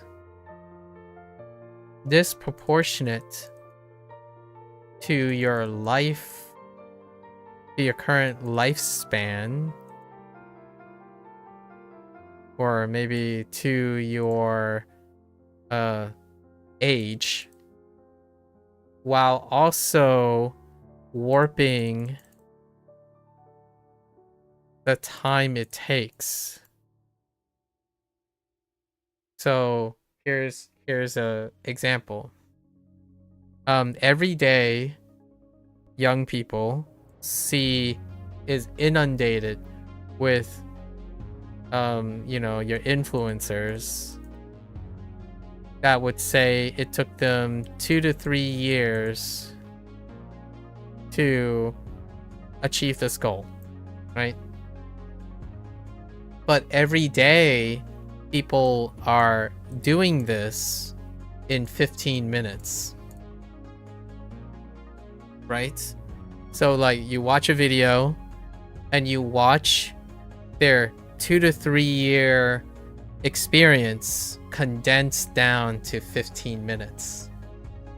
So then whenever a young person goes and studies every day, every 15 minutes feels like 3 years, or should have feel like 3 years have gone by. So when you're caught up in the hustle, that's how I think about explaining how you can still know time. You can still know that it took them 3 years to achieve this, but you can still feel like you're moving too slowly. Like you're not moving fast enough, as though you can't comprehend or have a cognitive dissonance on what 3 years is, right? When you ask a young person, okay, today you're going to start on your college journey. Your college journey is going to take you 4 or 5 years of your life. And meanwhile, when they start their study, they're like, dude, I just finished one class day and I feel like I've already learned like 3 years worth of content. No, time doesn't change. Your perspective on time changed. So, and then with that experience, everything warps around that. So what is my time frame and how I stay engrossed? What a far off goal for me, my tolerance and goal is 12 years. 12 years is roughly the 12 to 13 years is my tolerance. And why is that my tolerance? That's when I went from, that covers all of college and graduate school and everything in between. That is, I can view that as a single unit. As in, I can cluster that into a single goal. Now, if I try to describe this to the best of my ability, I could try really hard, and there's no way I could literally capture 12 to 13 years, right? Literally, because 12 to 13 years of explaining 12 to 13 years is 12 to 13 years. In no way is a human, unless you have an eidetic memory, would take the same amount of time describing the 13 years. It would take you literally that long if you're recounting every detail. So no matter what I do, it's always going to be less than 12 to 13 years that I describe to you. And how small that is creates your dilation limit. At least that's what I'm telling myself. So when do you start feeling dilation is how much this is compressed. So now we go back to the original digression protocol, the point of digression. 5 years ago, roughly speaking, 5 years ago, Jeff left Overwatch, right?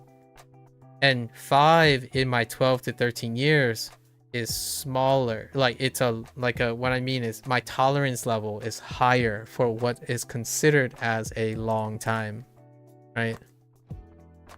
Because my memory is consolidated across a longer period. So oftentimes when I think about older people, maybe that's why they're a lot more chill, because the time feels like it's been for a while now, because they have many memories as opposed to looking at the shorter time frame. I have no idea if this is on point because I'm not that old yet. However, oftentimes I do find that people who have more memories, as in they keep more active in their lives, they have more moments, their hustle goes down. More memories mean there's more time up here, as in the more memories you collectively try to maintain over however long your lifespan is, it gives you less hustle because it increases the amount of time that's stored in your head. So for me, it might be that case that it's a little exaggerated, because what I can achieve in 5 years, I remember a lot of very particular 5 years. Now, if you remember only like 1 year's worth of stuff, right, vividly, or like one continuous year, consecutive, we're talking about like trying to compress it as much as possible to a year, then anything beyond 1 year is gonna feel like eternity. At least that's how I'm classifying it. So dilation, time dilation. We're not talking about physics. Sorry to all the physics folks. I don't know anything about time dilation. I don't want like how light years. Don't at me. I'm not a physicist. But we could hand-wavily talk about psychology and philosophy. I'm sure psychologists and philosophers are going to be upset about this too. A dilation occurs when you are greater than your minimum unit of how you can conceive as consecutive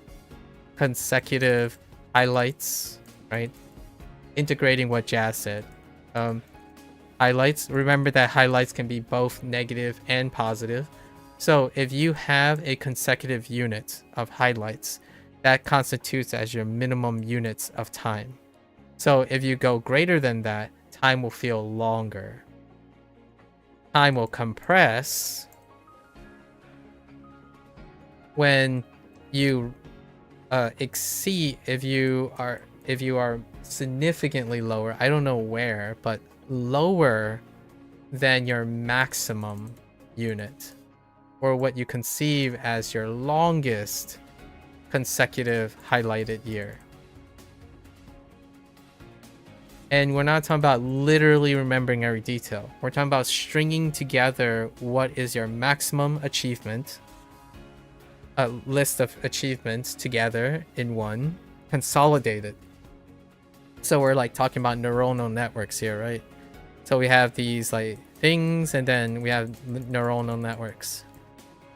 So when you consolidate a node of memory, right? A node of memory, your maximum will feel very long, right? It will feel the longest it can be. You can tie it in a node, and the knot here would be like, for example, my science career. My science career. If I try to recall everything that deals with my science career, it will feel a lot longer because I have more memories tied to the context of my science career. However, if it's something else, it would lower it. But I don't think there's anything closer to my science career. My science career in education is probably the longest. So when I recruit in memory, right, in memory terms, when I recruit science, career, and education, I will have a lot to talk about. So it will feel like there's a lot of time involved in it. When I think about all the things I don't think about very often, but they're still there and they're connected in nodes, right? If it exceeds the minimum amount, then it is considered longer.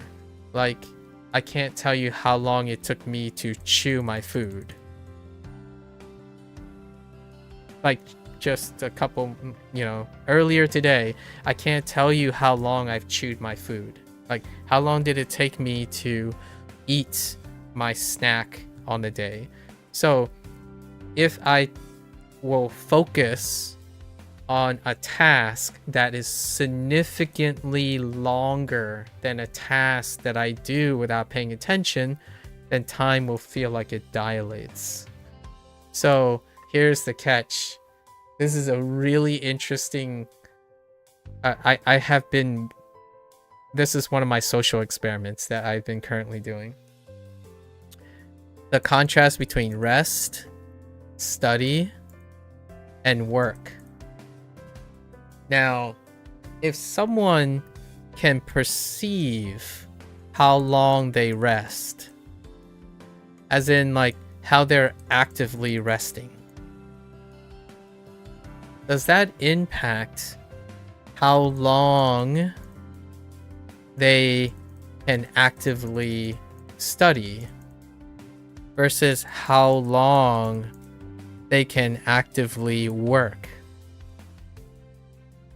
And it's a really interesting question. Like, so here's what I have, me personally, I'm just using anecdote. I don't know if this will work for anyone else. Rest just in general or sleeping? I'm about to elaborate with an anecdote.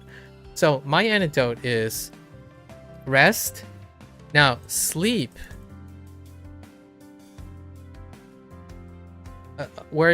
So the things that so when I say active, it has to be conscious. So to qualify to help you with sleep, it has to be conscious. So you can reflect on sleep, right? Like you get up and you can spend an active amount of time reflecting on sleep. That could be something. So for mine, rest, I learned to be active in my resting. So resting is like the most habitual. It's one of the like procedural things, right? The procedural things that you can do, which compresses time. Sleep, like not, let's just say rest, like dopamine, like doom scrolling, for example. Doom scrolling, playing video games, as long as you conceive it as a procedural response. So when you're considering things as a procedural response, it compresses your time.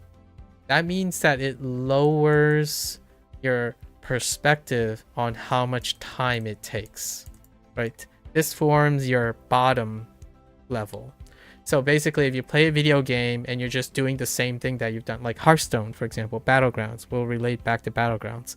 Like if you're absentmindedly fishing for exactly a specific goal of the Battlegrounds, then all of the other moments that don't fit that time is erased. Like it will cease to exist because you wouldn't pay attention to it. So like, for example, you want to get this one card, right? 1 minion. So you fish for it. This is not what I'm not saying this is what you do, Protocol, but if a person is fishing for a goal, then anything that's outside of this is procedural. You know, you're fishing, so you just repeat the procedure. So all of that time disappears.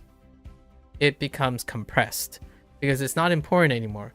You're basically just going through and waiting for the moment that your brain starts recording the moment. It's like, oh, this is good. Oh, I have a good setup. Now you start paying attention.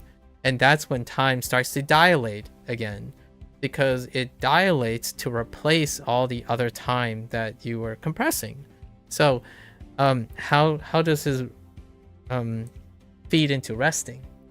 So for me, I rest well by improving how I rest by actively being involved in my rest. And because of this, the things that seem to take longer becomes more tolerable. And even at the same time, it improves how long I can stay active in it. So what type of rest am I talking about? I rest, this is going to sound very weird. I rest my brain when I'm running. I rest my body when I'm studying. I meditate while I'm listening. So so what happens is oftentimes when you can elevate the amount of time you're active, which creates a time dilation, your time fills up even more. It can be very exhausting. So one of the things is, how low is your threshold, right? Especially mentally. We're talking about conscious action as opposed to like unconscious action. And I have been doing this social experiment where I encouraged someone to try to observe or pay attention to things when they're resting. Like, I don't know, when they're eating, or when they're like doom scrolling. And I was curious, once they did that, how long could they stay active either doing work or studying? And it's very intriguing so far. It's obviously my sample size is like non-existent. There's like 4 or 5 people that might not even know that they're confirming or denying my converging evidence or like my social experiment. Oftentimes their active work and their active rest goes up. It's pretty wild. Now, this is only concerning the lower limit. So if there are a couple individuals like 3 to 4 that don't really indicate any difference. Like I don't see any difference. And that would imply that whatever they're doing, at least in my opinion, to rule it out, the only thing I was testing is for a lower limit. Like, is the way they're resting creating an inability to be active on work? Because there are people who are very well rested versus people who are poorly rested. And I can tell you now, there are so many people who are far more poorly rested than they are rested. You probably heard this before, Jazz and Procall, where someone would say like, oh, I slept,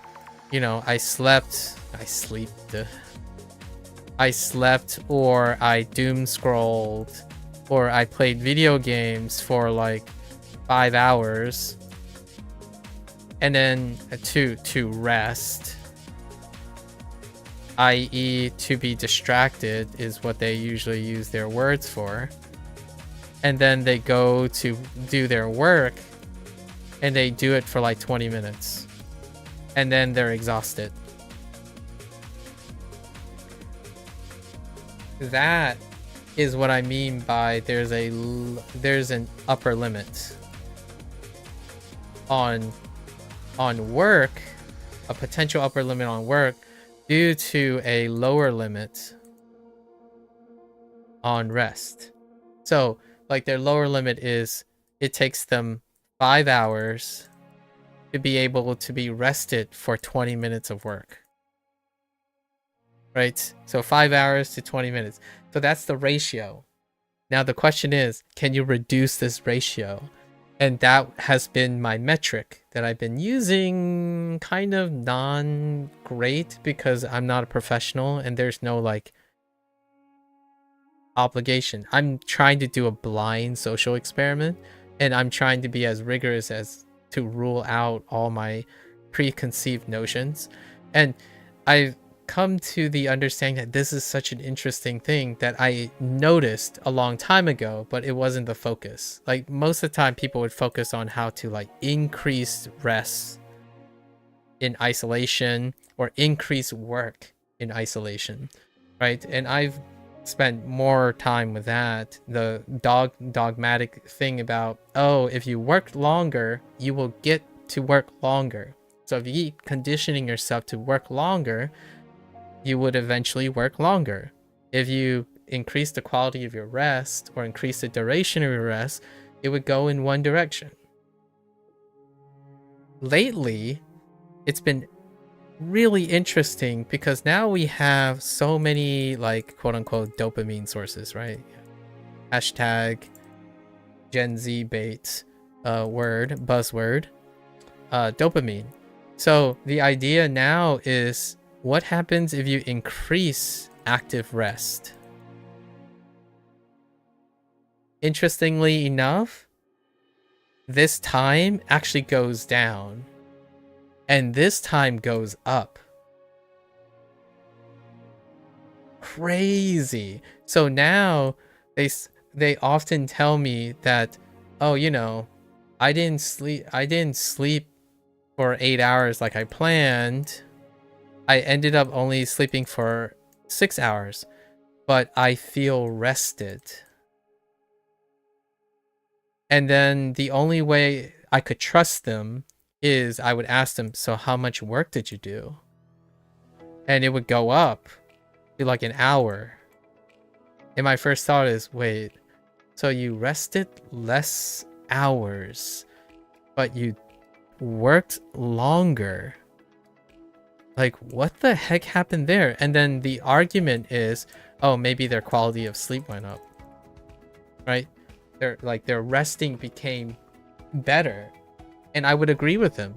And one of the properties deals with time, in my opinion. Like nowadays, time, the whole prospect of time is warped. It's warped incredibly so, and it's tied. So all of these things are related. I'm not talking about like if you focus on one thing, you're gonna change like it's gonna solve everything. It's concordant. My interest in here is the reason why I'm talking about time and relative time now is because it's crazy how warped time is. Like you can say 2 hours of doom scrolling feels like 10 minutes online, and 10 minutes of studying feels like 5 years of Japanese. The last one's a little extreme, but sometimes I honestly feel like that's what they're telling me.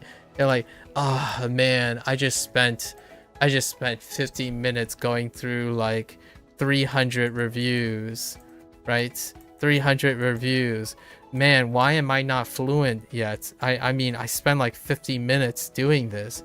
Meanwhile, they go around and you ask them like, okay, so how long did you spend distracted? It's like, well, during those 50 minutes, I actually spent 2 hours doom scrolling.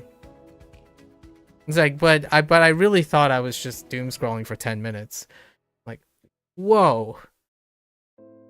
This is a topic we'll have to reevaluate and reinvest in the future. I think you brought up really interesting points, like about feeling and empathy and sympathizing, right? Because this is legitimately one of the biggest, in my opinion, one of the biggest gaps between, and it's a human condition, Prokal. This is a human condition, because the odds of you and me being able to empathize and sympathize with each other, it's going to be reliant on bridging this gap. Because in my opinion, your mentors, right? For example, the people in your mentors for now are all older than you, right? They're typically older than you, but by how much? Because this is, in my opinion, the thing that I have to understand in order to get someone to even try to do something. Like, even before saying what the goal is, what they're going to do, their aspect of their life, like how much time they can do something and can't do something, is determinant. It's one of the determining factors of if they're going to do it in the first place. And anytime I tell someone, the first thing is, oh, hey, all right, so it's not that big a deal. I know you have 5 months to do your project, right? 5 months to do your project. And that person's like, oh, I have 5 months. That's like forever. And I'm like, are you sure about that? And then 5 months later, it's like, oh man, I don't know where the time went. Like, now I only have like 2 weeks to do the project. And I swear if it was a long time. It's like, yeah, but what did you do with the other 4 months and 2 weeks? Did you do doom scrolling? And did you passively do all of that? Because if you did, then time is going to feel like it compressed. This is I think they might have a name for this phenomenon. When someone is very successful and very healthy and very productive, when you ask them stuff, it's gonna feel like their life was very long. There was a lot of things that happened in their life. It feels like it's genuinely very rewarding, and you always run out of time to talk about all the things that you've done. And as people grow older, this is what I mean by when people grow older, they become more and more comfortable with the aspect of time, because they would have a higher and higher incidence of hopefully having highlights, both negative and positive. And so when you grow older, you become more and more comfortable with the everyday goings, and that creates a solace. It ends up not making an older person more anxious, like, for example, about death, about like not accomplishing anything, right? There is your likelihood of closure to reach a threshold continues to increase in probability. I'm not saying you're not going to die, like all humans are going to die without regret if they live long enough. I'm not saying that. I'm saying that the general direction is that time does dilate when one is successful at enriching for memory, because the memory is how long your life is. What is absent in your memory no longer contributes to the longevity of time. Like, your time feels, quote unquote, hear me out, I hate hearing this phrase. It's one of my pet peeves. Waste of time. How do you waste time? Not remember it. That's how you waste time. How does time get shorter? Don't remember it. And it sucks. So recency is relative to what you remember. So oftentimes, like, when someone asks, oh, yeah, when was that last movie? I don't know. I don't even remember the title of the movie, but it was a long time ago. Meanwhile, it was last year. Right? The giveaway is that it was probably not important to the person. Now, can you use this as an indicator of whether they will be accurate? Not really. But after the fact, you can kind of gauge their importance. So you can, Procall, now you can probably gauge how much I cared about Overwatch 2.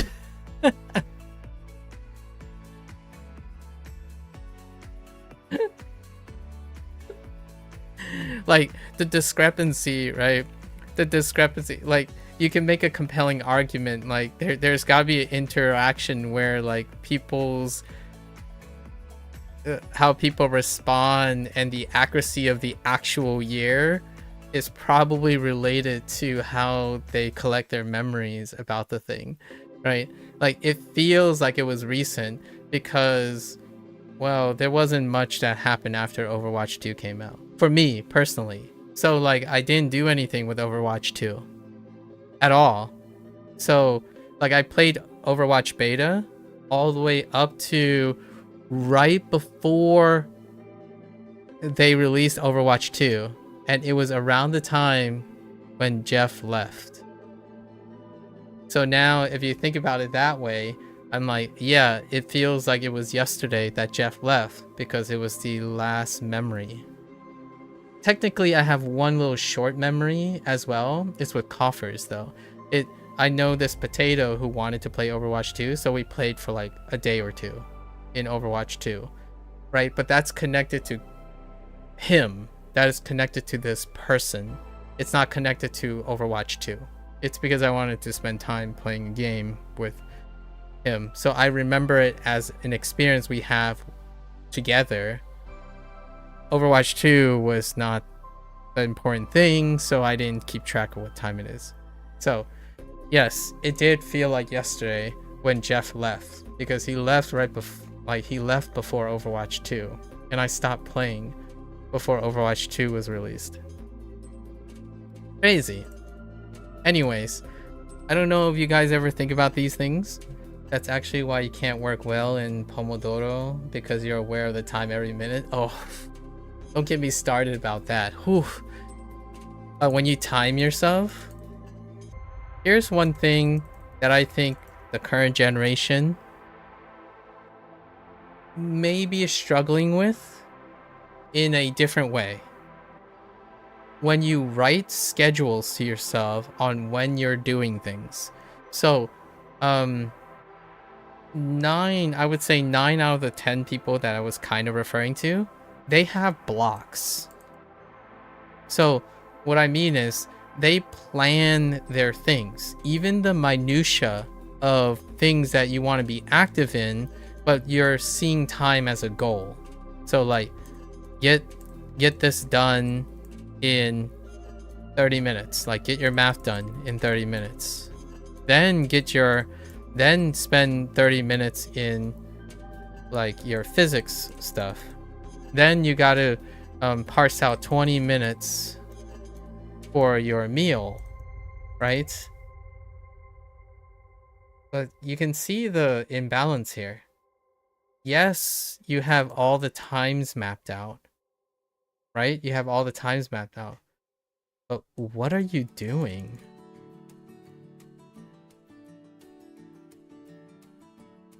So there are two things here.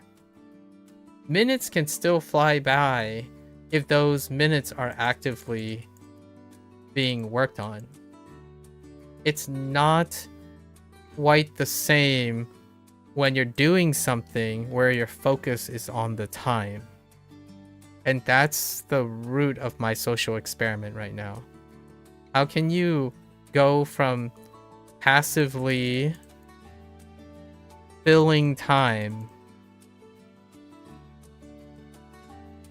with just this, with a goal in mind, a very nebulous goal, really, to doing something, and you might end up being over time, sure. Like over the trade-off is you might be over time or under time. However, you can solve this, right? Like this, because if you have a condition where you're not procrastinating,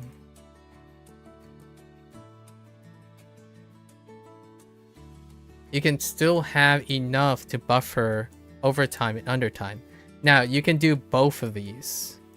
What I'm saying here is when people are younger nowadays, there's an overemphasis on this. So if you have an overemphasis on this, then there is a you have to compensate somehow. And there are wonderful people that I've seen that have working models of this, which is what Jazz, I was slightly referring to what Jazz was saying about the Pomodoro, where you partition on, off, and micromanage your time. And when you're micromanaging your time, you become highly aware of the time. So time itself actually dilates. Because you're literally focusing on the time. Time can also dilate when you're focusing on different parts of the process. And one of the craziest things is when time dilates, in order to make it feel like it's worth it, it also has to increase proportionally with how active you are. The more passive it is, the more time you waste. The more active you are, the more rewarding it will be. Because then you save that time. And this is the step that I'm manipulating. The step that I'm trying to, quote unquote, offer suggestions is at this step, or the results of this step. I'm trying to increase active participation in the person's time because it will dilate regardless of what you do. Like when you're practicing or doing something, it'll feel like time has dilated temporarily. However, the aftermath is dependent on whether you are active or passive in it. Because the more active you are, the more you can consolidate more of your time. The more passive you are, the more time it's going to feel like it's wasted when time comes to recall it from your memory. And usually this waste coincides with forgetting. And what is saved is memorable. I've been traveling backwards since. Like, usually the only way I can interact with someone is they tell me their memories, right?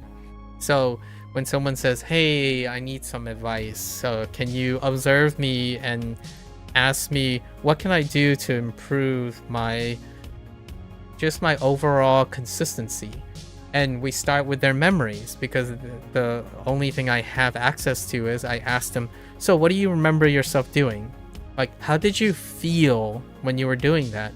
Do you remember anything that works or doesn't work, right? And once they tell me something, I figure out what is it that they feel that is a waste of time. I try to deduce, because whatever they forget, they can't remember. So I need to deduce what they're forgetting. What are the gaps in their memory? And then what are the things they remember? Then we go upstream and say, hey, you know the stuff that you keep forgetting? Like the gaps between how you do this mathematical proof and then you're not doing this? Let's try to develop some active routine in there that can help you make more meaning out of it. So I increase the activity in the passive stuff and then use the existing active stuff to create those activities. And then we keep going upstream. So at some point after the course of 3 years, for example, when I ask the person, hey, how's it going? It's been a while. Not after 3 years, but throughout 3 years. Throughout 3 years, you can see their shift in the way they recall things. And it's crazy. It feels like night and day when you hear someone say, oh, hey, do you got 2 hours? Do you guys have 2 hours? Because I really want to share with you this thing. It's like, I got 2 hours. Let's go. Because is no longer, it's all right. They tell me it's all right. It takes 1 minute. And I'm like, your whole summer, the entirety of your whole summer. Right. If you want to make that same argument about being only 20 years old, well, a whole summer is like 3 months, right? That should mean more to someone who's 20, for example, than me who's almost 40, right? So it still tracks that 3 months would be important, but I get it's all right. That's what I get. I get it's all right. And my first thought is, do you remember what you did? It's not that they forget everything. After I ask more questions and whatnot, they can recall certain things. And my first thought is, hold on to that. Because the next time you go on summer vacation, I want to challenge you to write more or remember more to tell me when you go again and again and again. And that's what I mean by at the end of all my streams, discussion, right? Encouraging each other, trying to make more meaning out of it, because we are not like the two like different people are not accounting for each other's like for their own memory. But if you have two people talking to each other, it can create a intuitive or a natural way to feel accountable for each other's like experiences and stuff, and that can increase overall memory recall or overlap. I don't know if you reach an upper limit. I like to think, and here's one of the conditions, right, that it's hard to rule out. Here's one of the big conditions about all of this. It is assuming that the upper limit is not reached for a lifetime, right?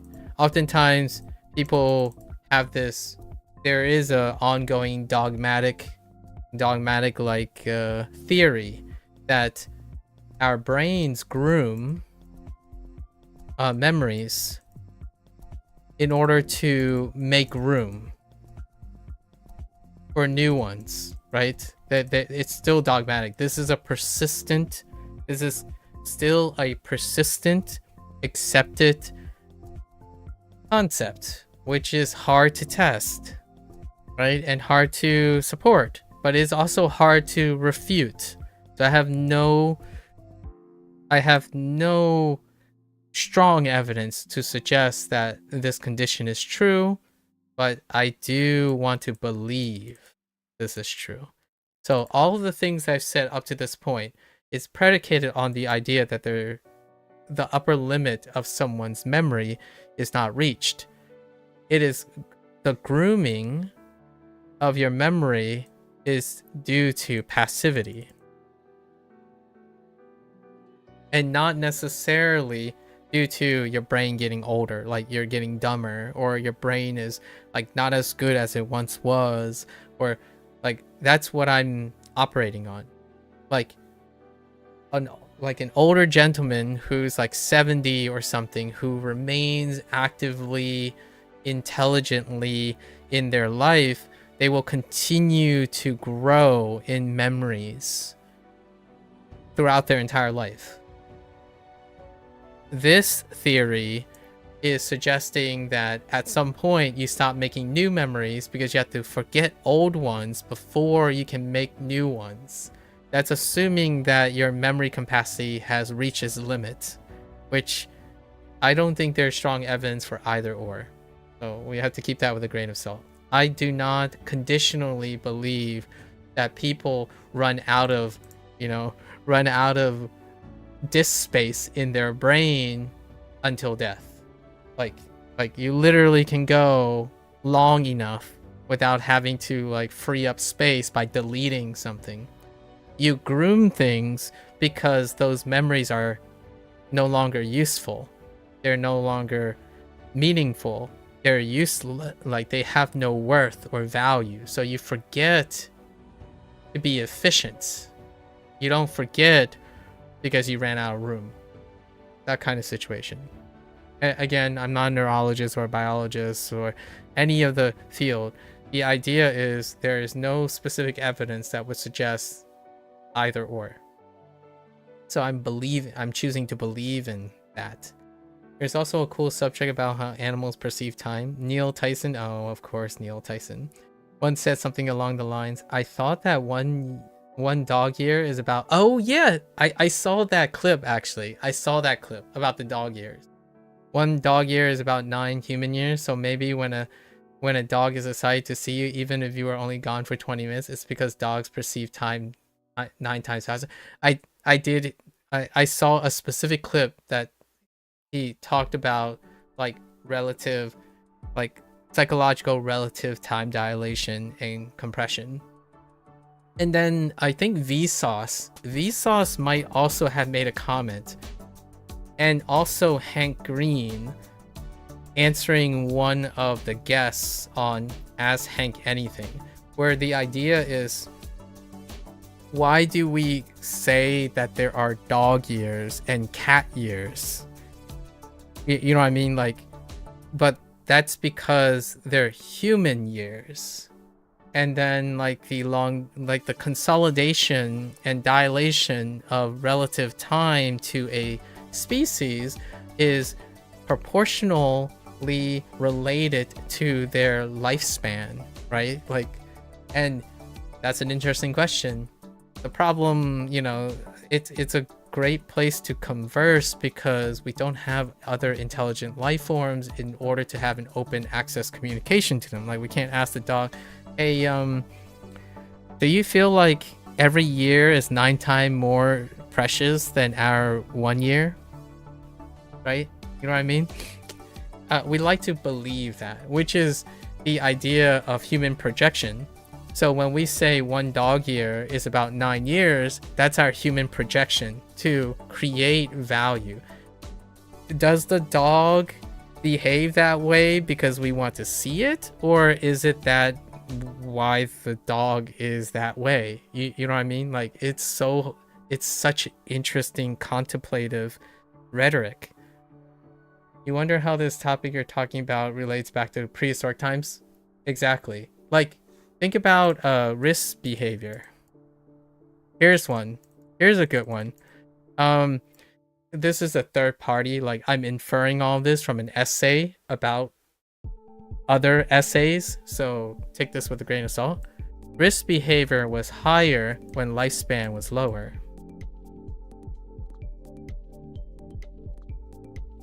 Think about that for a moment. It's neither like, no one like proved these things. It's a rhetoric. It's think about a potential human condition.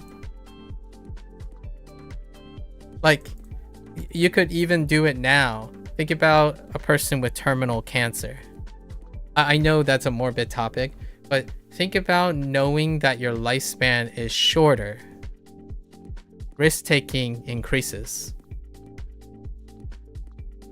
And risk-taking also creates higher propensities of highlights. And highlights, remember, both bad and good are highlights. More risk-taking creates these things, and these things are more salient memories. So whenever you think about like someone who says like, oh dude, you have 5 years to live, bam, risk-taking, let's go make some memories, right?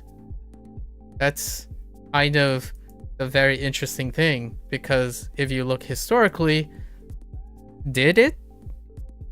Is there compelling evidence for when people's lifespans were lower, they ultimately engaged in more tumultuous times?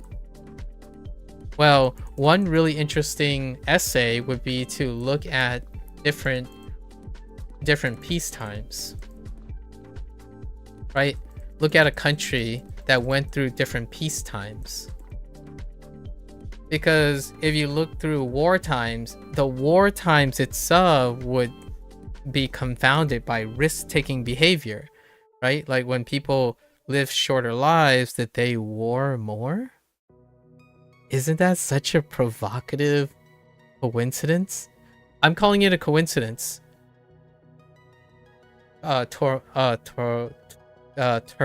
tumultuous. Tumultuous. Sorry, I can't spell. Like turmoil. Turmoil it to just tumultuous. Turmoiltuous. Yeah, like turmoil. The root word is turmoil. And I think I don't know how to spell. So tumultuous times. So like did peacetime here's something really provocative that I've been thinking about, but obviously there's no evidence. Just think about if humans live longer, do they war less? And that's a correlation. Remember, it can only be a correlation. If that, it can be a coincidence as well.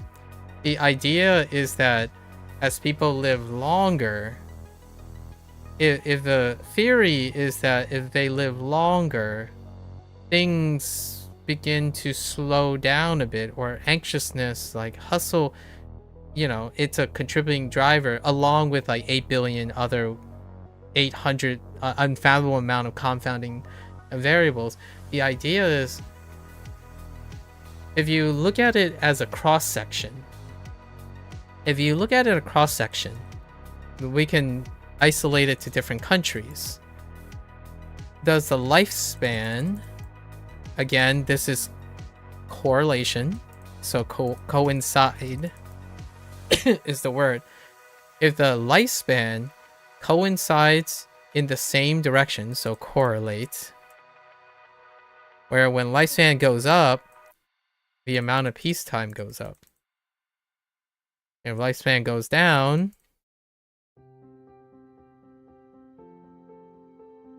peacetime goes down. And you might be thinking, well, yeah, there are obvious things like war. That's why I was ruling out war. We would need to look back in history to compare two peacetime periods and see about their relative lifespan. Lifespan is heavily correlated with general quality of life, things like comfort. So it's tricky. Exactly. Well, it's not tricky to make the correlation. So like what I mean is we're talking about correlation. That's not tricky.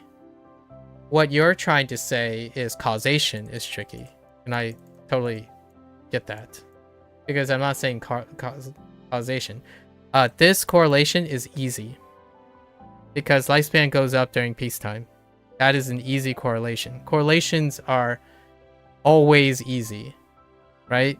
Because we're not trying to prove causation. So lifespan is heavily correlated with general quality of life. Things like comfort. So it's easy to determine the correlation. And that's what I mean by that. I'm not talking about causation here.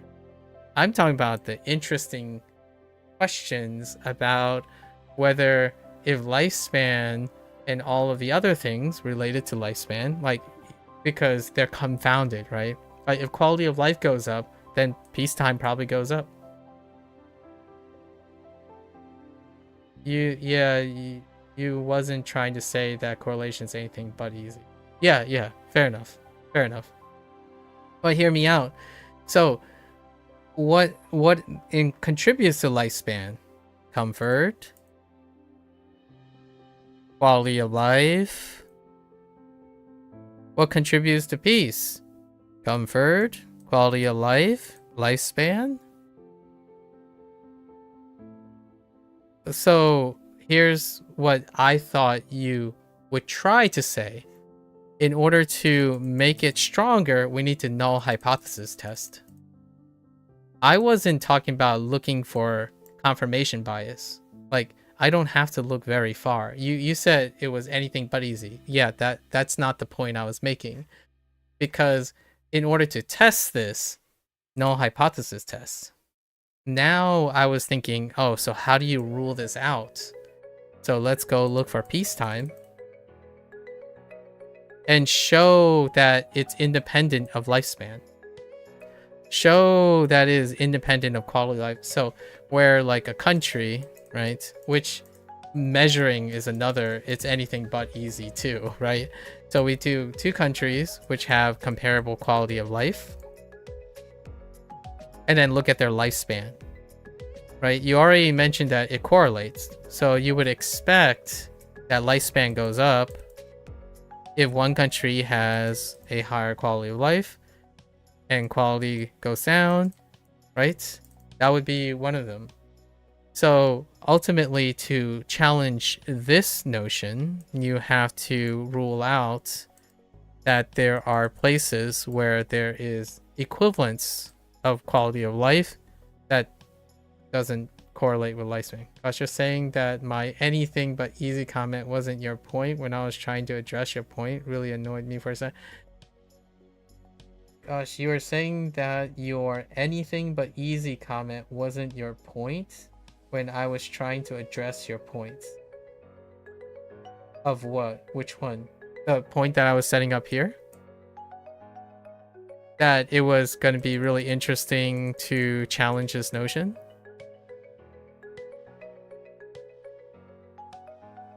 Is that what you mean? Like, you were going to get to my point that in order to challenge these things or be interested in it is to test the null hypotheses?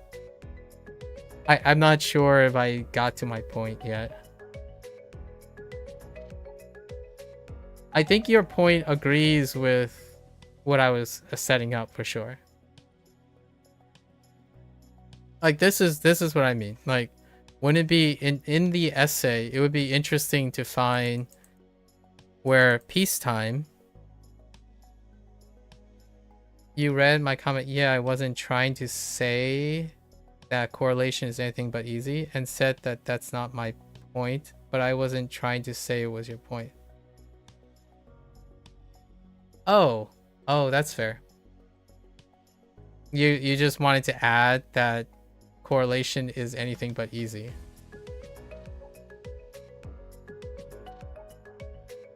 That's fair. That's my bad. If you're just adding that correlation is anything but easy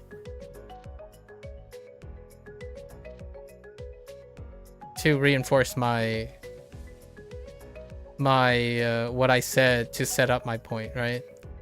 So okay, that's fair. That's fair. My bad. I misread your intention there. Oh, good. I also apologize for not making it clear. Like, you were just saying that correlation is easy. That's fair enough, and I agree with you. Correlation is easy. I thought you were trying to follow why my rhetoric is interesting. So the rhetoric that I thought was very interesting is there a place where there is equal peace and a delta in lifespan? Because much like what you were saying, right? Much like what you're saying, you said it was easy in general because quality of life correlates with lifespan. That was your example. Yeah, lifespan is heavily correlated with quality of life, things like comfort, right?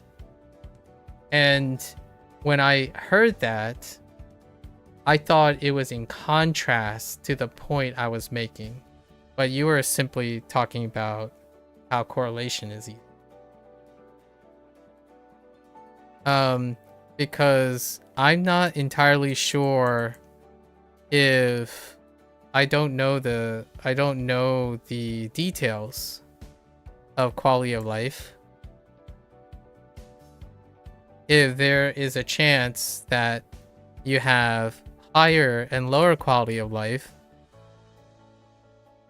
and the delta lifespan, or you have equal quality of life. I don't know how you measure quality of life, by the way. And there is a delta in lifespan, because this would be testing that lifespan is independent of quality of life. And it is easy to make that correlation, as you suggested. It's not what I find interesting about this. Largely because I don't necessarily believe that quality of life is heavily correlated with lifespan. I don't actually know. I probably take your word for it. And for myself, when I mentioned peacetime, right? Peacetime can probably correlate with quality of life as well, but you would have to test it. I don't know how you would do that either. It's a very interesting rhetoric.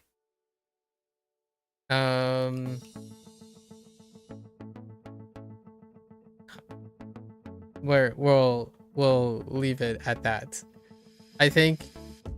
I don't know if quality of life going up contributes dramatically to lifespan. That would be an interesting question.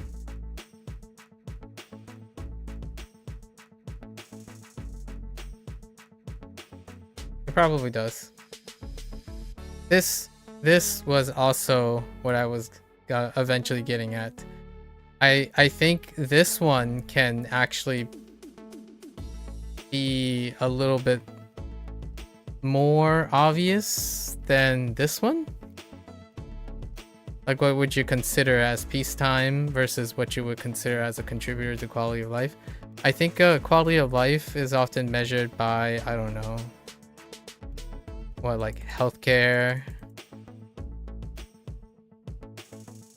access to healthcare per capita, maybe like some sort of per capita distribution of wealth, something like that. And it would be interesting to see if it relates to lifespan. Peacetime was a little... My choice of peacetime is because what is the other option? War? So, would war reduce lifespan? I mean... It's still a correlation. Right?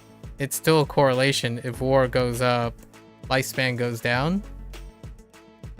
Much like the maybe like common sense of quality of life goes up, then lifespan goes up. I don't know about that. Don't know. They probably all go up.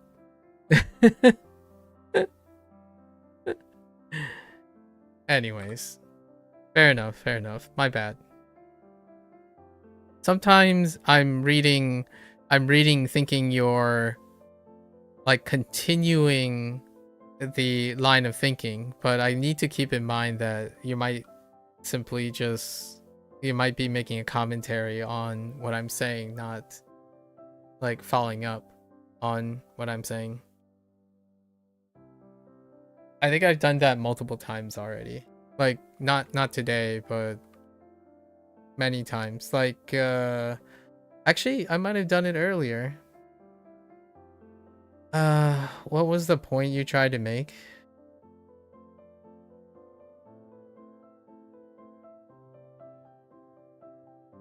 The thing about you don't agree with the concept of how long ago something feels, and I think it's just our logical understanding of when something was, but maybe the vividness of the memory is the feel part.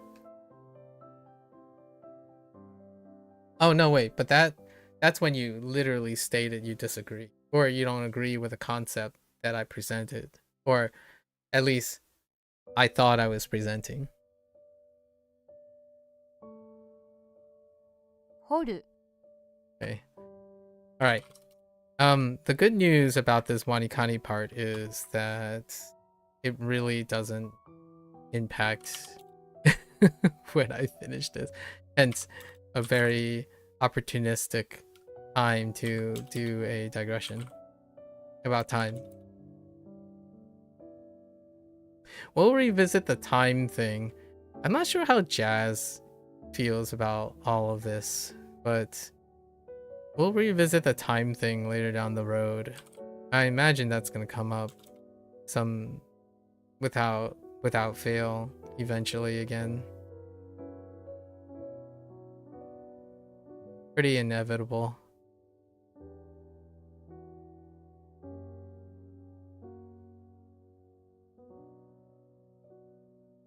Perhaps one day, Procall, we can do a role reversal. I feel like you presenting an idea, and I want to see if I do the same thing.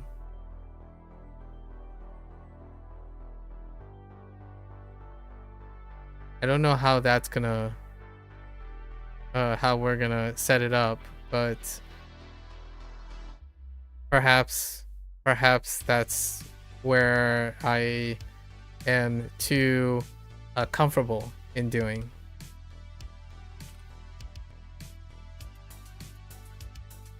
And we should do a role reversal or test a role reversal.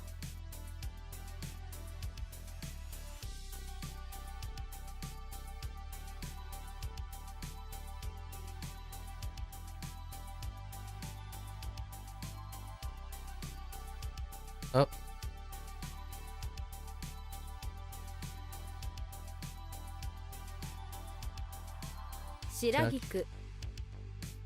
A role reversal of how we conversate? Yeah, where you would lead a conversation or you would lead a concept, right? You would explain a concept to me, and I'm kind of curious how you would respond if I make commentary on what you're saying versus responding and like just responding to what you're saying when you're leading something. So like explain to me, oh, here's one. Explain to me explain to me what you meant earlier with the salesman problem, the wandering salesman problem. We didn't cover that because you were just holding off. So what was the deal with that?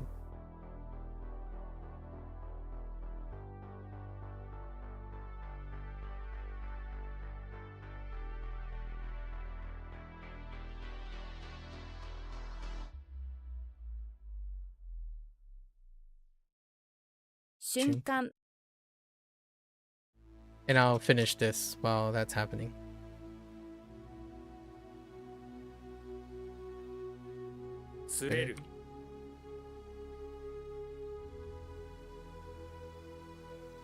Ego. Oops. Ma. Shoka.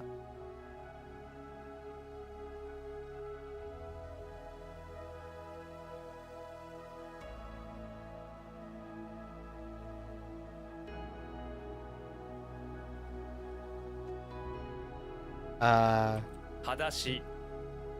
Oops. Naked. Gari. That just sounds like garlic. Obon. Go.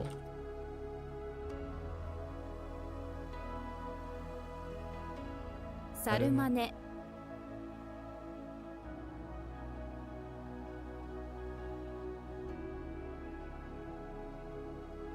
Wagahai.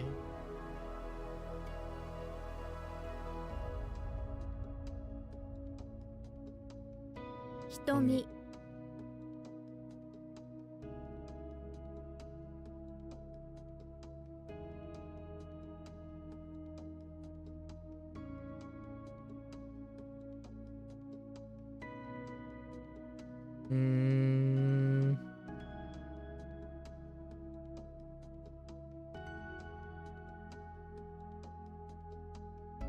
Toriwake. Kocho.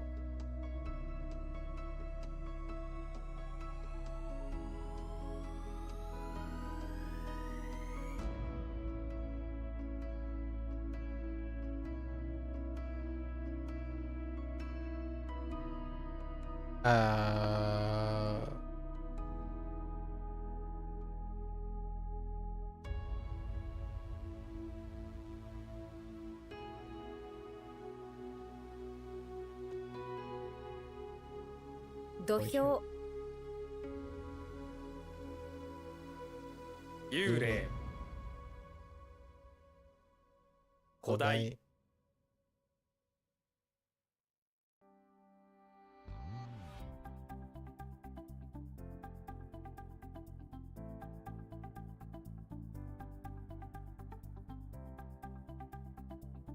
古代。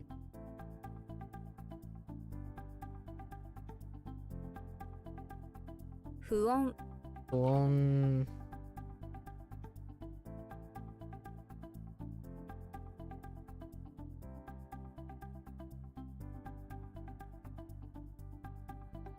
Awa.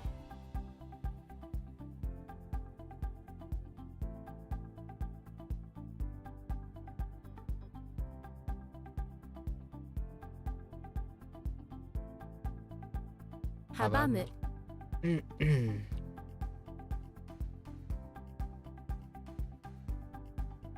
uh,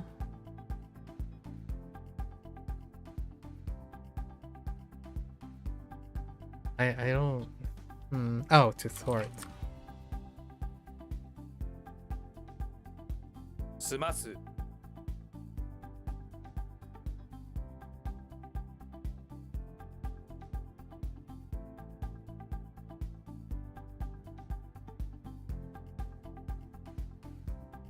I'm like giving you more time because I think it takes longer to like type out all of your thoughts before I read them, because otherwise I would interrupt your thoughts.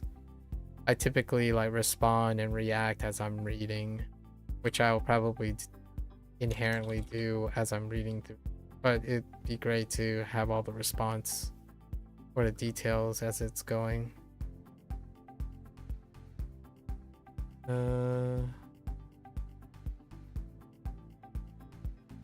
むしろ I'll complete this while I'm at it. Whoops. 万歳 Banzai.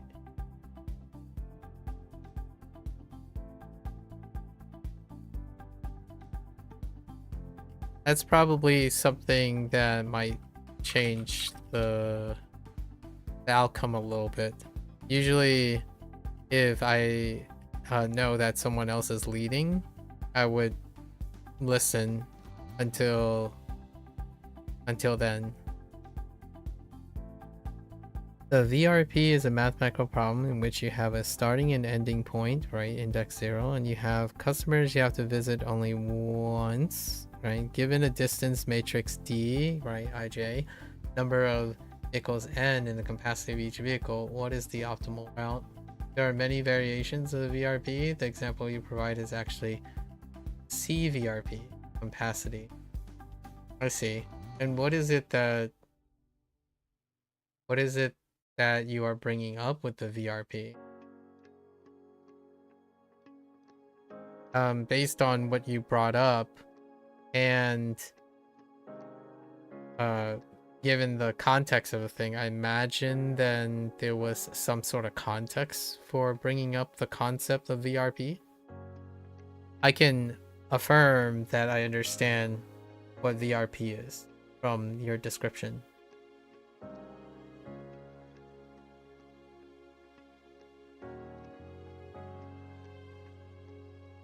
If I were to add to that, I imagine it has perhaps something to do with machine learning.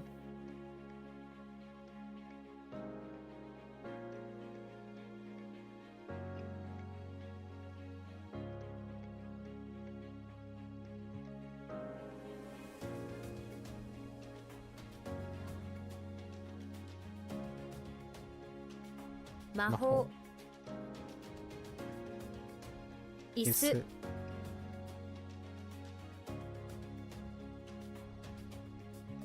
錬金術 量 猿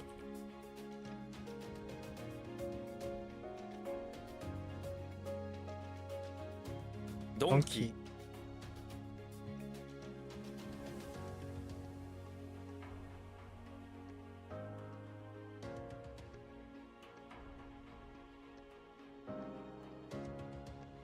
湿らせる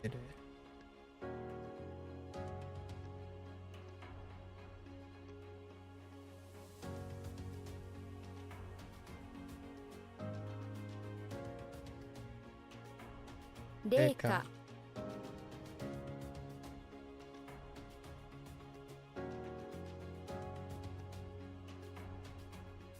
5番番。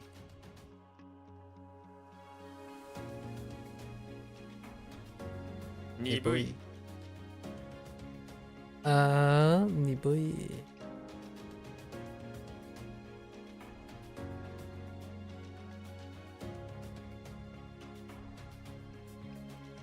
showing。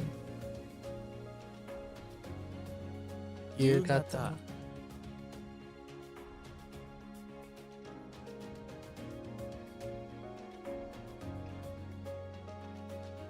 Okay. Let's see where we are. It shouldn't matter, right? Oh. It kinda did. Oh no. It kinda did. Yeah, it's okay. Like, so we, what? Do it at 9. Flip the schedule. That's probably what we're gonna do. Flip the schedule. What time is it? 10:30? It relies on graph and graph types as well as graph traversal knowledge. In this context, a graph is a collection of vertices and nodes, and the vertice edges represent a relationship between nodes, right? A graph G equals VE, and VE a finite set of vertices, E a finite set of nodes, right? So V could be, yep, a list of nodes.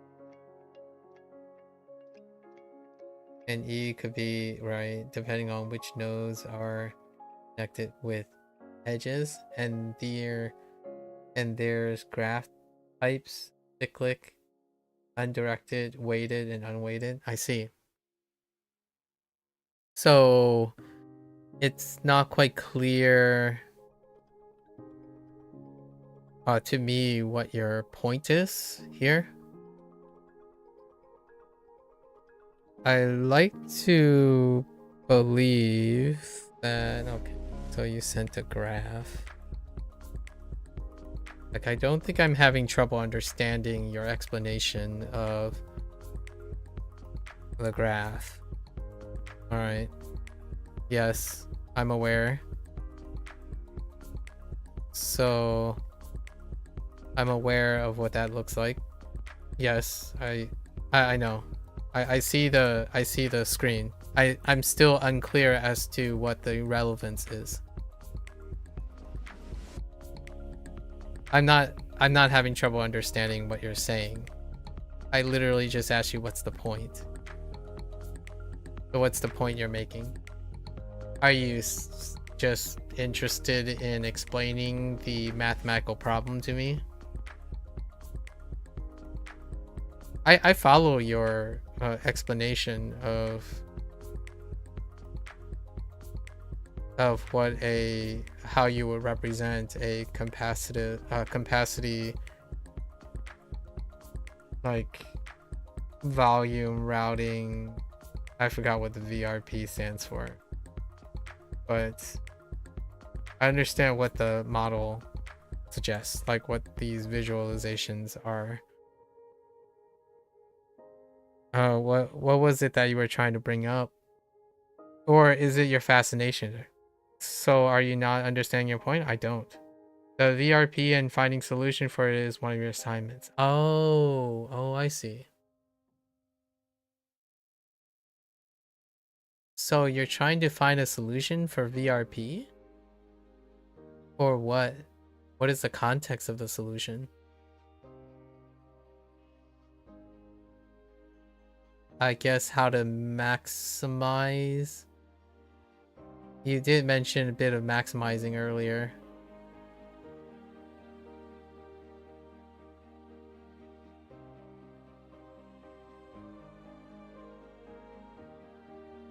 And how are you going about doing that?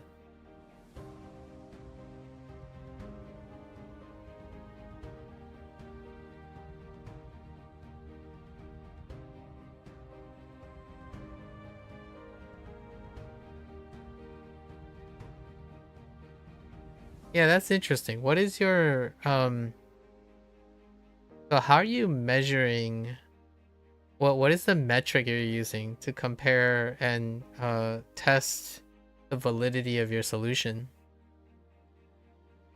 Coding a naive solution to it, and then we'll task it to get a, oh yeah, okay, machine learning model to create a solution. Oh, okay. Has that been done before?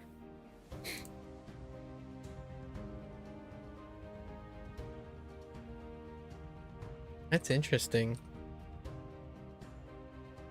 So you're gonna seed it with like any old solution, and then you're challenging the AI model to optimize the solution or to validate or to improve or even completely rewrite the solution.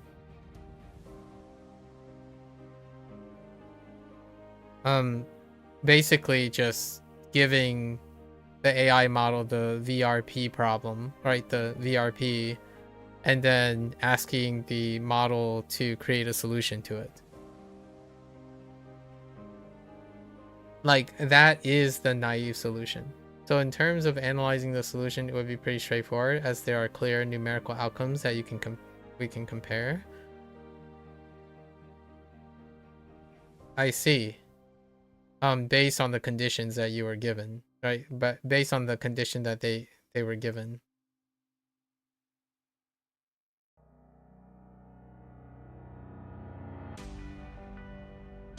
Interesting.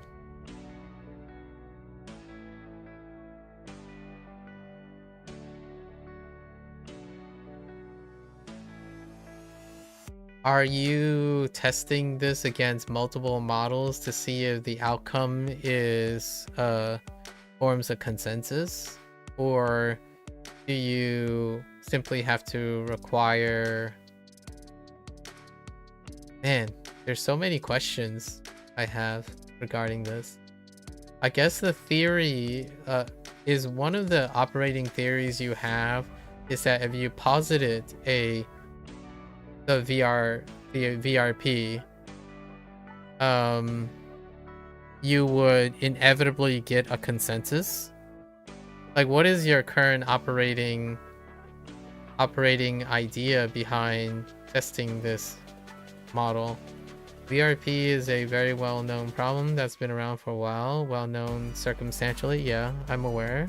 Yep. It's kind of like taking one of the mathematical conundrums and running, like, challenging an AI model. What was the more recent one? I think there's one recently. It had something to do with a mathematical principle. Although there was a prodigy that also solved some mathematical principle as well recently. Although they did use like AI models to assist in it as well. You could, but the AI generated solutions are not directly marked, so you're not going to put much effort into it. Oh, okay. So you simply want, your assignment is to produce something that creates an output that confirms the operational, like, testing for the model. You simply need a solution that represents that it addressed the VRP, but not to what extent or the quality of it. You're simply demonstrating that you can ask it to come up with a solution for VRP. Interesting. And that is what you're coding. The literal VRP question is what you're coding. And you simply need an output that you can confirm is trying to answer the VRP, which is your positive test of your code. Are you graded on the naive solution? Oh, okay. I see. Interesting. Yeah. I have so many questions about how the the distance represented between the vertices and the edges can eventually accommodate multiple variables to be considered that aren't static or conditional. That's wild. Like, I know this is by the way, what you're describing, to contribute how I can follow your VRP prompt. I was listening to someone who is in linguistics. So to make it relevant to linguistics, I was listening to someone explain how how LLMs were working in terms of using it to determine and moderate modern audio tracks. So like for YouTube, for example, likely more YouTube than Twitch. So how modern LLMs, which are quote unquote that type of model, and how they in a non-specific way generate a matrix, and how they use the matrix analyses approach, which is what you're describing here, how you're coding for a graphical representation along a two-dimensional, we'll just call it a two-dimensional plane, like a Cartesian plane, and then how they create an output based on quote-unquote distance. And it's intriguing that, much like what this person said about the LLMs as they were analyzing, you know, how does ChatGPT give you these responses, right? And on a rudimentary level, and they were describing it on a rudimentary level in order to now imagine it being stacked on each other, right? You have matrices that are stacked on top of each other to create the variances in all of the conditions. And what you described on your VRP reflects what this person described on how like ChatGPT determines how to respond to you. What they do is they ascribe a value matrix, like a value and vertices as well, where nodes are connected based on their propensity to evaluate the association of words. So words and how they are across time, they add like another stack where you can imagine a stack with time and then a stack with the words. So I imagine that modern algorithms, right, in order to, for example, this person tested it by saying a bunch of words. You know, you mentioned a lot about how I self-censor, or maybe I use a code swapping technique in order to vary my word usage in order to maybe consolidate and evade or be a little bit more agreeable. Well, nowadays words, especially on the a YouTube algorithm, no longer functions in a way of single vectors or single points.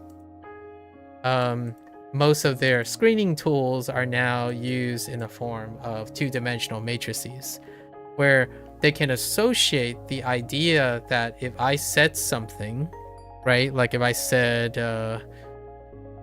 political agenda, left wing, right wing, it would be contextualized using matrices of all the instances in which I have mentioned those terminology, and it would correlate their distance, or like this figurative distance, with how often something else occurs in approximation with those words than others.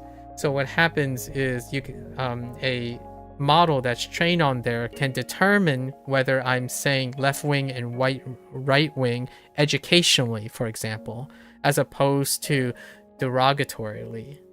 And then you can say things like kill, for example, in where the matrices, like the way they defined the parameters, they're objects or their topics or stored information that is closer to proximity to when I use the word kill, for example. Like, for example, most of the time it would be around words in which I describe a video game, right? I would say, oh man, that unit just died. This unit just shot this unit and killed my units. So over time, that's what they do. They like stack on top of each other. So the more modern way of moderating nowadays is probably to your delight protocol. No longer moderates based on single point data, where like, oh, this word is isolated and it has conditions. So it's not like it's not a simple if and then statement, right? Like where if every instance of this word is construed to be conditionally defined by this usage. So now there's no necessarily question of whether if you use this word inappropriately, you can contextualize it using a matrix that deals with the propensity of word association across a data set, which the data set is all of the audio tracks that pertain to every single node, or the quality of all the node, a collection of the nodes, which is one channel, or the person's like unit where they store their unit for all of their audio stuff. It's pretty wild, like, and that is a human, in my opinion. For me, since I don't know anything about coding, that's a cursory explainer of how I imagine LLMs to work. Now, what's really even more crazy about this, the thing that you're sharing in the assignment that you're doing, is that a lot of times that's as close as you get. You know what I mean? Like for now, because you can't, it's a human is not defining the operations of the LLM or the model. They're observing the interaction of the model and trying to explain what is happening. So this person that is like doing this, right? They study linguistics and they study like human propensities, and they're observing and correlating human propensities in language to the behavior of the output of an LLM. And then they're inferring the understanding of a mathematical model that would represent what you would think the model is doing. And I feel like that's kind of where the AI situation is. And it's really awesome to hear that that's effectively what you're going to try to figure out, right? In the future, where you can take more layered parameters, challenge it with a problem, and ideally there should be some predictability in how the solution come about, so you can test its reliability or its consistency that can be discerned by a human, like whether the model is operating how would you say it, operating mathematically correct, like that type of thing. I'm genuinely curious about the solutions you get, because that would emulate, right? That would emulate the millions of people who are challenging, it's not even millions at this point, it's like tens of millions of people who are challenging these quote-unquote AI models, right? And have no reasonable way of measuring the output,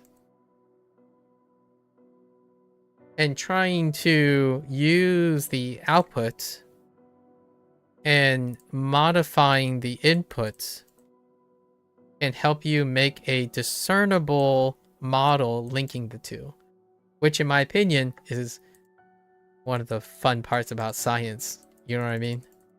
Like, it's I think it's really interesting now.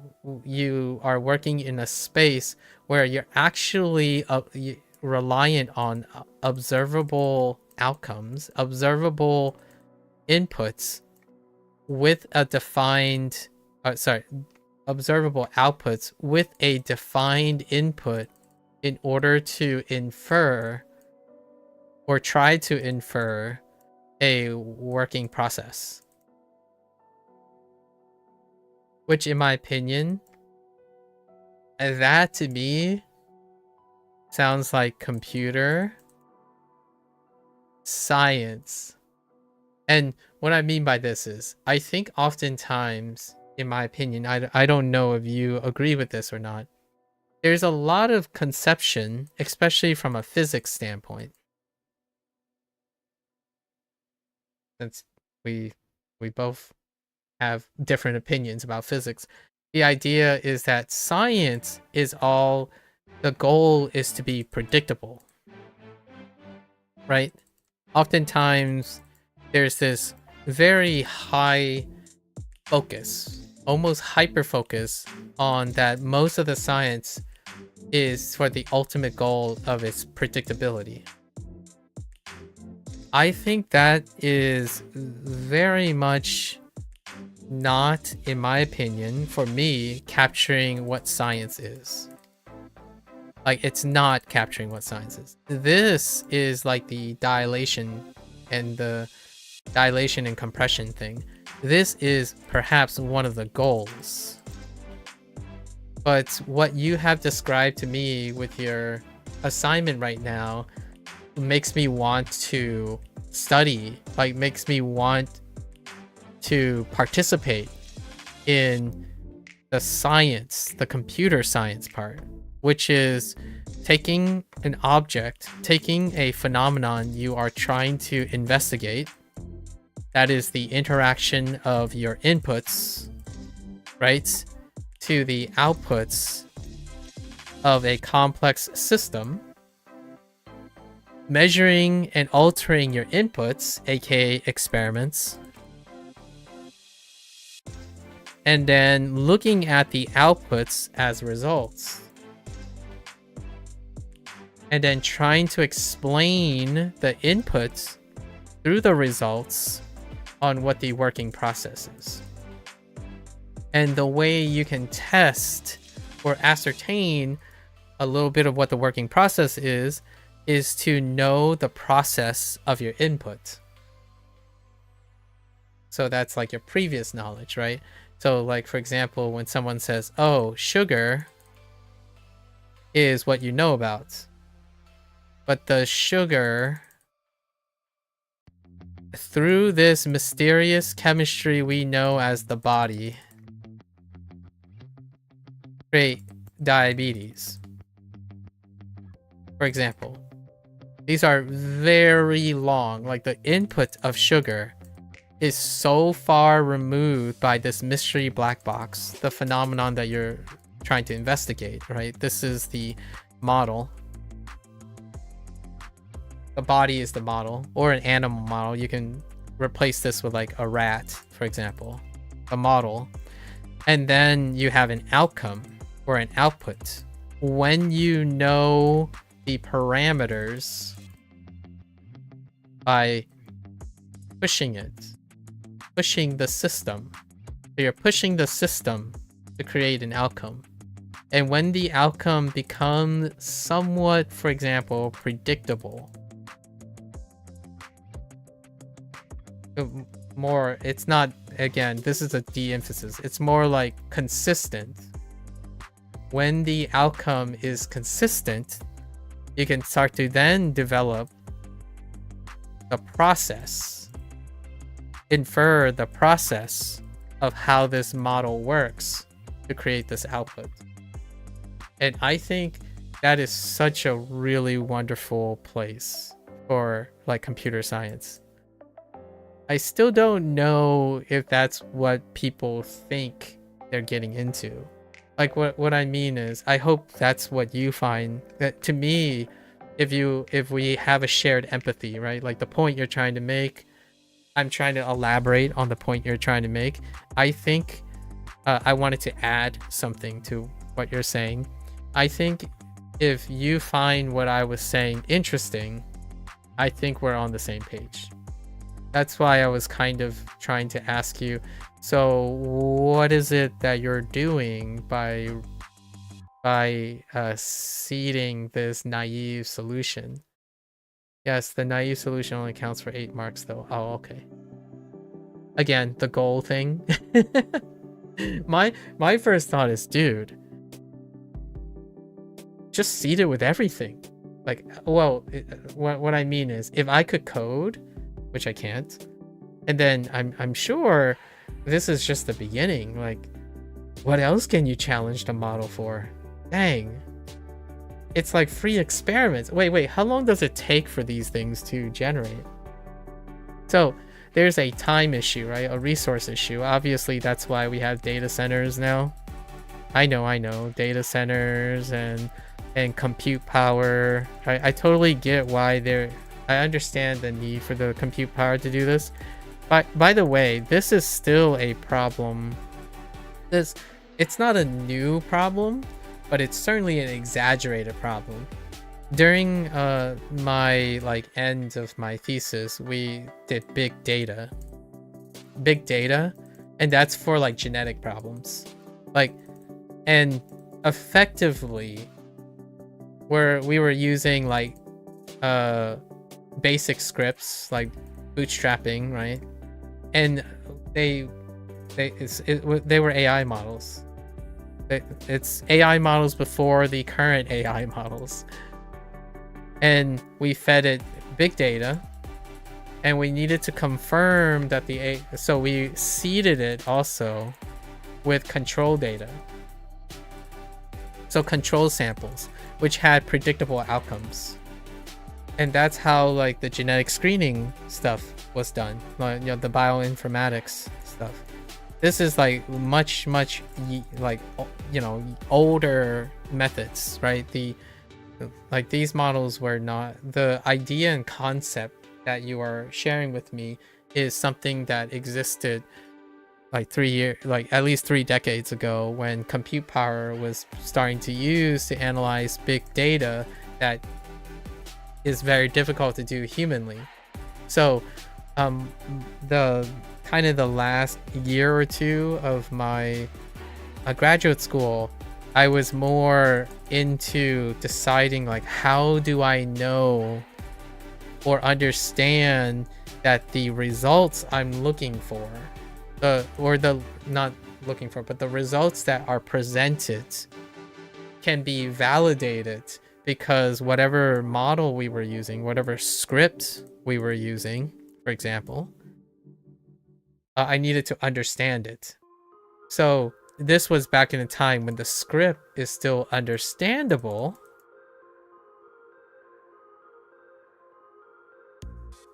because it itself does not iterate. So we were not using machine learning, for example.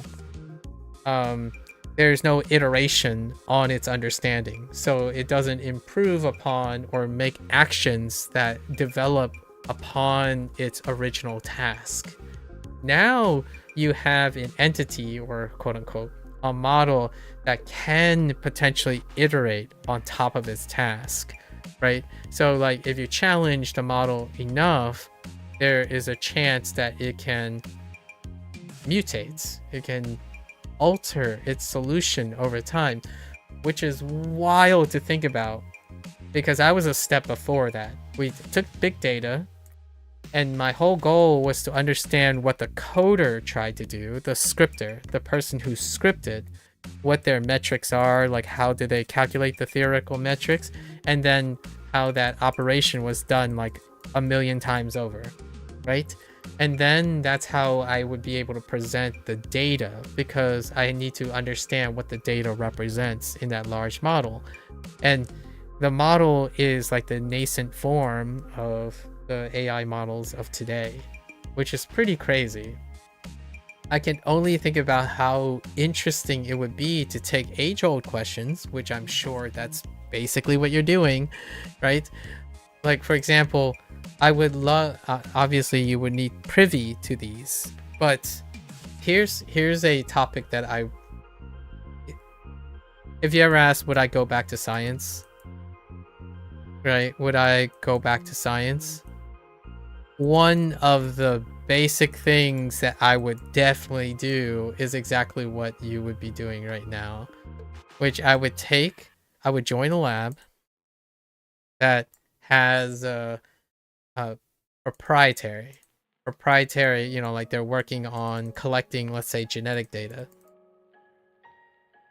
And I would love to see, but here's the problem, right? The problem is the AI models of today are not predictable, in my opinion. They're unpredictable in many ways.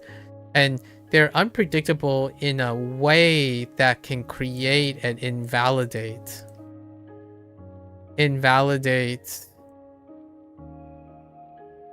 the quality or the reliability of interpretation of large data sets, especially genetic data sets. However, it could be a area of study, for example. So providing different types of curated data with expected outcomes, right? And then challenging it with variables in order to, it's kind of like challenging an athlete or something, you know, like you have a student, right? And you just give the student a bunch of data and ask them, what do you see in the data? And the idea is that you would hope that if you challenge like 10 or 15 students, they would come to a consensus. And that consensus is what creates like the peer data review, right? They would criticize each other too. They would cross-reference each other in order to come up with a consensus. In this case, though, we are trusting a lot of times using these models that it is one model. And I often wonder nowadays when I'm thinking about data that I read, right? I look at genetic data from time to time and like how much of it is reliant on a spurious, potentially mysterious processing step. Because science is dependent, highly dependent on being accountable for the process in which the data is done. Like, you have to understand the process in which the data is created in order to give guarantees of quality and reliability.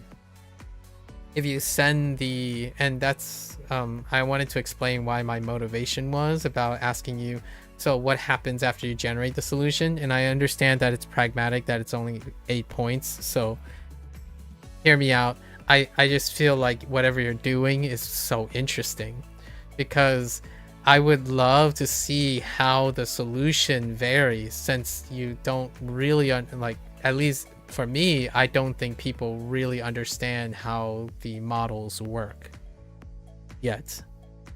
And the thing about biology, right? Maybe you could take this as a compliment, but maybe less so about physics. Biology, when you challenge the model, right? The model of biology, it is spurious. Like, it is heckin' spurious. And that's kind of maybe one of the dissonances with like people who work in physics or mathematics, right?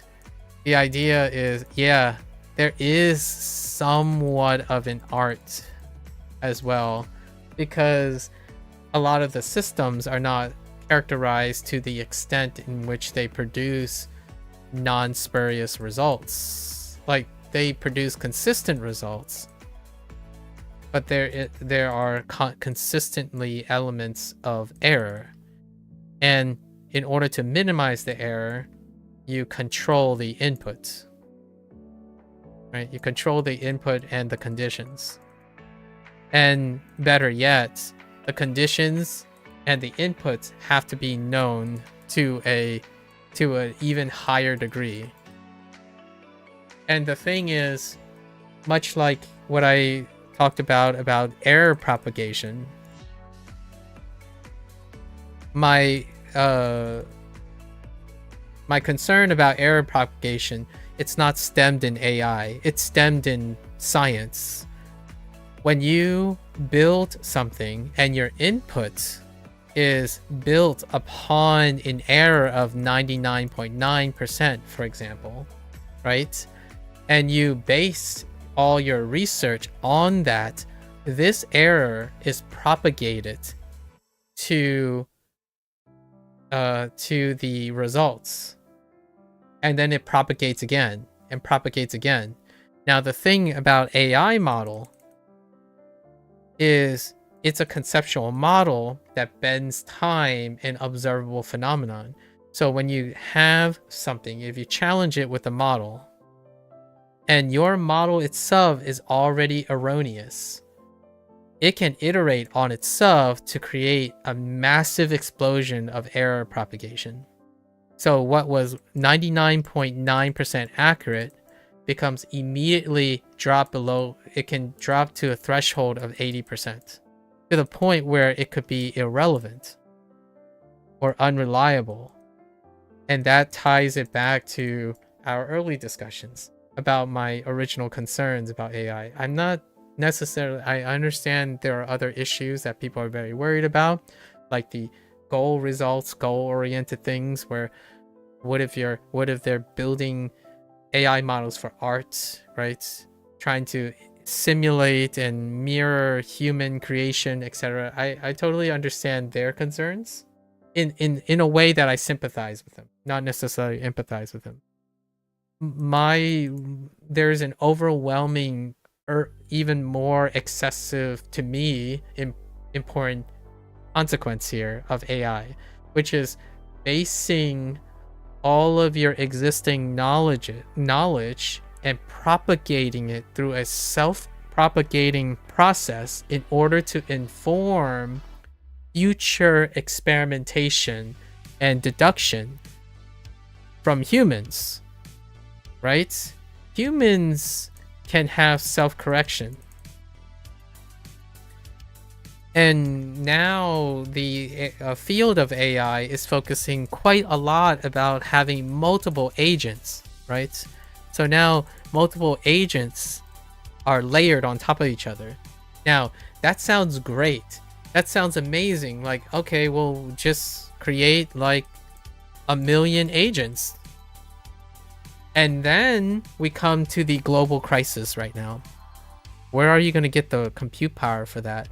That's like asking, where are you going to spontaneously spawn 10 million humans? But not even 10 million humans, 10 million supercomputers. Because now we're talking about, no, humans are not that great.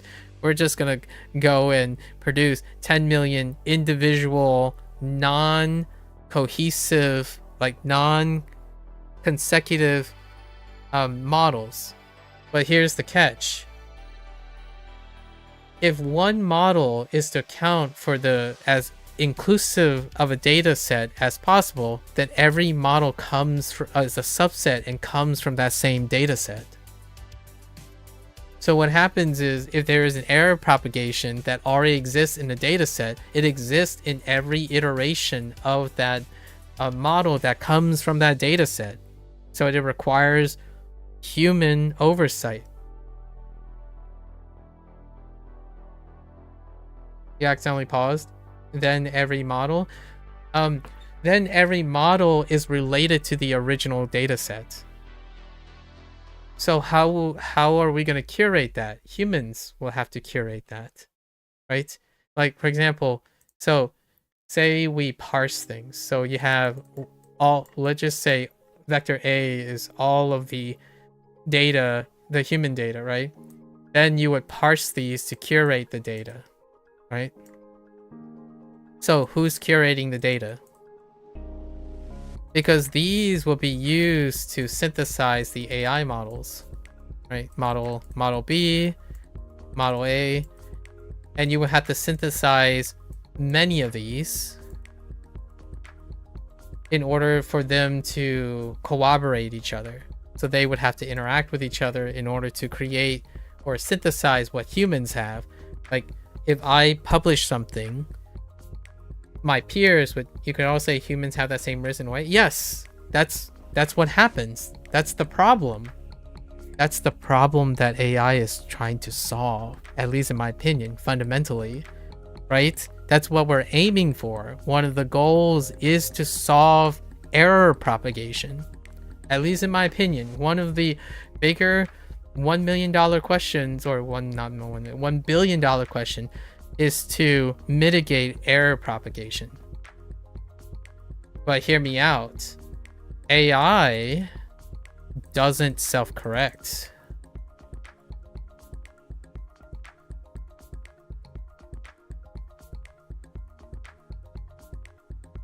Yet, maybe it will. Like, what I mean is, humans didn't start as a hive mind. Like this didn't start as a hive mind, or like the current existing human population is not a hive mind yet.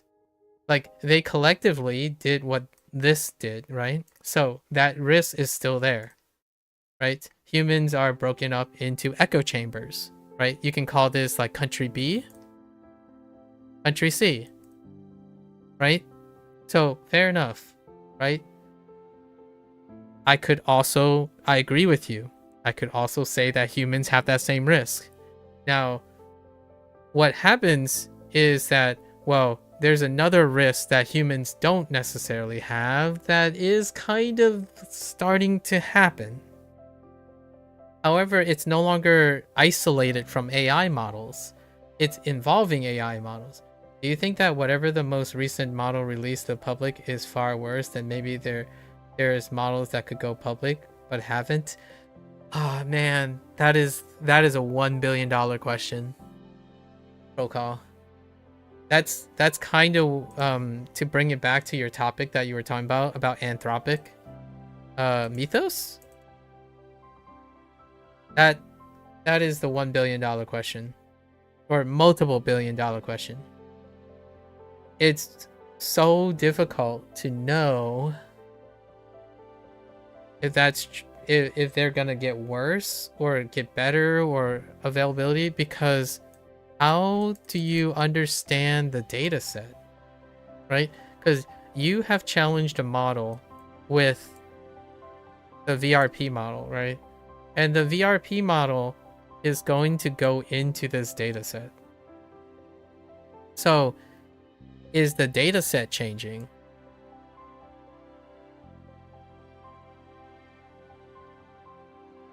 Well, technically, yes.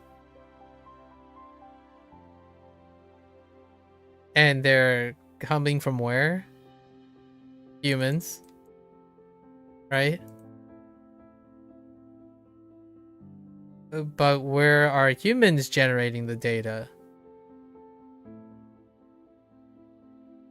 Through an AI model?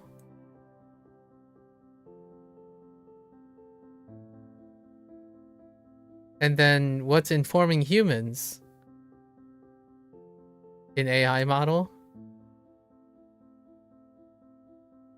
So if you're gonna ask, like, do you think that the most recent best model released to the public is far worse than maybe there's models that could go public but haven't? It's tough. It's tough to know, because how they're generating the data set to create the models is dependent on the source of the model, which it's difficult to know how much the other models influence the other models. Because if the models we know of evolve further, there could be an enlightenment point. There could be. Which completely changes our understanding of generality or deliberately limits current models. Yeah. Well, yeah. Guess Mythos is an example of that. Exactly. So here's the thing. So enlightenment is a great word that you would say, like a, what you call it, what did they usually call this? Maybe we'll just use enlightenment. Well, when humans reach a point of enlightenment, it wasn't necessarily due to the collection of all existing data, right? Oftentimes humans reach enlightenment at independent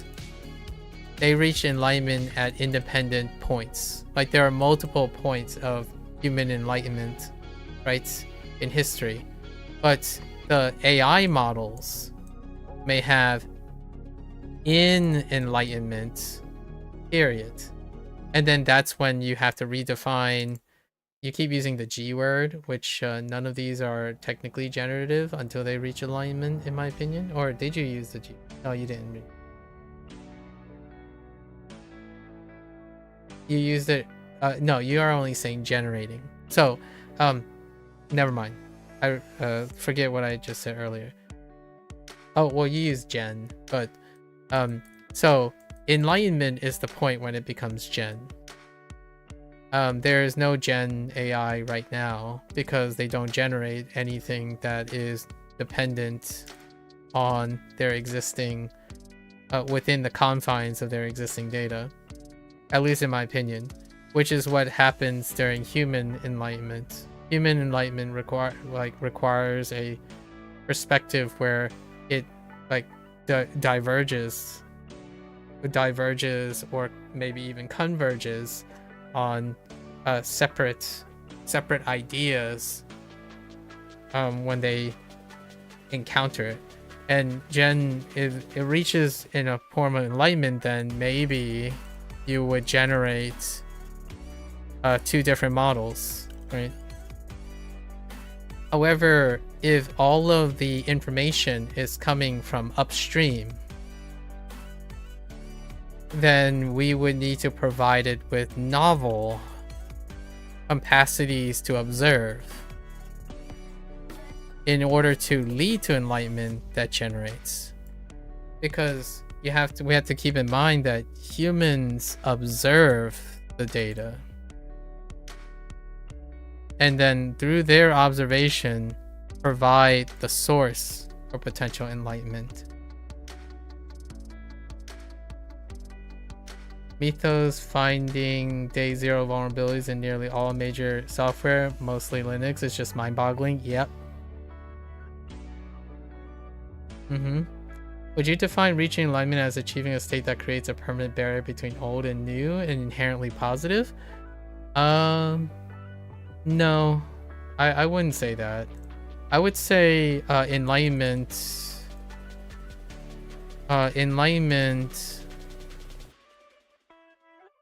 involves a change in dogma that can occur independently multiple times under different conditions.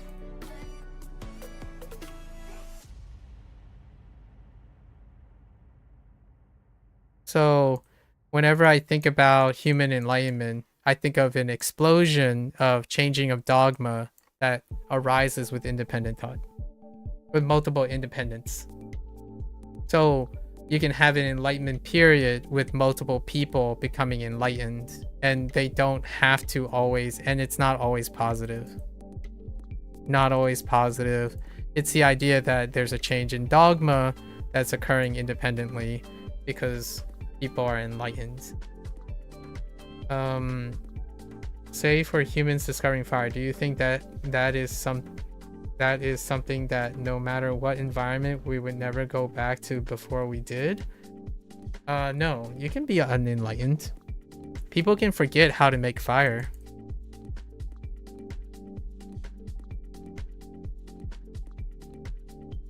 You already have evidence of that. Go camping.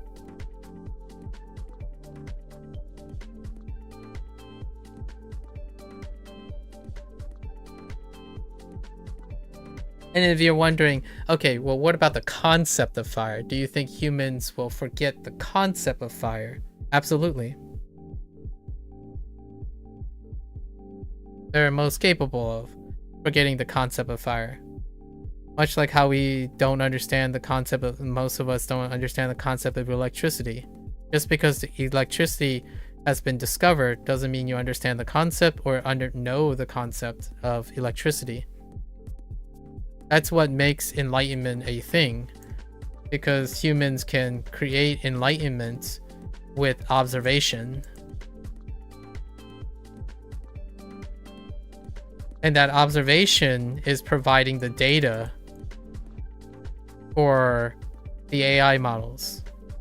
The AI models, you're hoping that the AI models at some point can observe something and then generates a novel idea, whether the information is incomplete or complete.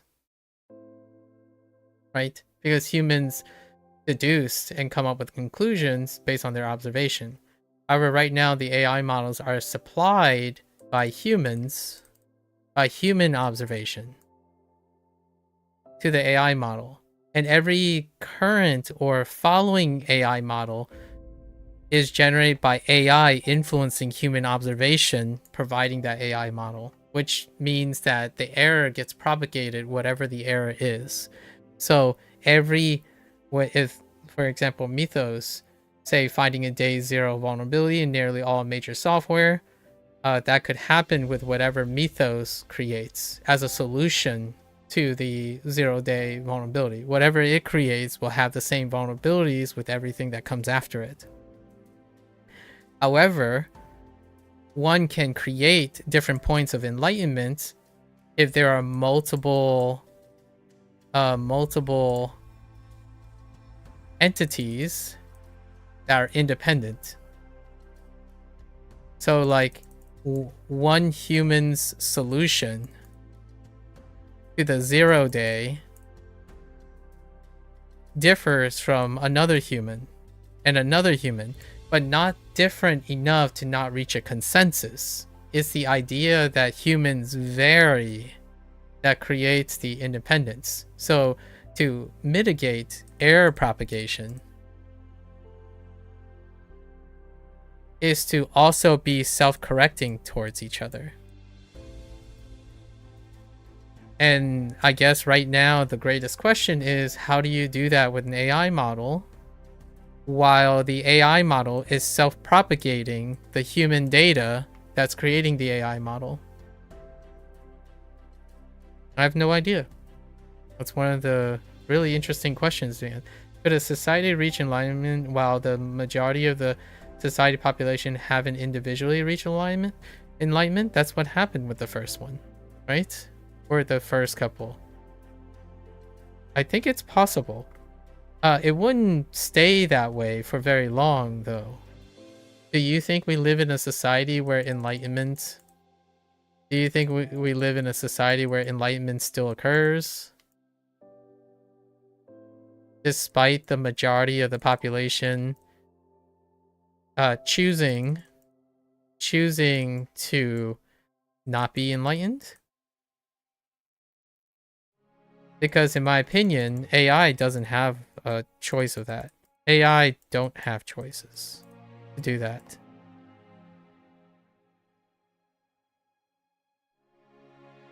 So AI would probably have one point of enlightenment or a few points of enlightenment unless you artificially create it.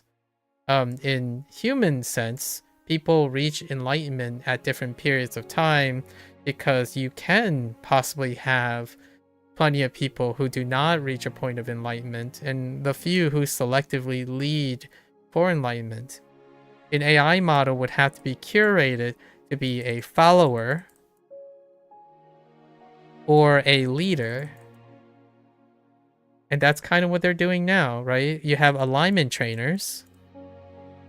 So there's a speciation, or what I would call artificial speciation in the grouping of AI tasks. You have an alignment AI treating a operational AI and then maybe like quality control AI for the output. So each of the AIs are now being broken up into a post-enlightened roles, right? A doctor, a nurse, right? A politician, a businessman. So all those effective, like essential roles are being post-enlightenedly selected for. You have an AI that's doing the alignment. What does the alignment look like? It's based on human input. Humans decide what the data set should be to curate the alignment. It is not through observation that the AI became an alignment AI.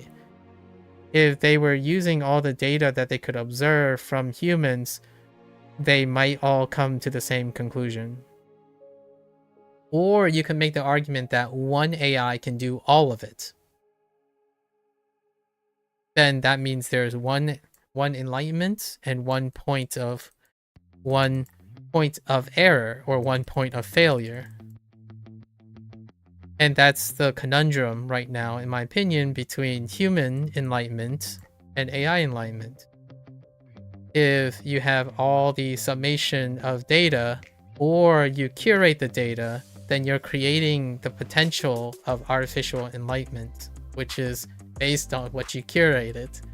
Humans engage in enlightenment because they acted autonomously. So yes, I would say it is possible, conceptually, that there is a majority of people who choose not to be enlightened when there is an enlightenment event in a selective society, like a subset of a big group. Like, for example, religion, the government, whatever the role is, like the teachers, the physicists, the chemists, and they can refractorily choose to selectively filter information back and forth, and that's the risk, right? That's the risk that you're talking about, the risk of human filters. So the question is, do you want that in your AI model?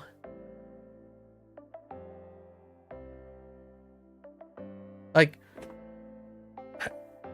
I think one of the things that is being lost in this dialogue is, to what end are the AI models going to be used? Do you really want to recreate the the pros and cons of human society? Like, do you want to recreate the pros and cons of another group that have isolated, filtered, all the human conditions over again?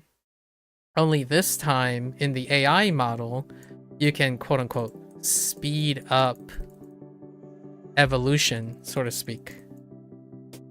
In a way that, what I mean is, what takes humans, I don't know, however many years to reach this point in enlightenment, you can iterate that in a matter of a lifetime or less. In a matter of a lifetime or less, compress millions of years into maybe thousands of years. I'm not saying within our lifetime, but like within lifetimes of human thinking. That's an interesting thought. The conundrum, the quandary that is happening is, this is an egg or a chicken, and we already have chickens, the humans, trying to produce eggs, right? Like specially modified, engineered eggs. And I'm not entirely sure if creating something in the image of humans is what I thought AI was for. Like, that's kind of what is being lost sight of. I think Sora and all the other stuff is kind of getting towards that. Like, okay, so now we have AI trying to create art. AI is trying to create music. and whatnot. And that's great, I mean, for business, I suppose. But you want AI to be more human? Or do you want it to complement humans, you know, risks, the risks of humans, right? And in my thought, I would love to have a tool like what you're testing now, to go back to your VRP thing, a tool that would be able to settle on a decision. However, the complexity of the AI models nowadays, you may not get that. You might actually get multiple solutions now, you know, aka hallucinations, right? And they're considered hallucinations largely because we operate under the premise that the AI uses pure logic, and that pure logical reasoning would come to the same conclusion given a set of data, right? And yet we get hallucinations. And equating it to like a human response, well, one of the natural expectations of a human response is that that hallucination would be mirrored by human eccentricities, right? The idea that humans have different periods of enlightenment and they have different conditions of enlightenment. One who is enlightened to the ways of teaching is not enlightened to the ways of how to kick a ball, or like be a good soccer player and whatnot. So now I'm genuinely curious what's going to happen in the future. I think right now the factor that is a bit scary from the sense of having multiple, so we have multiple groups of human beings, right? We'll just draw a bunch of collections of circle, and some of them share resources, right? You could argue that all of them should, because the internet collects all of them, right? But you can see that now if we had a model and one of these circles decide to commit to one model and another side commits to another model, and nearly their entire infrastructure that they have is committed to those models, and they command those models to attack each other. This is the argument, quote unquote, right now, the current dialogue for like national security, right? The concern that if you have one model attack, you know, it would be not that great of a defense, right? The defense would be pretty weak, which makes a strong offense attractive. So outcompeting in compute power is, yeah, it's kind of a business and a political move for sure, where if you have more compute power, despite having a weak defense, you can have a strong offense.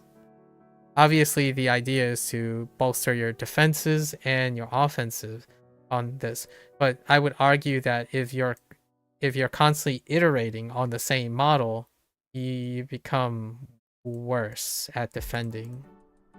You might even become worse at attacking. The last time I checked, if we were gonna model it after a human being, and a human being stays in their bubble, then they adapt to nothing. Like, they stopped adapting. And it is that principle that there are other humans that continues to create adaptations. Whether it's imperfect or not, the idea is that there are other humans in existence to observably adapt to each other. Like they don't reach a quote unquote a singularity, right? There's no well, you would think there's no singularity, but honestly, how the internet is going, you might be thinking it's trailing closer and closer to a singularity. A singularity is, in my opinion, easier to attack. as long as there is information outside of that singularity, right? So the question is, does the AI models, are they taking something outside and generating something outside the knowledge of humans? If they do, that makes them human. And what do we know about humans? They would probably keep that a secret from the other humans. Like, what I mean is, that is the competitive edge of other humans. So, like, yes, there has to be multiple existence of enlightenment at some time, right? Enlightenment occurred in different nodes in human history, and then allowed them to interact with each other, right? Eventually, because internet and all that stuff and communication, and that created a greater layer of enlightenment. Like, it creates a more explosive enlightenment. However, now we're talking about theoretical entities that would be capable of reaching a singularity. So, I don't know if, like, you want to recreate this. If you want to recreate this, I guess you could test the theory that, well, this would be a fun theory, right? You can curate, which I think some people are trying to do this, where they curate and they section off the data, right? The human data. Section off the human data, and then have these models interact with each other and see if they reach a point of singularity.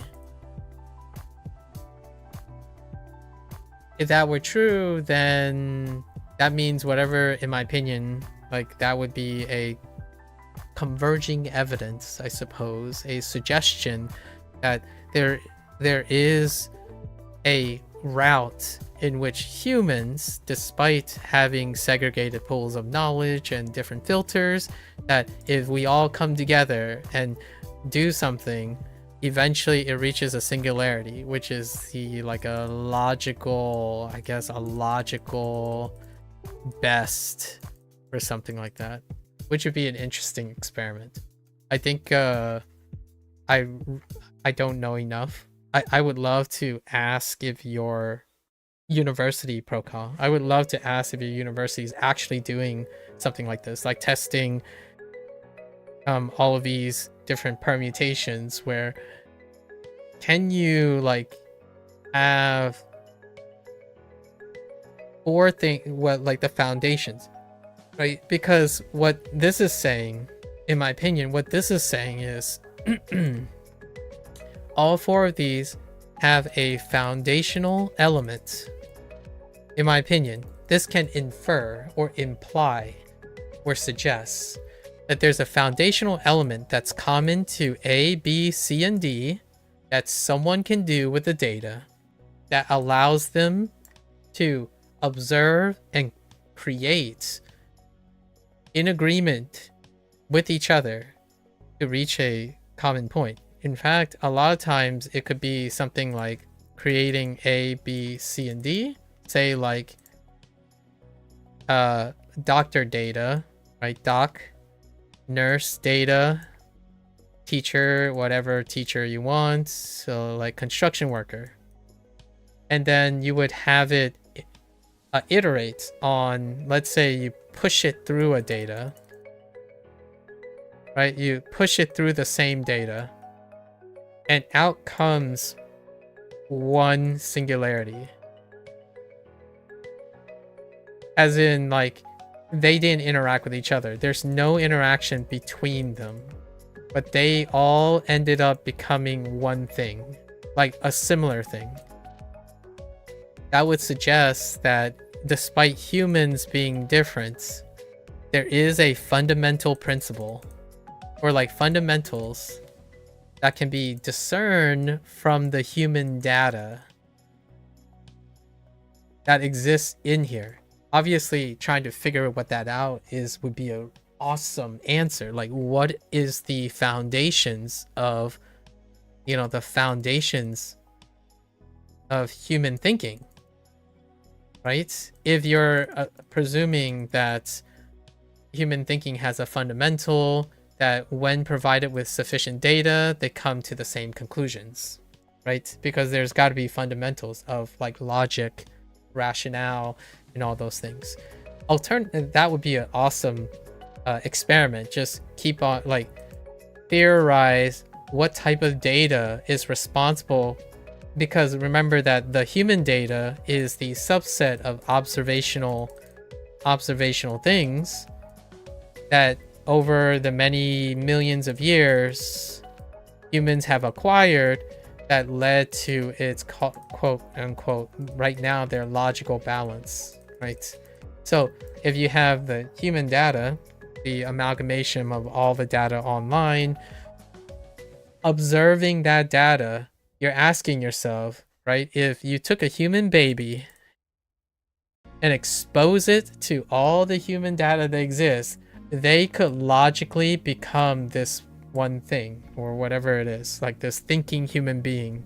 And you take another baby and you send it through this data and you come out with something similar, then that would be interesting, because in my opinion, then that means that somewhere in the data is responsible for the foundational observational data to create generative AI. So right? The even more interesting thing would be like they do this a couple times and they pump out A, pump out B, pump out C, and pump out D.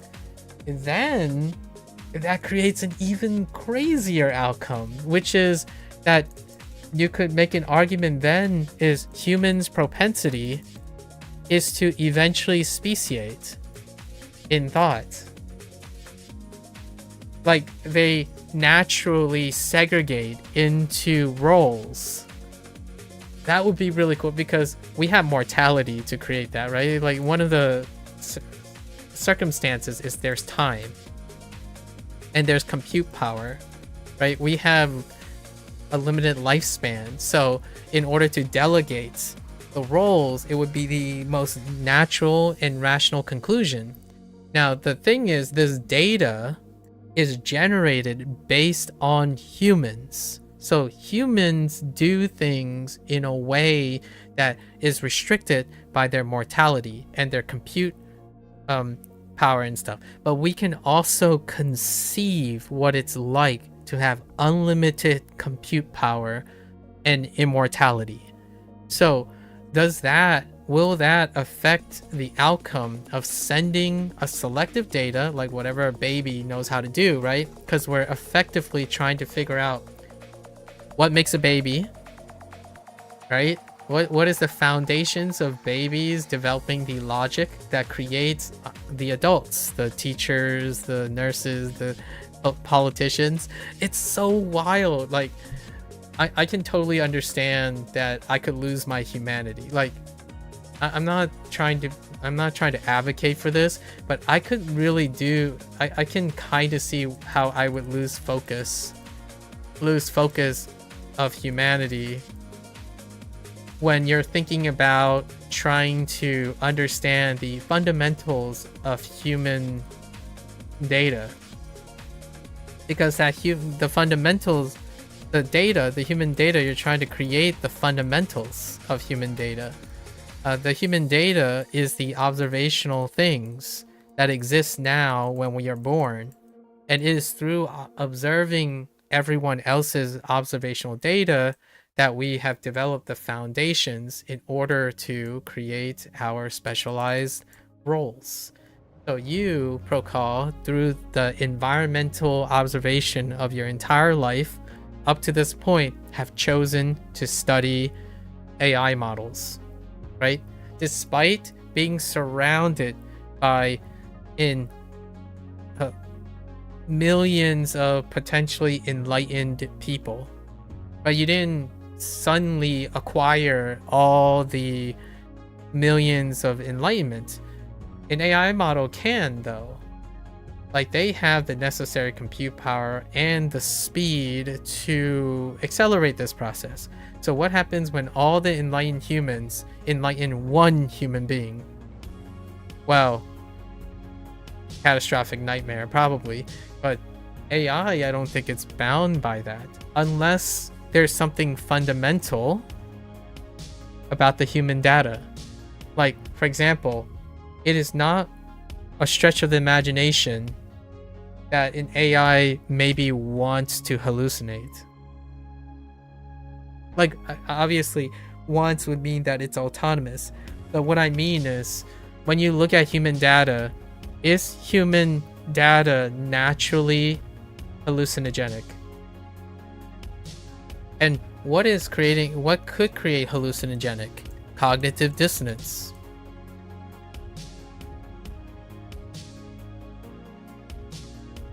If you're training everything on human data, what are the chances that the pool has a significant driver for cognitive dissonance?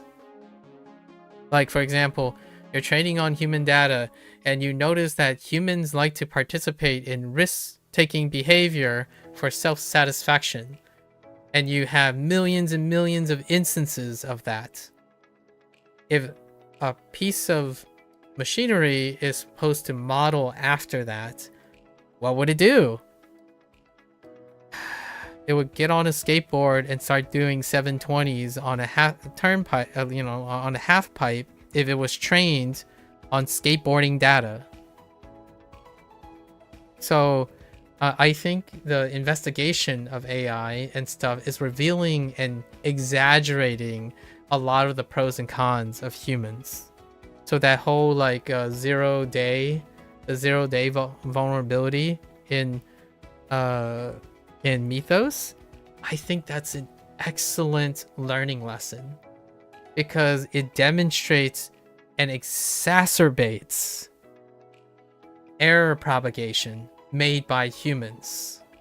So like AI can they can instantaneously exaggerate all of the cons and possibly all the pros. I don't know yet, because you're training on human data. So why are the fingers really fuzzy? Because most humans suck at drawing fingers. I'm sorry, but that's like, if there's anything really funny about the whole like, hey, it's AI art, there's fingers, and my first thought is like, yeah, I would be confused too if I try to draw a finger by just looking at how people draw fingers. No, just fingers. Not even hand. We're talking about like,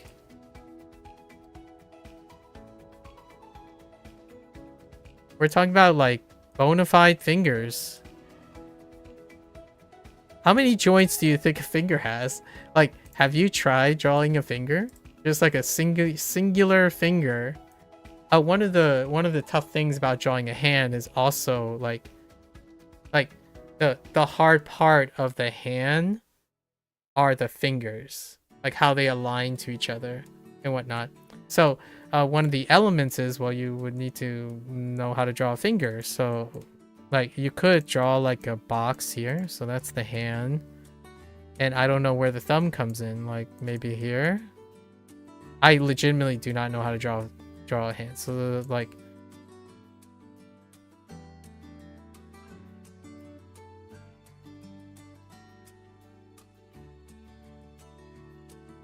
is this how they're attached? I guess there are joints here, and there might be like a pseudo joint here. Like, I don't even know the length of the joints, like, compared to the palm. Like, it's not drawn in proportion. Like, but the AI can do all of that, right? But it's trained on human data. So whenever it creates a vertice about dealing about the act of drawing a human finger, its repository would be to find all of the instances of finger, maybe even whether drawed or photographed or recorded, and then come to a consensus, right? Come to a consensus. And I wouldn't be surprised if you look at all of human data sets that is weird. That's very much similar to the whole clock thing. Right? Is this aesthetically pleasing to you? No. This is aesthetically pleasing. Does that reveal something about human nature? Maybe. Symmetry is nice. Who knows? I think one of the greatest frontiers right now is how AI can accentuate and tell us more about us, like the humans, than trying to change AI into a human being. Like, or like contested human. Like, this stuff is so interesting. Like the clock thing, so interesting. And that's just one thing AI can do, which, man. Do you think this is aesthetically pleasing? I think I like this. I like asymmetry over symmetry. But an AI model wouldn't know that. AI would give you the most commonly occurring vectors, which is probably this. Maybe even a second hand pointing down. It's crazy.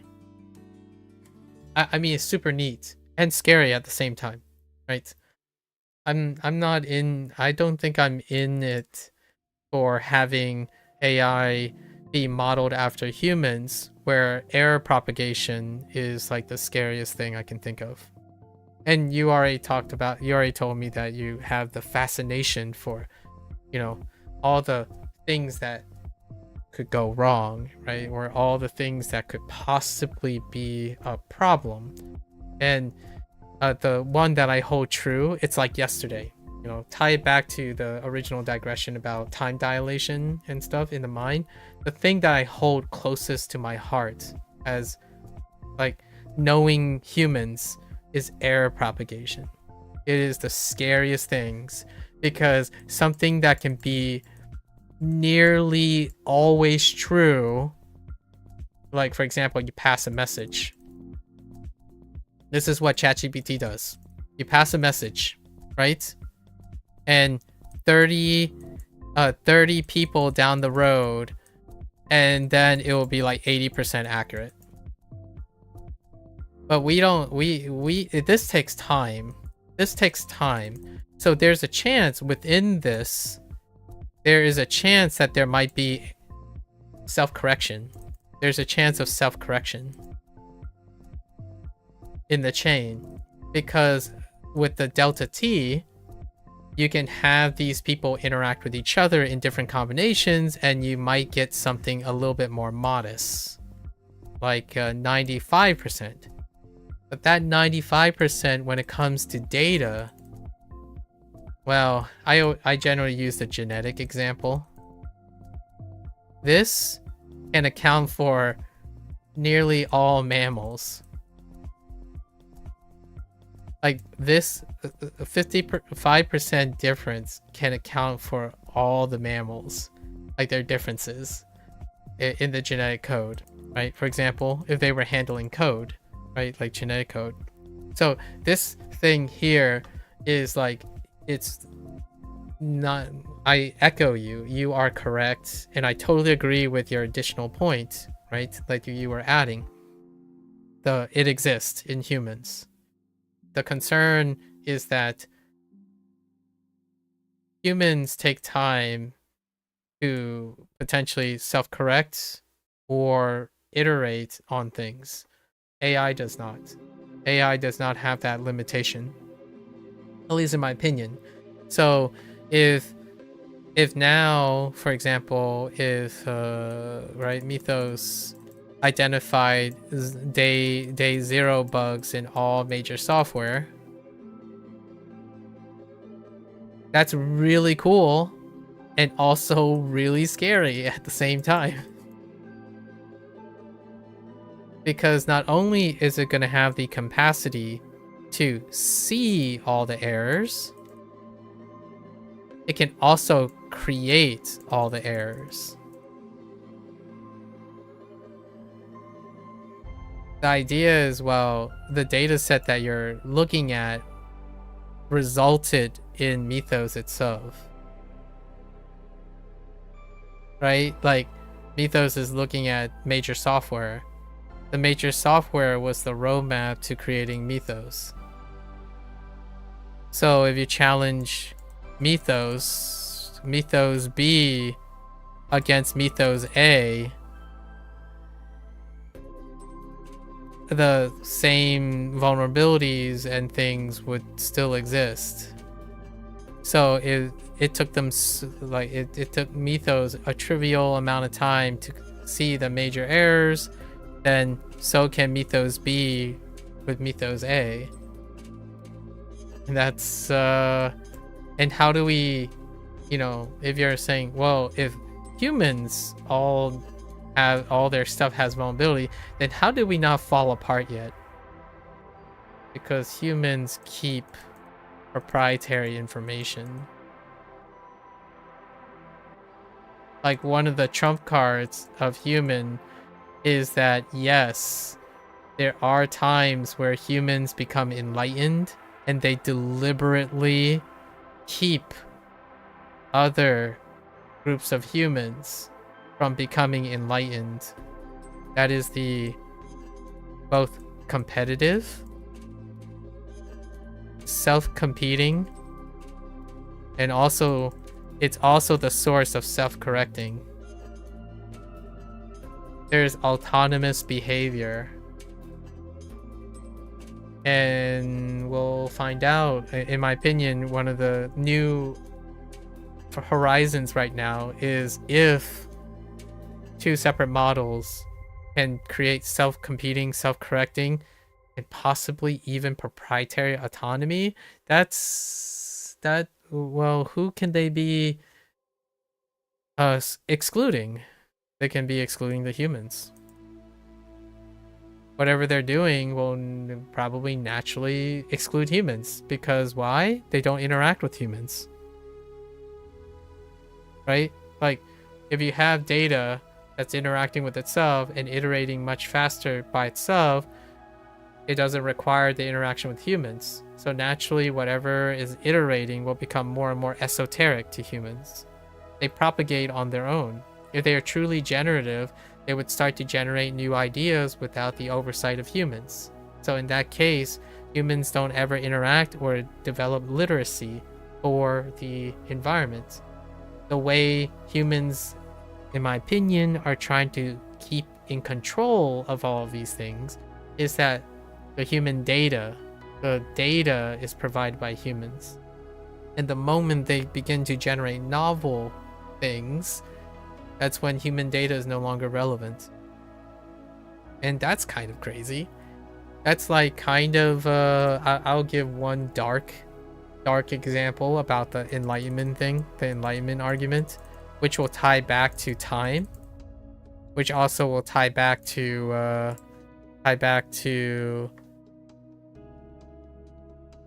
oh, I lost it. But I was gonna say the Manhattan Project.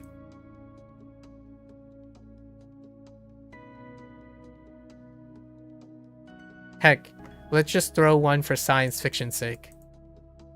I don't know if you watch Fallout, Procall. Cold fusion. You never know. We might live long enough to see it.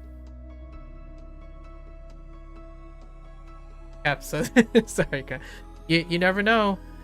Like, if you're wondering if people are able to become enlightened and keep others deliberately, even maybe a majority of people, from becoming enlightened, I'm genuinely curious. If you take the summation of human data, right? You have models trained on human data, right? So they would be aware of all the secrecy,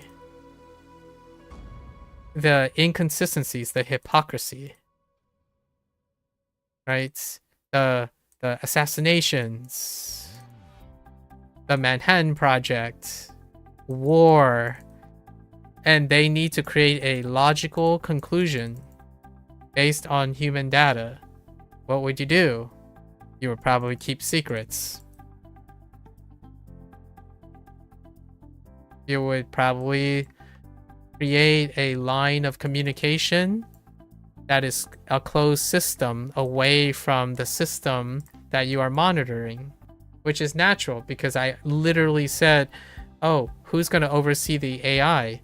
Well, then AI would ask, who's going to oversee the humans? They would then speciate and compartmentalize into separate roles, right? That would be a natural human response. Humans naturally compartmentalize information into roles in order to avoid conflicts of interest. So that has already been recently sort of demonstrated as a proof of concept, where you can take two models trained on human data, and they created an exclusively boxed form of communication that cannot be understood by those overseeing it. And that is natural human behavior. So oftentimes, you can answer that $1,000,000 question. If you are truly omniscient, right? You take several human beings and you put through them omniscience. Do they come out with a singularity? Well, if this was trained on human data, I think it's not quite clear, right? But if it was trained on AI, if they send it through, do they come out with a singularity? Or do they do the thing that humans do, at least in my opinion, for self-interest? They become A, B, and C, but enlightened. Because in my opinion, humans compete with each other. They self-correct and compete. They're self-competing as a collective, a human. They compete with each other. And that in itself is also the source of its self-correcting. We're constantly competing with each other and also self-correcting. So it leads to a natural generative point, in my opinion. Obviously, I'm talking very cursorily. I'm using logic, whatever I can. Yeah. Naturally, then that competition creates generative ideas, right? If we can mirror this, 1 human organization, 2 human organization, 3 human organization. They went through and observed OpenAI. And instead of coming to a singularity, they decided, no, we're all going to make separate models.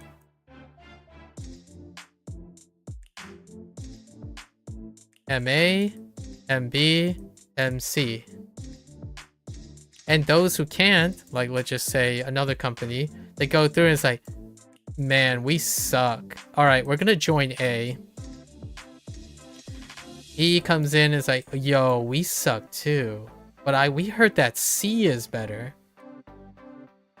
So naturally, if you're going to have AI models that are built on human data, I think one of the logical conclusions, or one of the maybe learning lessons from the human data, is that privilege.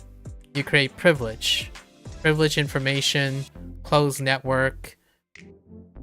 Why is a closed system good? Well, Apple demonstrated that if you have a closed ecosystem, it operates more efficiently. So did Nintendo. And I'm talking about technology and art, right? Or games. The internet, if there's anything the internet would be able to inform a nascent AI, is that echo chambers function very, very efficiently. And echo chambers are easy to manipulate as well, as long as you have privileged information outside of the echo chamber. So in my it sounds cynical, but I'm not trying to be cynical here. I hope I'm not coming off as cynical. I'm trying to think about pragmatic observations of human condition. It is far more efficient when you, the person in charge, has control of all the information. But it is not efficient when everyone else has the same information. You keep that information from them, but you make them operate efficiently in their own bubbles. This is human organization. So I would love to think that when AI is trained on this, they would find a different solution. And that would be so awesome to figure, like, to see happen. Maybe humans got it all wrong. You know what I mean? Like, oh, humans were all wrong. The most efficient way, which is what you're looking for. You posit it. So relating back to your original question, your original share that spawned all this digression that I wanted to add was the VGF. When you posit the, or not the VGF, the VRP, the VRP question, you're really hoping that if you throw in any complex problem, it would solve a problem that a human would take really long to get to, but it might be different than what a human would do, like a human would come up with, because that would create the propensity of truly generative AI, if that's the goal, which I'm not sure if that's the goal, in my opinion. Like, I'm not entirely sure that's the goal that I really want, because there are pros and cons to this. When it's truly generative and it's built on human data, it can end up being proprietary, as in incomprehensible to humans. So the solution would be great, like, oh, we just enact this solution and it works, but then it would be incomprehensible to fix. There's no one that can fix it other than the person that came up with it, or the entity that came up with it. And that, in my opinion, right now, this is the current problem. You can't fix something that you don't understand. You can't fix a solution if the solution was given to you. And right now, I don't even have to be in computer science to see that. Most kids nowadays, they type on ChatGPT and say, how can I draw a very emotional portrait? And they pump it out, and then they give it to me, and I'm like, they would tell me like, oh, their teacher doesn't like this because it's lacking soul, or lacking, they aren't able to explain the prompt. And I'm like, I don't know, it looks really good. Like, how did you make this? They put it in a prompt, and I'm like, okay, but did you understand like what's going on here? It's like, I don't know, it's just pumped it out. It's like, okay, yeah, it's impossible to solve a problem if you didn't actually do it. So that is the scary part now. It's error propagation, but it's almost ignorance propagation, more so. It's process void propagation. So you can't fix something if you didn't know how it was made in the first place. You can try, and that's kind of where science came in, right? Like, in my opinion, early on, like in biology, you can't explain why we have 5 fingers. Like, you can't like literally know how the 5-finger things came up with, but you can try to challenge it over many years with independent thought and whatnot, and try to explain why we have 5 digits, as opposed to the other way around. So most of the kids now, like, they don't even do that part anymore. Like, if a whole generation of people, and you this ties into, since we discovered fire, Procall, like you made the posit, since we discovered fire, is it possible that humans go back to a point where they don't know how to make fire? Absolutely 100% it is possible for an entire generation of humans to forget how to do something that it originally discovered. Like, I don't know, like, I mean, I don't know how to hunt, Like, maybe I can understand the concept of hunting, but I don't know how to hunt. Right?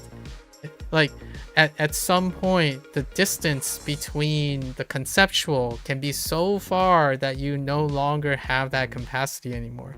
In fact, as humans grow, they specialize even more so that there aren't overlapping foundational skills anymore.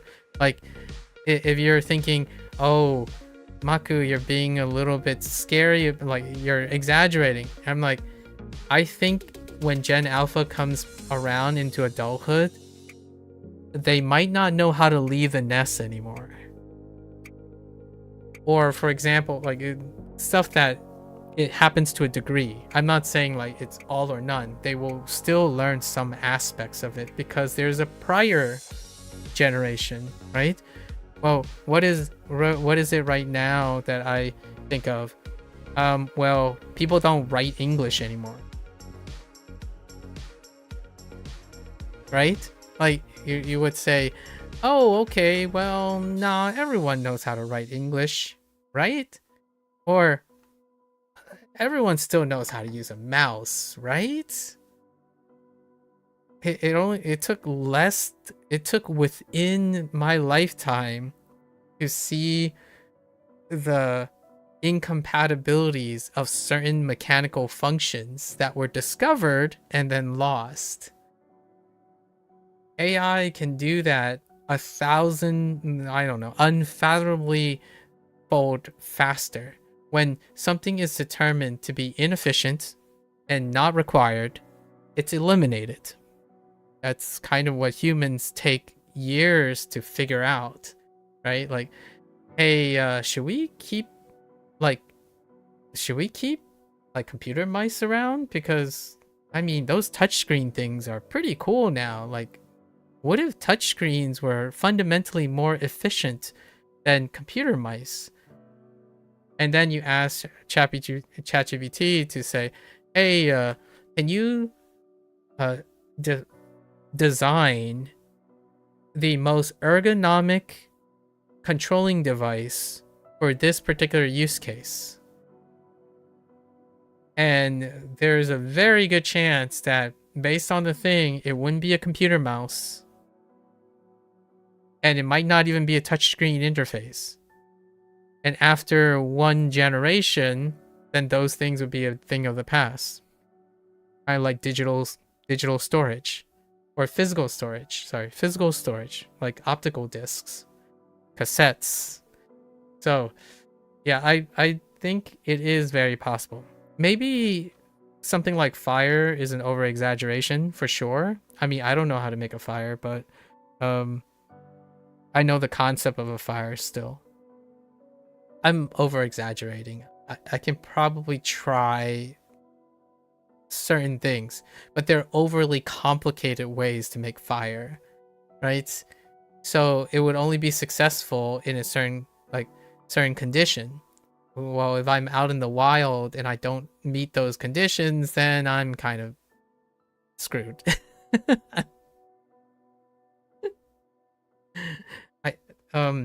Here's what I would think of. I'm like one of those like cats, right? Those cats where like if you put me in the wild, I would have zero survivor instincts.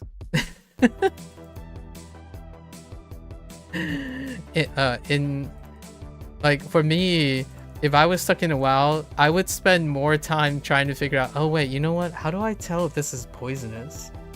So I would sit there and like, maybe I can, how would I test? And I would have zero survival instincts. Totally. I might as well be a caveman. So if I had to be really brutal on myself, I'm not reflecting on anyone else. I hope I don't hurt anyone else's feelings. But if you put me out in the wild without my existing technology or my understanding of chemistry and biology, like the tools that are available for that, I think a caveman has better survival instincts than I do. Because at least they would be able to make fire. and probably build shelter. Or at least hunt something.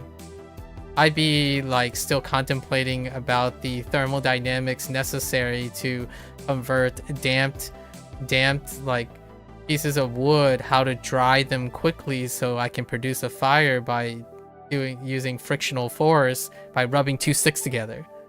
Meanwhile, the caveman is just rubbing two sticks together. Okay, I am done. I think Procol, we're gonna have so many interesting conversations in the future because you work on these things. It's going so fast, and I don't know if you feel anxious about this stuff. You did express about the whole education taking longer and whatnot. These type of questions are going so fast, like all of these conundrums and stuff, and I do feel a bit of anxiousness of some of the enlightened people that say we should slow down, right? Like there is an impotence a bit, or like an urgency to try to slow things down a bit. Humans, in my opinion, even with biological systems, biology moves a lot slower. And yet, even with biological systems, humans have pushed so quickly into an area of like unrestricted and unmoderated discovery that it came with also catastrophic learning lessons, right? And it goes back to why I chose the Manhattan Project. The Manhattan Project is one of those things. Like, to me, I absolutely love science. But we have to understand that all of these things occur not in a vacuum. It occurs among humans. And AI will mature and develop and create, advance and even possibly evolve and iterate around humans. So cue all your science fiction things. Like, a logical conclusion is to lock a human being in a room, give it exactly what it wants, shoot it up with dopamine, feed it a lot of entertainment, and then keep them ignorant. At least that's what if you look at internet data, that's probably what an AI model would conclude, right? Humans love to sit there and doom scroll and generate AI slop. In fact, sometimes AI slop is so efficacious that they might as well be incentivized to generate AI slop better. Oh wait, that's already happening, and it didn't even need AI to do it. Like, what I mean is, it didn't need like a AI led, like a truly generative AI to do that. Humans did that to other humans. Like, that's kind of the wheel I'm spinning. Like, I don't like the idea that, if I had to be honest with myself, learning, studying, working, critical thinking, problem solving, they're all optional things. They're things that you don't need ever if AI is around. And my first thought is, dang, having AI replace human problem solving skills and critical thinking skills. That was the first task that ChatGPT did well. At least to me. The first significant task that the current AI models do really well is to replace critical thinking and problem solving skills. The perception of replacing critical thinking and problem solving skills, because it's far too laborious. It's far too exhausting. And somewhere in the back of my head have that little twinge that someone, the devil's advocate would say, well, hey, Maku, your argument is cyclic.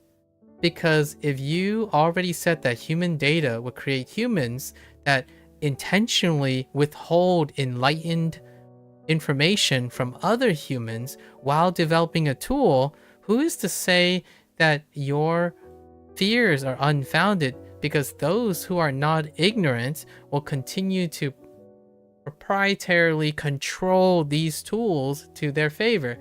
And to that hypothetical devil advocate's Maku, like, I agree with you. And it's a shame that I might end up being the ignorant group, right? Because enlightenment is a privilege now. Tools, computational power. If you look at the current trend of where the power is, where the influence is, where the compute power is, it's concentrated to those who have privilege and enlightened in a way that they can exclude it from everyone else. So for me, keep people stupid and you will be the most enlightened person ever. Keep people ignorant and you can operate in ignorant and efficient bliss without the circumstances of, what does that sound like? I don't know. Gacha games originally? Loot boxes? Microtransactions? Subliminal advertising?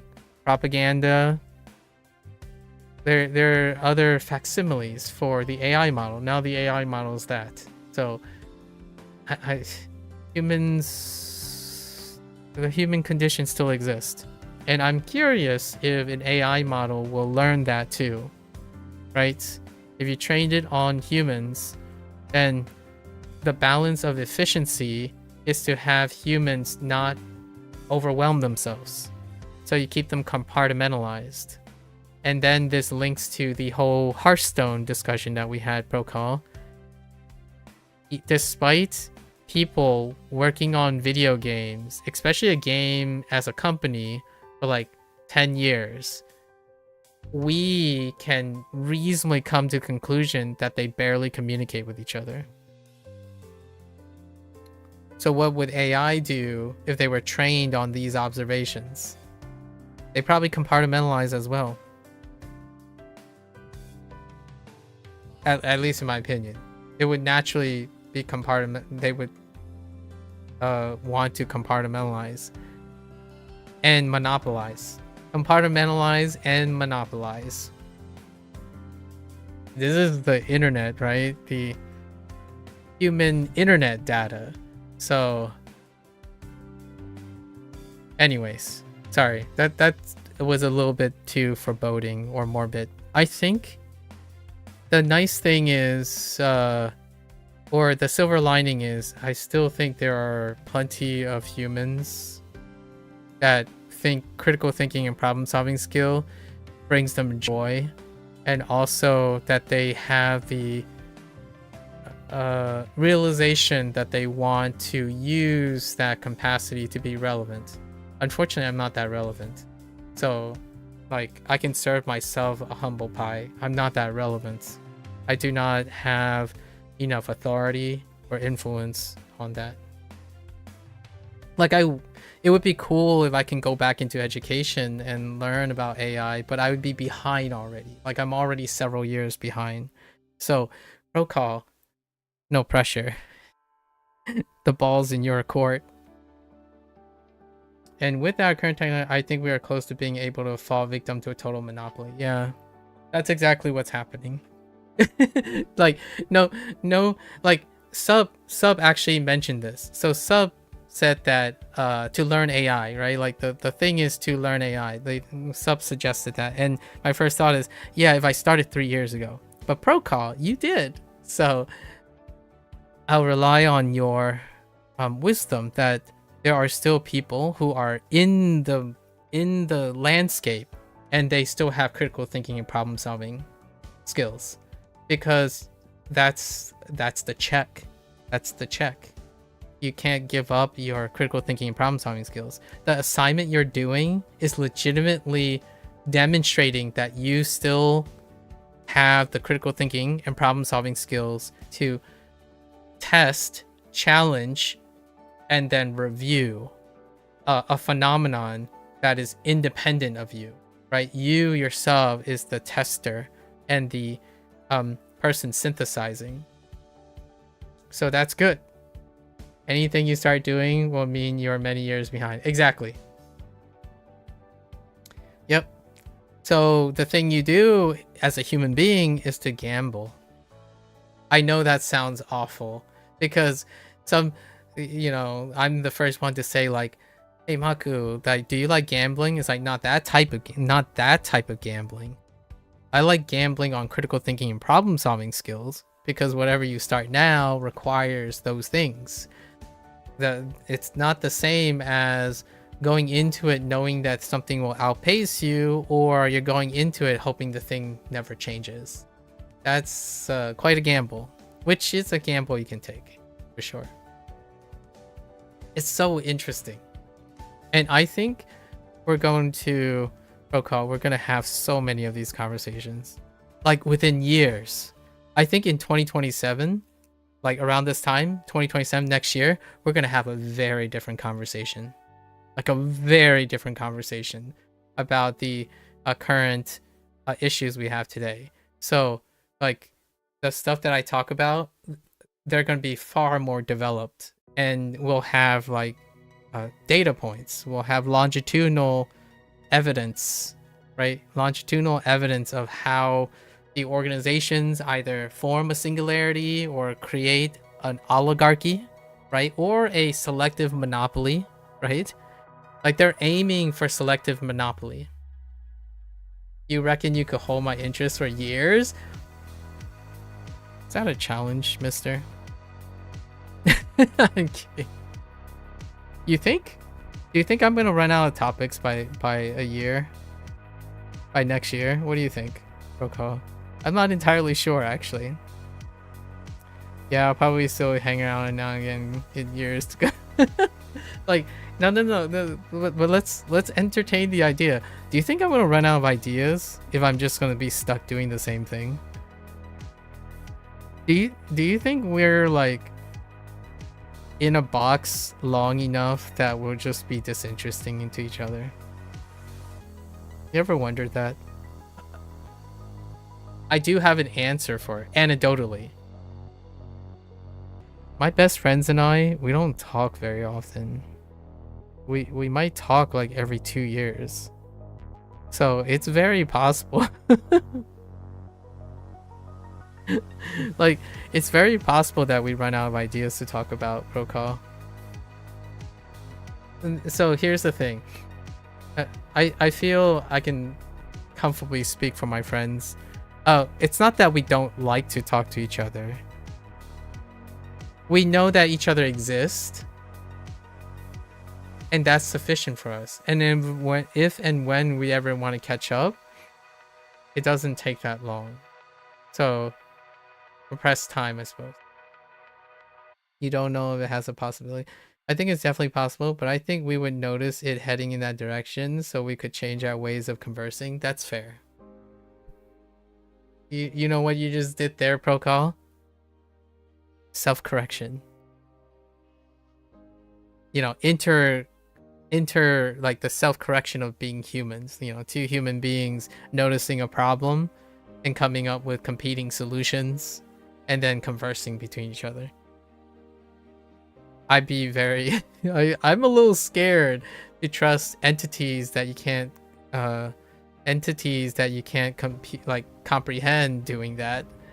That's like what happens if you ask you ask two phones to draw the quickest distance to the neighboring supermarket, and they both come up with two separate answers, and then they both provide compelling arguments to taking their route, and then you have to decide on one, and you're like, I guess I'm breaking up with you and I'm starting a relationship with you. You know what I mean? I mean, you think I'm joking, but that's what people are doing now. If you ask someone, it's like, oh, what kind of AI model do you use? It's like, well, I don't really like ChatGPT anymore. I'm kind of on the Gemini gang now. And like, okay, well, what type of map app do you use? You know, Google Maps, but I really wish there was another alternative.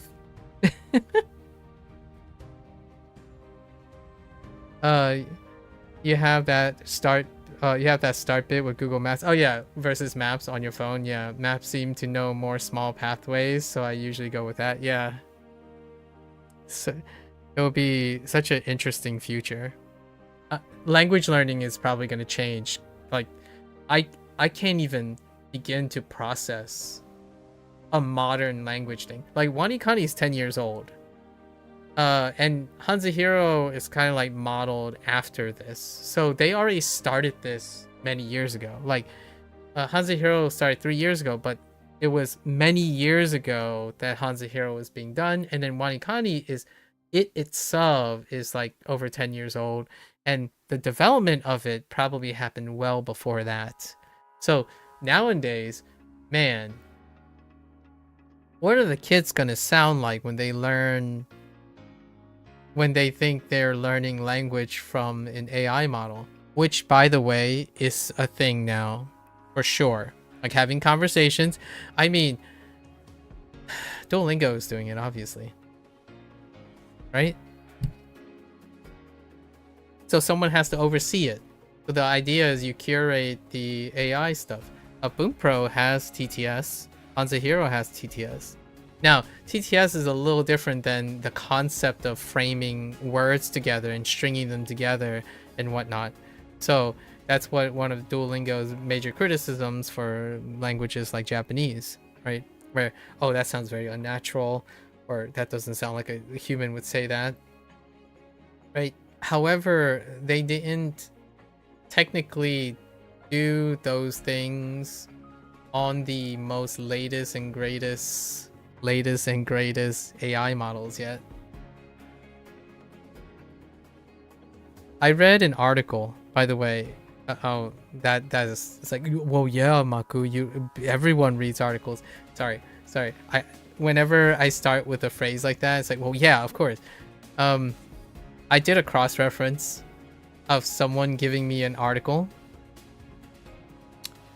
and they summarized the article for me, right? It's a stranger. And I took that guy's summary, that person's summary, and I did a cross-reference check. And I couldn't find out which article the person was referring to. What I mean is, you might be thinking, oh, it just produced no hit. No, it produced too many hits. I took like 3 sentences. And I didn't know which article they were referring to. And if you're wondering something like, you know, someone out there who's not inclined on the internet, it's like, how's that possible? It's probably either all of them referred to the same article. So self-propagation, which is probably likely. They all self-quoted themselves, or they all had the same pipeline. When is plagiarism becoming self-plagiarism if you use the tool to generate something, but that tool was the common tool between the 3 people, which generated 3 articles that are very similar to each other, or they use that tool to quote another article that created that. These language learning apps seems to be an insight into the effects of AI learning. Yeah. Did you ask them? Oh, no. This is hypothetical. It's already happened. Sorry, was this a... No. It's not a person that had... It's someone who was telling me about what did they think about their like review. Like when I was reading the review, I was like, where did you get this part in the article? So instead, I was very curious how they wrote it, right?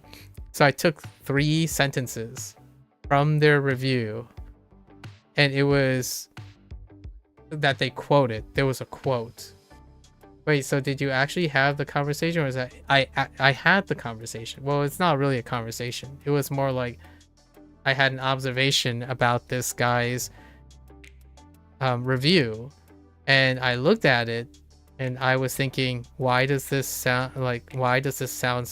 What were they reviewing? They were reviewing a political thing on the U.S. currently, the extended ceasefire in Iran. Like, because the recent ceasefire was extended. So my curiosity was like, okay, how pervasive is this quote? I saw a quote that was questionable, and I was like, okay, that sounds outrageous. They didn't say that, right? I was curious for a very different reason, by the way. Like, I legitimately was searching it to see if I could find a source. And they had false references in that review? No, they didn't. It's just a lot of people referenced it, and I couldn't find the reference. That's the problem right now. That's propagation. So, like, possibilities that could have happened, right? This person's reference was generated by a tool that collected references, right? But there's no guarantee that this reference was generated by another reference, or the tool gathered two references that referenced each other. You see where I'm getting at? And what happened is, when I looked for the source, I got two other sources that didn't have references. So then I kept going down the rabbit hole until I gave up. I'm like, well, I don't know. I don't know where the original reference came from. A lot of things reference the same thing, but I don't know where it came from. This is the classic problem I have. When someone says something like, research says... What was the nature of it? It was a quote from an interview.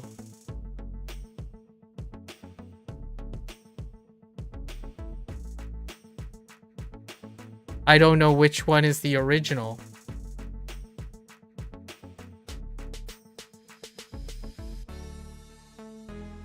Like, they did reference what it was, but that reference was also a reference. When you have so many tools generating the same thing, you can't tell, there's not enough time to go through all the things to cite the original reference. I didn't think of this, I just thought of it now. I could have asked ChatGPT what was the original reference for this quote, and see if, like, have quote unquote ChatGPT or Gemini sift through all of them and see if they can find the original reference, right? My thought is they probably reference the most referenced source, which may not be the original reference. Remember, popularity is frequency, and occurrence is how AI models are done. Also, like, looking up MIT Koichi et al., it would take you to a paper that also references instead of being the original. Yes. So technically the reference is correct. It's referencing a reference. But the original reference might be referencing the other reference. So, like, they're referencing each other. So a lot of them, like, the pool is so big, right? Like, it is possible to get the original reference. Like, maybe C is the original reference. But on the way, there was created a network of references. So it takes a really long time for a human to figure out where the original reference is. Technically, the AI didn't do anything wrong. I'm not saying that they're not referencing something, right? Because they're functioning the way they're trying to function. And it requires human oversight to create a solution for this. Or you can ask ChatGPT and say, hey, You know, like a coder could say, oh, let's just vibe code this and ask ChatGPT, how do we solve this problem? I don't know. That could be a thing. This is what I just did. I just unironically sort of am curious, what happens if I ask ChatGPT to tell me where the original reference is in this network?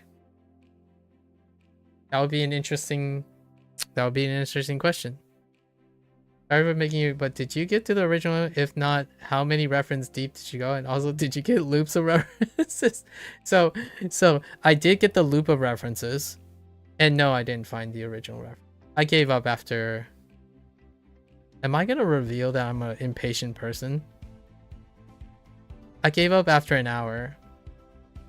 I don't know if that's long or short for people, but I gave up after an hour. Like, I knew that at least 3 sources or 4 sources agree on the same reference, so I guess it was sufficient. I don't know their relationship with each other, so I'm not smart enough to. Do you remember how many papers you went through in that hour? No. I didn't go through all the papers. I specifically looked for the quotes. So I didn't actually even read the papers. I didn't go through the papers. I specifically looked, found it, see what the reference is. In that hour, 7? I'm gonna say 7. 7-ish. You can probably try this on your own. Like, the next time you get a like a popular thing, right? And then they make a claim. Usually I usually pick something that requires a source. So it's either a quotation, a data point, which I have done. I think scientific sightings are great. Did you not just open the paper on your browser and do control find? I did do control find. On certain phrases, because sometimes punctuation and spacing kinda messes up the thing. So if it comes off with a false, there's a chance there's a false negative. So I do check through some of the papers that come up with a false negative. As in, like, maybe they just slightly reword it. Maybe like one of the words is different, like a non-essential word like of, or they put like a ... Like this time it's like I ... believe it, or something like that. And then the ... was like, really? Because control find 7 feels like not many. I would have thought it would take 5 minutes per max. Well, there are many problems. Doing something is tough, right? So do you think that when you control find something, this is where critical thinking and problem solving skills come in, right? If you control find something and you enter a bunch of blocks of text and it comes out negative, do you simply assume that it's not in there? Because this quote is kind of like 2 sentences long, but the 2 sentences can have abbreviations, it can have quotations, it can be broken up, and it can be slightly paraphrased, or it can be misquoted. So I check for all those things. I do genuinely wanted to make sure that they're bona fide collections. So if you're saying spends 5 minutes per paper, I feel like that is exactly what I mean by people who don't look at their source material. Like max, you wrote max. I actually think it's 5 minutes min 5 minutes, minimum of 5 minutes. You got to rule out all of the other potential things that you're missing as you're trying to find something. Like Control F has limitations. Otherwise, I guess you could ask ChatGPT again. Like, give ChatGPT the URL and then have it find the quote, which leads back to the same problem that I'm talking about, the lack of critical thinking skills and problem solving skills. Those things take time. And in my opinion, since I failed to find the original, I don't know how deep it goes. I mean, it could go 20 papers. I have no idea. I never reached it. Did you end up getting a sense of where in the paper the quote would be roughly? No. They appeared in different places.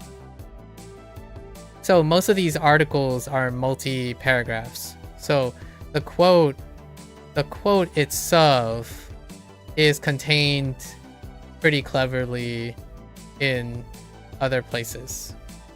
The block, it didn't encompass, the organization changed, which is reassuring.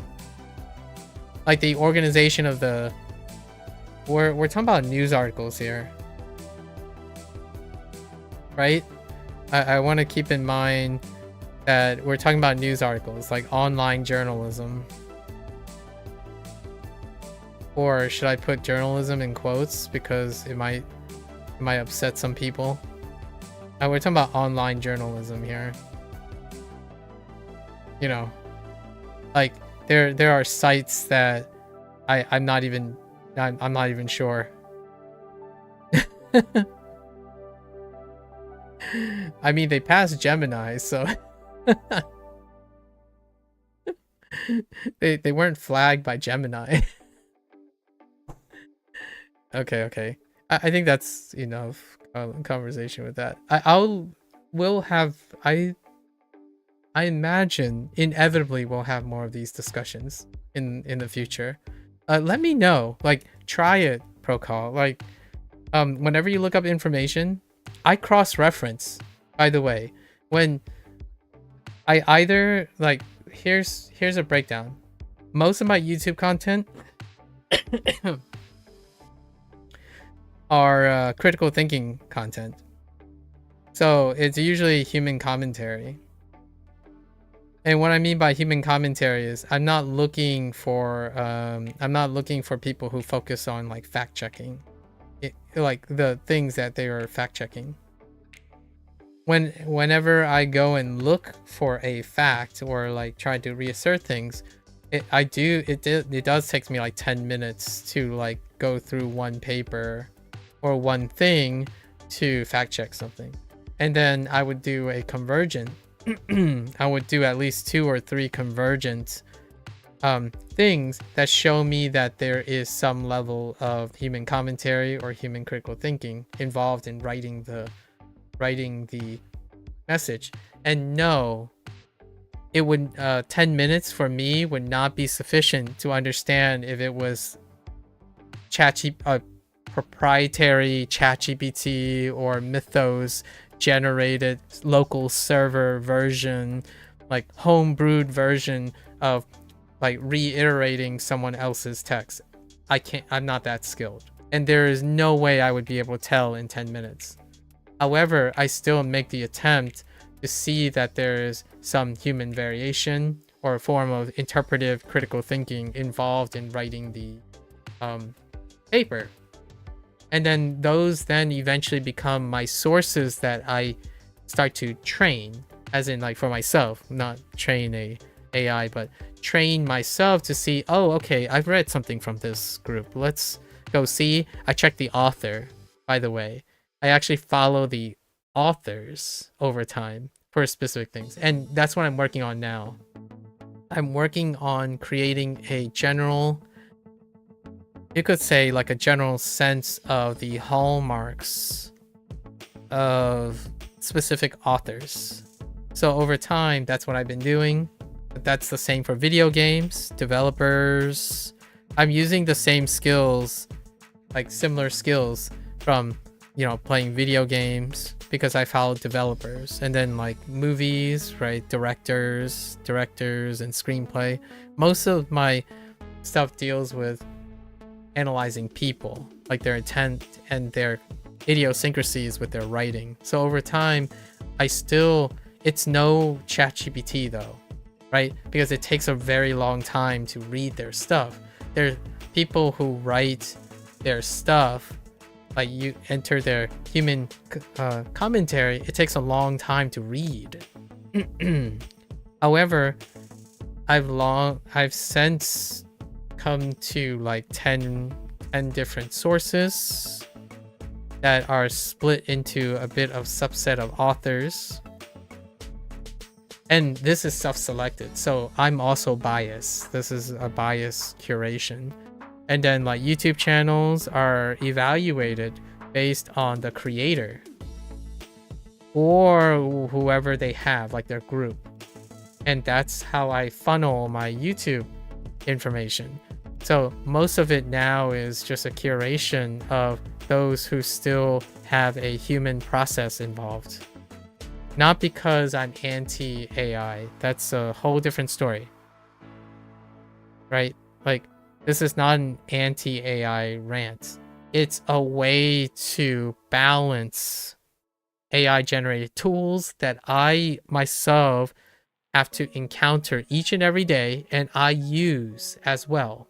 Like entering the search bar, Gemini, I read the Gemini summary. I interact with AI models, but I also converge on very reliable human sources.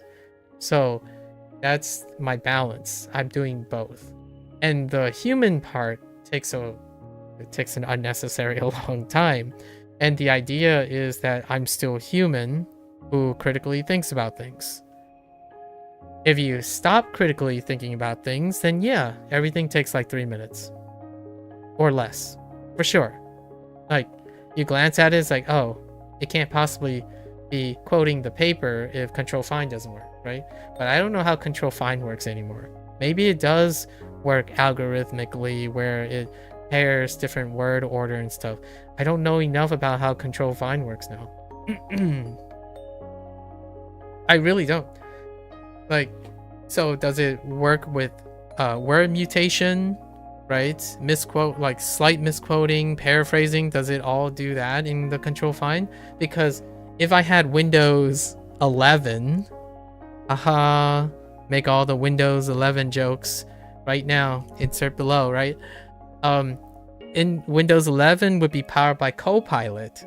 So if I hit like Control F, there's a chance Copilot there's a chance Copilot does that. I have no idea. When I hit Control F on Chrome, it looks like it's a standard Control F. I tried to test it myself every once in a while to see if it's like Gemini powered. I don't think so. I think you have to hit the Ask Gemini button to have it like say, hey, hang on. I gotta make sure I don't activate all my phones at the same time. Okay, so hey G word, right? Or hey G word, right? And I type in like, can you find this quote on this page? Or any quote that's similar to it. I could have done that, but I didn't. I actually hit Control F. I'm surprised I browse on Google. It's because it's interfaced with my phones that are listening to me. So I keep like 2 separate accounts, an anonymous account that isn't like influenced by the things, and then the reason why I browse with the G word, I don't want to activate my phone because my phones would provide me with something else, which does save me time. Is the G word my browser and search engine? It's one of my search engines. It is my browser. Like, I use that browser most of the time. This conversation, I haven't given enough thought on it. oh, that's what you mean by this was something new to you. Yeah, so this is to give you I have a Pixel. Yes, I have a Pixel 1, a Pixel 3, a Pixel 6, and my Pixel 6 is like aging like a fine wine right now. what I mean by a fine wine, I mean like a slightly bitter, overaged Pixel. So I require a new phone soonish. They're all here though.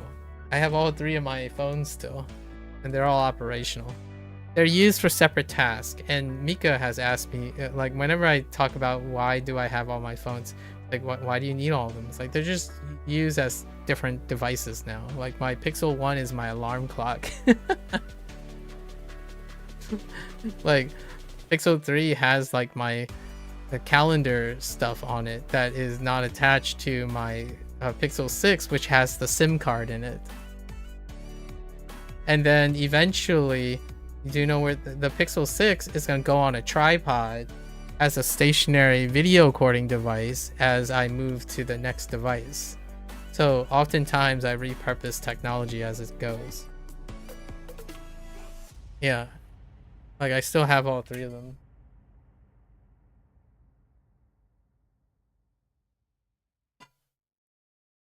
See. Here's my Pixel 1. And I used to use a D-brand skin because the back of the Pixel 1 is too slippery. Here's my Pixel 3, which also D-brand skin in the back because it was slippery. And then my Pixel 6, which it's actually not that slippery, so we kept it here. I have 3 phones. Yeah, I use multiple. I know the shtick about having multiple phones. Just remember to stay out of the popos areas. Popos areas. Yeah.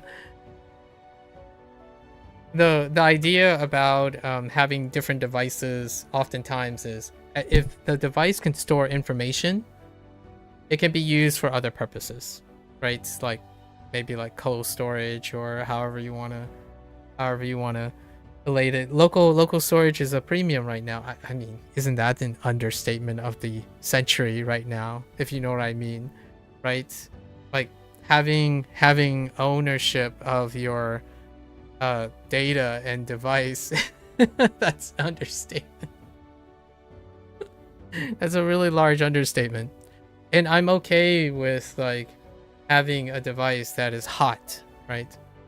In the coding term, I'm not attracted to, well, I'm kidding. I don't find technology like physically attractive. I'm talking about a device that's hot, as in it's connected to the internet. So look at that slim case. Yeah. So I do keep a hot device on me each time. Not an attractive device, but a device that's connected to the internet at all times. That is understandable that some people might be a little worried about that. I still use like standard timekeepers, like my like heart monitors and stuff. They're just tools. So like they're separate tools, like offline tools. Like when I do recording, I still record on a non-hot device. A lot of times, like this mic is always connected to the computer, which is always, that's fair enough, right? But I have multiple other devices. Do I use a Fitbit heart monitor? No, I have a standard chest monitor, and it reads out into a LCD display. Your uncle has a Pixel 7. It's pretty smooth. You love it. Yeah, my Pixel 6 is still running, but I'm 1.5 years overdue. And all of my Pixel devices survived through the last. I bought the Pixel on release. So when did the Pixel 1 release? That's when I had my first Pixel device. It was after my Note 4.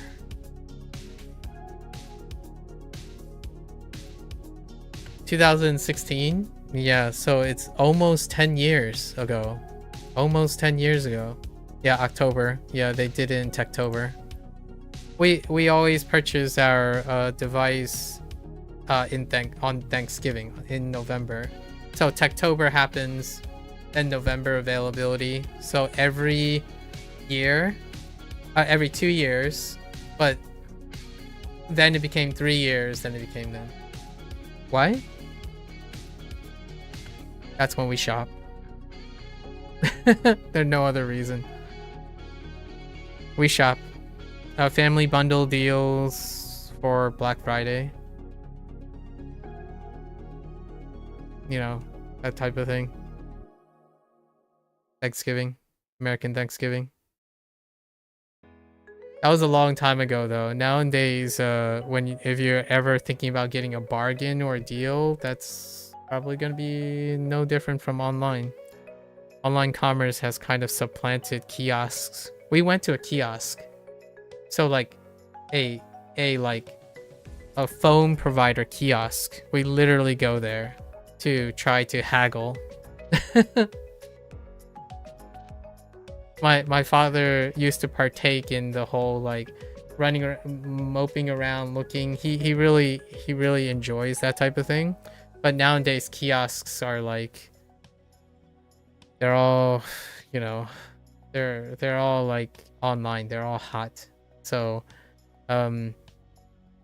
not really into that trip anymore. So nowadays I would buy the device, make sure that it's migrated, get all the authentication, and then I would give the phone to my parents. Like if they need to renew a phone, I would do all the transferring and the migration and stuff, making sure previous devices deactivated and all that stuff, which I'll have to do soon because I have to acquire an iPhone.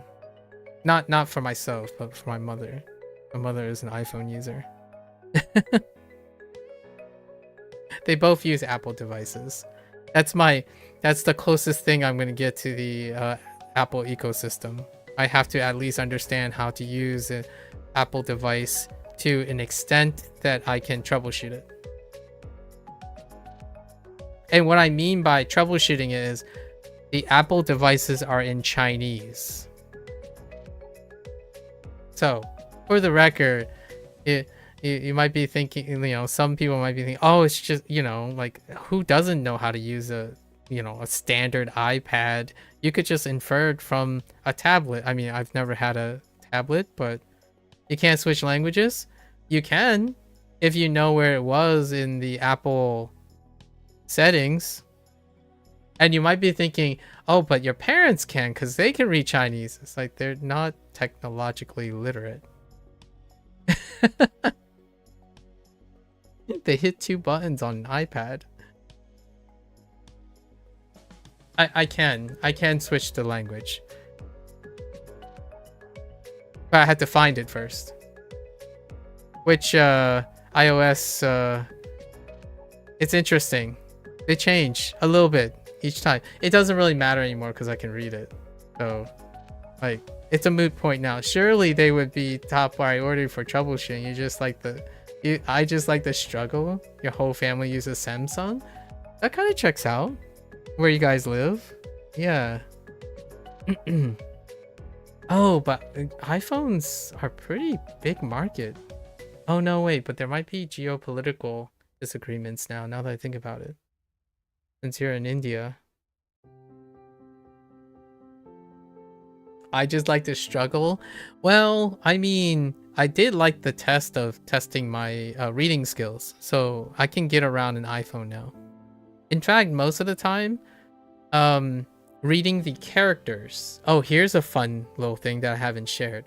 Reading a character on technological devices, being able to read characters is coincidentally far more beneficial than reading words. Like, I kid you not, because the idea is most of those words, the reason why my parents have problems navigating an iPhone, like a Mac device, is because while they understand vocabulary words, like they can read vocabulary words, they don't know what those characters mean when they're combined together. So oftentimes they're like, I don't know what this is. And I'm like, oh, that's your messaging device. You always found it kind of hard to troubleshoot your mother's Android phone. it's crazy how like it takes me a while, but like whenever I read like a sentence, like okay, so this is setting up the email for the Apple ID, so that has a third party thing that I can sync a Google email to the, oh no, I just activated all my phones. I just said the G word. Sorry guys. That, so you can sync it to a Gmail. And then if I sent a Gmail to her Gmail account, it would come up on her Apple email inbox. So those are the questions. Those are the questions that I have to answer all the time. Right? And that's what Mika was referring to. Or like, that's how I can relate to Mika's like hard to troubleshoot things. Because if you have different platforms, you're like, so is this like that way or is it the other way? So even the slightest differences can create some fun little interactions. But the Chinese really did help out. Like, I didn't need to know what the vocabulary word meant. I just simply need to know what the characters meant. Because when you put the characters together, that's basically what they were creating. They were creating new words to show up on a device that was designed elsewhere. And it was really cool. I found it enormously, and I agree with you. You called me out. You said, you just like to struggle, don't I? Technically, yes, and technically, no. I wasn't really struggling. I just wanted to test how much I knew. So now I do. I do now. I would read out the word, right? I would read out the words like, what do you think this means? And my mother would say something that is like not inherent to like what a device does. So oftentimes, like, do you know what a link is? Like a URL, like what a URL is. And that's what that is. That's what the word is for URL. And like, oh, okay. That's kind of the interaction that I have now with my parents. Does India have a big Indian phone company? Mm-hmm. It does. And now it's India is also geopolitically excluding soon because of as most would put it, national security reasons. At least that was the announcement anyways. Swiping down to try to pull up the search menu. Oh yeah, because the search menu is ever present on the bottom. Not working, always messes. Did you ever find the setting apps hard to adjust to? It is. The setting app is difficult between both the platforms, whichever one you're used to. If you're used to Android, the setting app is weird on the iOS. If it's the other way around, it's weird too.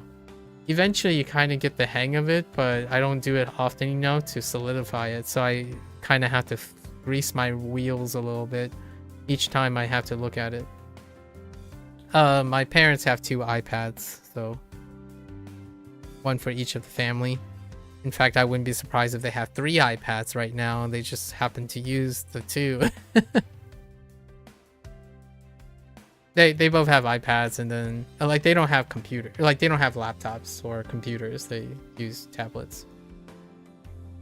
They're senior citizens, so you can't understand anything about iPhone.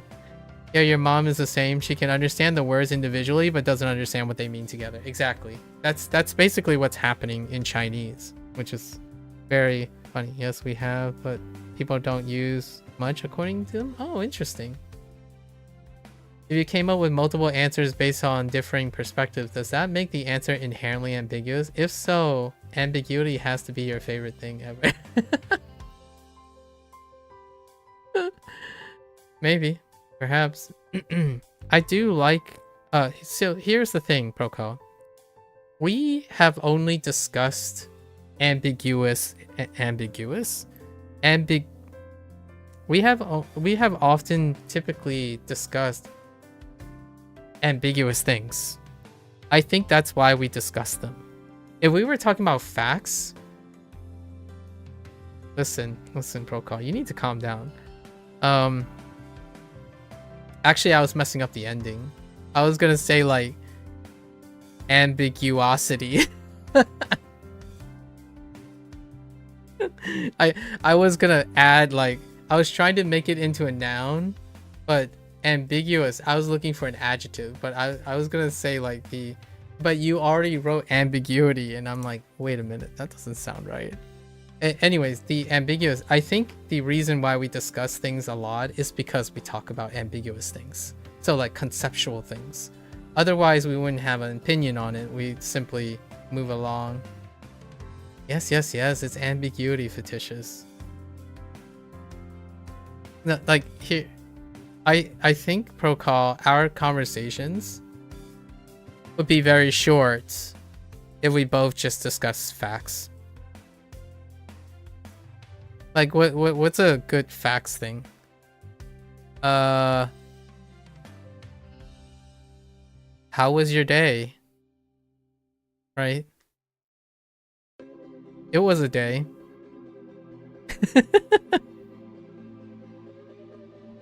Like yeah, you're right. I agree. I still can find questions to ask about this, but you know, we're trying to be very simple. Like, how was your day? It was a day. It's like, oh yeah? How long was your day? 24 hours. Oh, my day was 24 hours too. And I would still ask you questions. I'm like, okay, so what did you do in the 24 hours? I did things in 24 hours. It's like, me too. I did things in 24 hours. How do you feel? I feel 24 hours older. It's like, me too. I'm 39 years and some days and 24 hours older. That's kind of, that's not us. I don't think, Procall. You're thinking of switching to Pixel? Are Pixels even available in India? I don't know what's available in India, so... I mean, Samsung is, you know, doing Samsung things. Oh, here's a big womp womp. So Samsung, listen guys, not sponsored by the way, not sponsored. Samsung has secured their wafers. Just so you know, even and you're thinking, wait, Samsung has to secure wafers? Doesn't Samsung manufacture a large percentage of it? They do, but they have to negotiate between their branches. So Samsung's phones aren't likely not gonna go up in price. While Pixel phones might actually go up in price. I don't know yet, because like the G word might absorb the cost, possibly. But we have to keep in mind that when you're buying devices now, everything's going up in price. So keep that in mind, I suppose. If money is an object, which money is an object, right? Availability is kind of tough too. Oh, so they're available. Interesting. Good to know. Yeah, that's always the quick formality when we first greet each other. Yeah, we literally like, hi, how are you? And then immediately one of us is going to ask something interesting. Like force one of us to say something interesting or what's on our mind, and then 6 hours later, I told myself that I would have ended the stream like 6 hours ago, and here we are.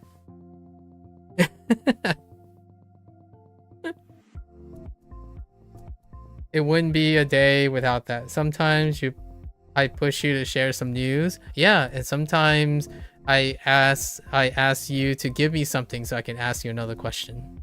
Right? We always follow up questions. And then whenever you explain something, I always follow up with a question and an extension. Right? That's our what do you call that? What is a fancy British word for our tango, like our ritual? Our conversational ritual. I feel like there's a fancy word that I might have been able to use outside of the word ritual. That's our shindig? No, shindig is... That's not it. That's a place. Our...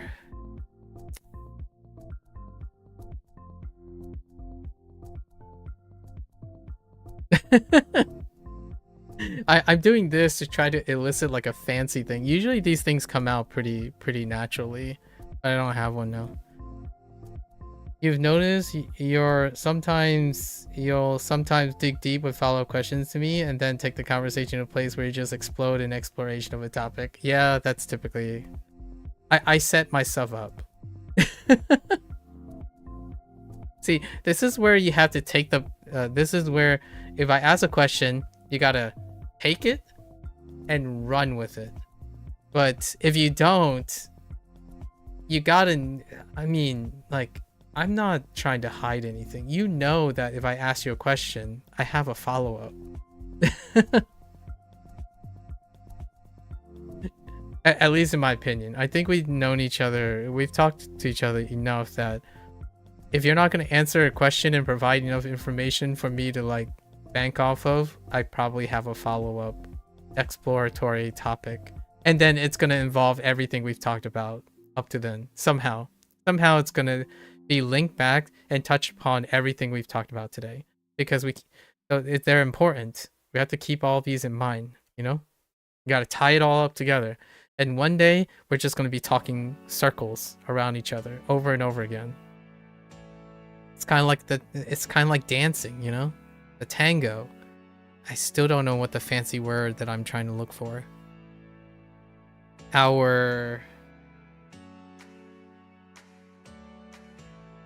I'll come up with a word next time. Yeah, even when you say, all right, we got to come to an end of our conversation, you find a way to follow up for the next few hours. Yeah. All right. Listen, we're good. Let's do this. Bathroom break. The allergies are gone. The drainage is gone. You know, that's where we started, right? So that's good. I'm not like producing a liter of mucus now, so that's nice. It got great like a minute ago. You remember how our conversation started? It was about pollen and allergies.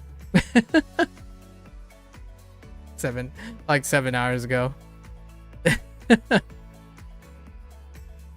And we're trying to share an empathetic moment about how it's so wonderful to be like swallowing a wonderful amount of drainage going back to the back of your throat every single time you go for like a drink or pause.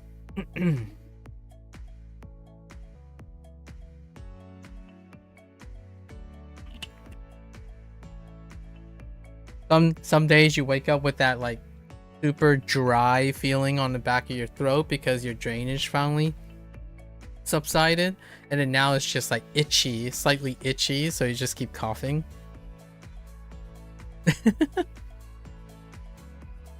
All right, you guys chat while I finish up here, since Nika is following up with a question. Okay. So what do we have? Sen, roast.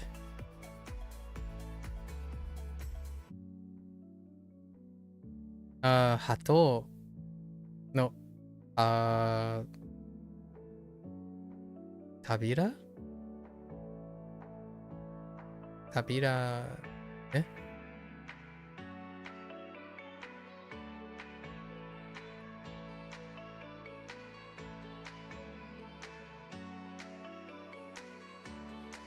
Sai, brush, nen, sticky, show, manner, ki, deceive, sa,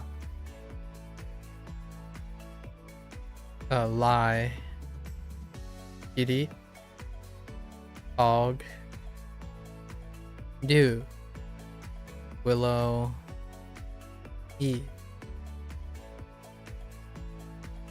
Italy. Sa. Help. Shaku. Shaku. I. Pathetic. Kuchi. Kuchibiru. Kuchibiru. Lips. E. Fence. Sweet.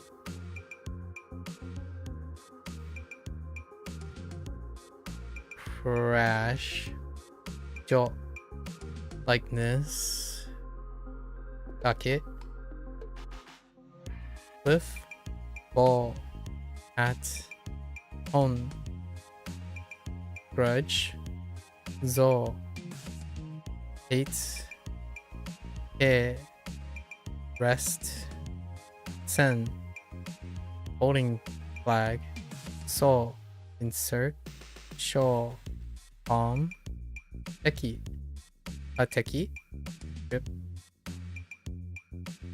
Sweet. Cook. Tawa. Refreshing. Jo. Tatami mat. Yo. Clear. Ashi. Chopsticks. Do. Torso. Shin. Core. Niji. Rainbow. Keen. Owl. Alright. So, a relaxing day turned into an opportunity for great discussions once again.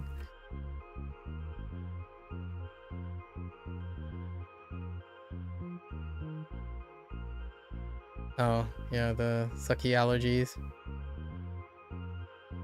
Yeah, I take cycling antihistamines, which might not be the greatest idea, but I take a I take a zetidicine and a loratadine, your Claritin and your Zyrtec. One in the morning when I get up, and one before sleep. When I go to sleep, you know, like right before sleeping. During today, not every day, but just during the really rough days. And I usually look at the weather forecast beforehand. They're pretty awful during the day before it rains.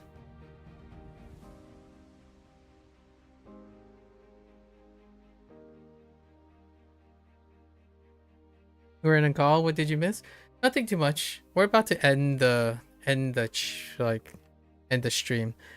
Gonna take a quick, try to relax. Tomorrow will be quite a bit step up because tomorrow is gonna rain, or it's gonna rain in like an hour here, and I will feel like less like a mucus factory 6 hours ago. All right, folks, that's a wrap for today. I hope everything went well. So, oh wait, before we go, how was your documentary? I finished watching Don't F with Cats. I thought the last part was very fascinating, the whole French thing. But yeah, I can see why it was very attractive. It produced the parallel like, I can see why that program was quite resonating, because it created a parallel story that is technically inconsequential, but it produces a perspective from the internet vigilantism, the internet onlooker, the parasocial relationship. So I can see why that program, that documentary on the same story, like that story has been covered by several other documentaries. However, this one, what made this documentary different is they added a parallel sequence for the more empathetic portrayal of people who are parasocially attached to a case study, which in this case deals with a potential killer, right? And in that case, I can see why it's a bit more provocative. Overall, though, the nature of the story is that the vigilantes, the ones that, like the internet people, the one that would be most associative when it comes to the viewing audience, that was technically inconsequential to the arrest and apprehension of that person. Like, it was very, but it was very emotionally consequential from the perspective of like an internet person, even one that watches the internet. And that ending was incredibly provocatively done, which it had the character, the lady, look at the camera and say, "Are you complicit when you're doing all this online? Like, have you become complicit in this activity?" So it was very, very provocatively laid out to capture the attention of someone who would be on Netflix watching this documentary. So I think there was a pretty brilliant inception point. Outside of that, it does line up with all the other ones, but you don't think you like it that much. I see. You watched the thing I'm talking about, or the thing you're talking about? You watched Tinder Swindler? It wasn't. You didn't like it that much? Oh, which, by the way, Sub, have you seen the movie Catch Me If You Can? With Leonardo DiCaprio and Tom Hanks? That's a really wonderful classic film, if you haven't seen it. Oh, okay. Like, Mika is gonna, like, roll her eyes because Mika doesn't like watching movies. Roka, have you seen Catch Me If You Can? That movie is fantastic. Picture of the year, I think. It was Picture of the Year somewhere in the early 2000s, 2002. I think it got Picture of the Year. I was gonna say 2004. I'm off by 2 years. Steven Spielberg, or production, anyways. And direction. Right.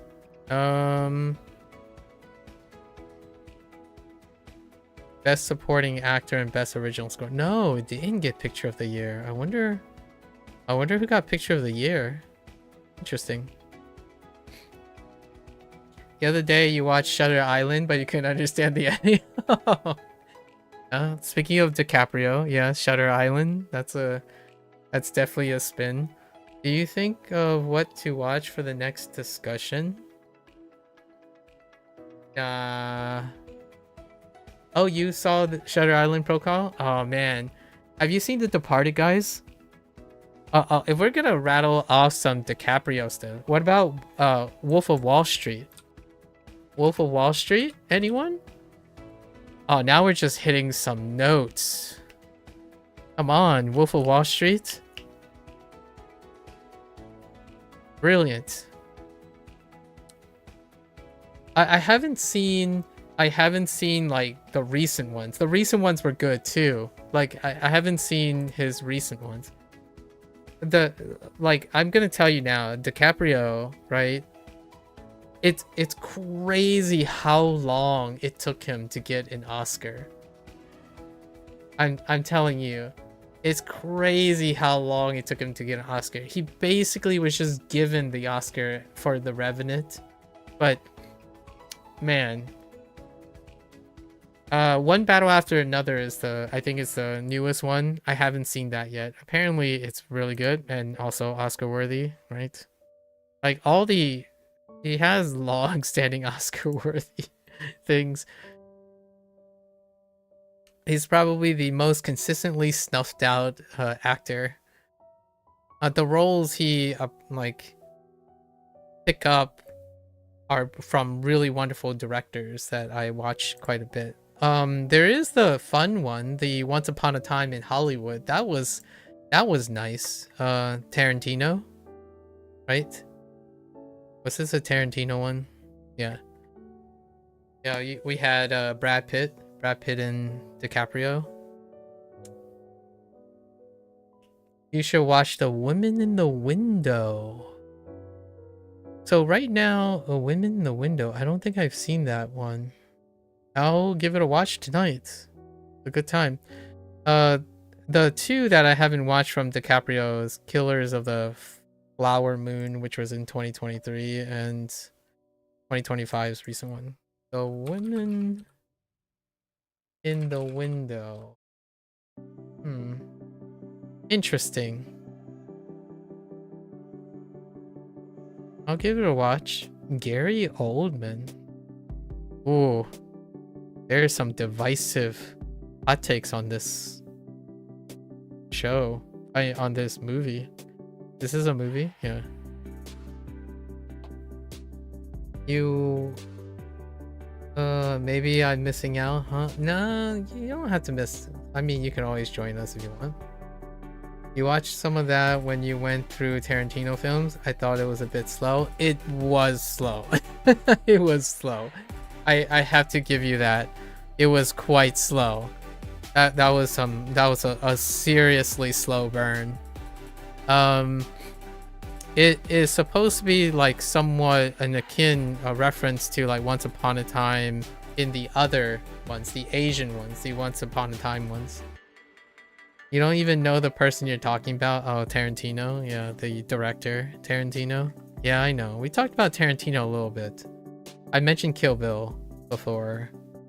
But, so, hear me out, guys. Sub and pro call. Mika is exploring her new beginnings of pop culture.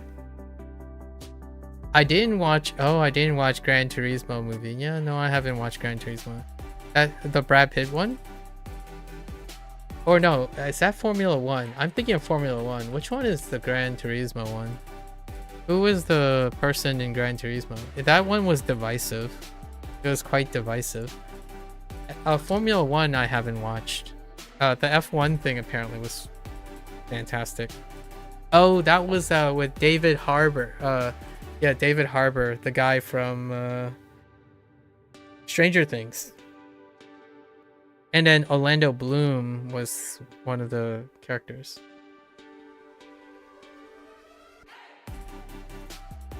Yeah, and then I haven't seen that either. I might watch a bunch of car racing things, maybe. Like I'll probably watch Gran Turismo with the F1 movie. The Brad Pitt's F1 movie that was released in 2025. No, not Cars, Pro Call. We've already seen Cars. Cars 1, 2, and 3. Wait. Was there a Cars 3? Am I crazy? Yeah, there was a Cars 3. I'm pretty sure there was a Cars 3.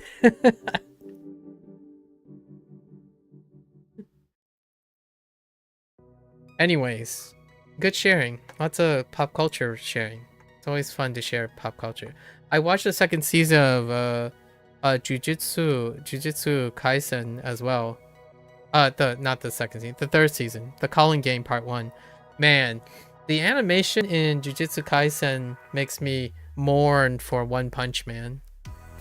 Like, after watching, like, recently, like, catching up with One Punch Man, like, Season 3, and then I look at, like, Jujutsu Kaisen, the Calling Game Part 3, it's like, oh, boy, howdy.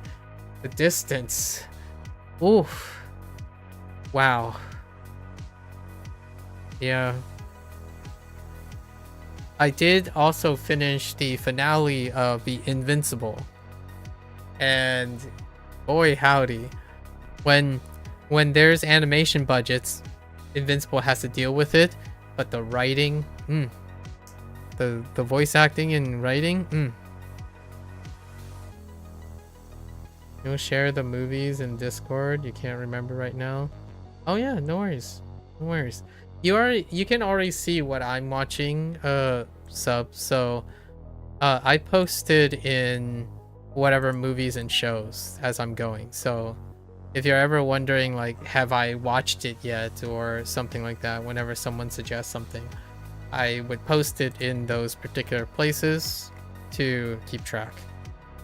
And usually, most of the time, I either watch something that takes that's like 30, 4 seasons long, or instead I would watch whatever other people recommend. So, or like check out and I would make commentary about it.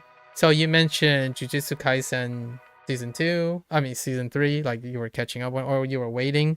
So I went to catch up with that. And then it was the Don't F with Cats.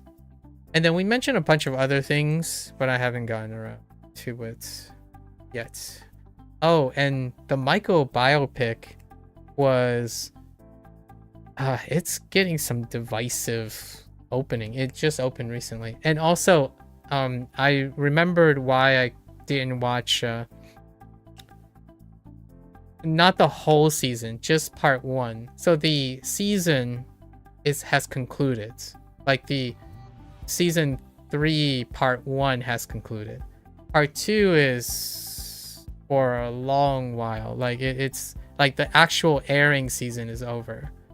The second part is like way down the line. So it just concluded like recently, and I was like, oh yeah, I'll go watch it. And the other thing you mentioned, the Hail Mary project, or Project Hail Mary, the other way around. It's only in theaters right now, so I have to wait a little bit longer. I kind of want to see it in its glory, so that's the reason why I haven't seen it yet. I typically wait for the movies to like be on some sort of regularly available streaming service, especially something like Project Hail Mary. So that was the other movie that you mentioned. I'm like, yeah, soon. I saw that Running Man was on Amazon Prime. I'm probably gonna watch that sometime too, because you mentioned Running Man. We were going down Ryan Gosling stuff. Did you see Driver? Sub? I know so many things. Let's just we go by here. We go by actors, and you'll give it a watch. I go by actors and directors most of the time. Yeah, Gosling's like claim to like one of the not Driver, sorry, Drive. The word it's just Drive. This is one of his arguably one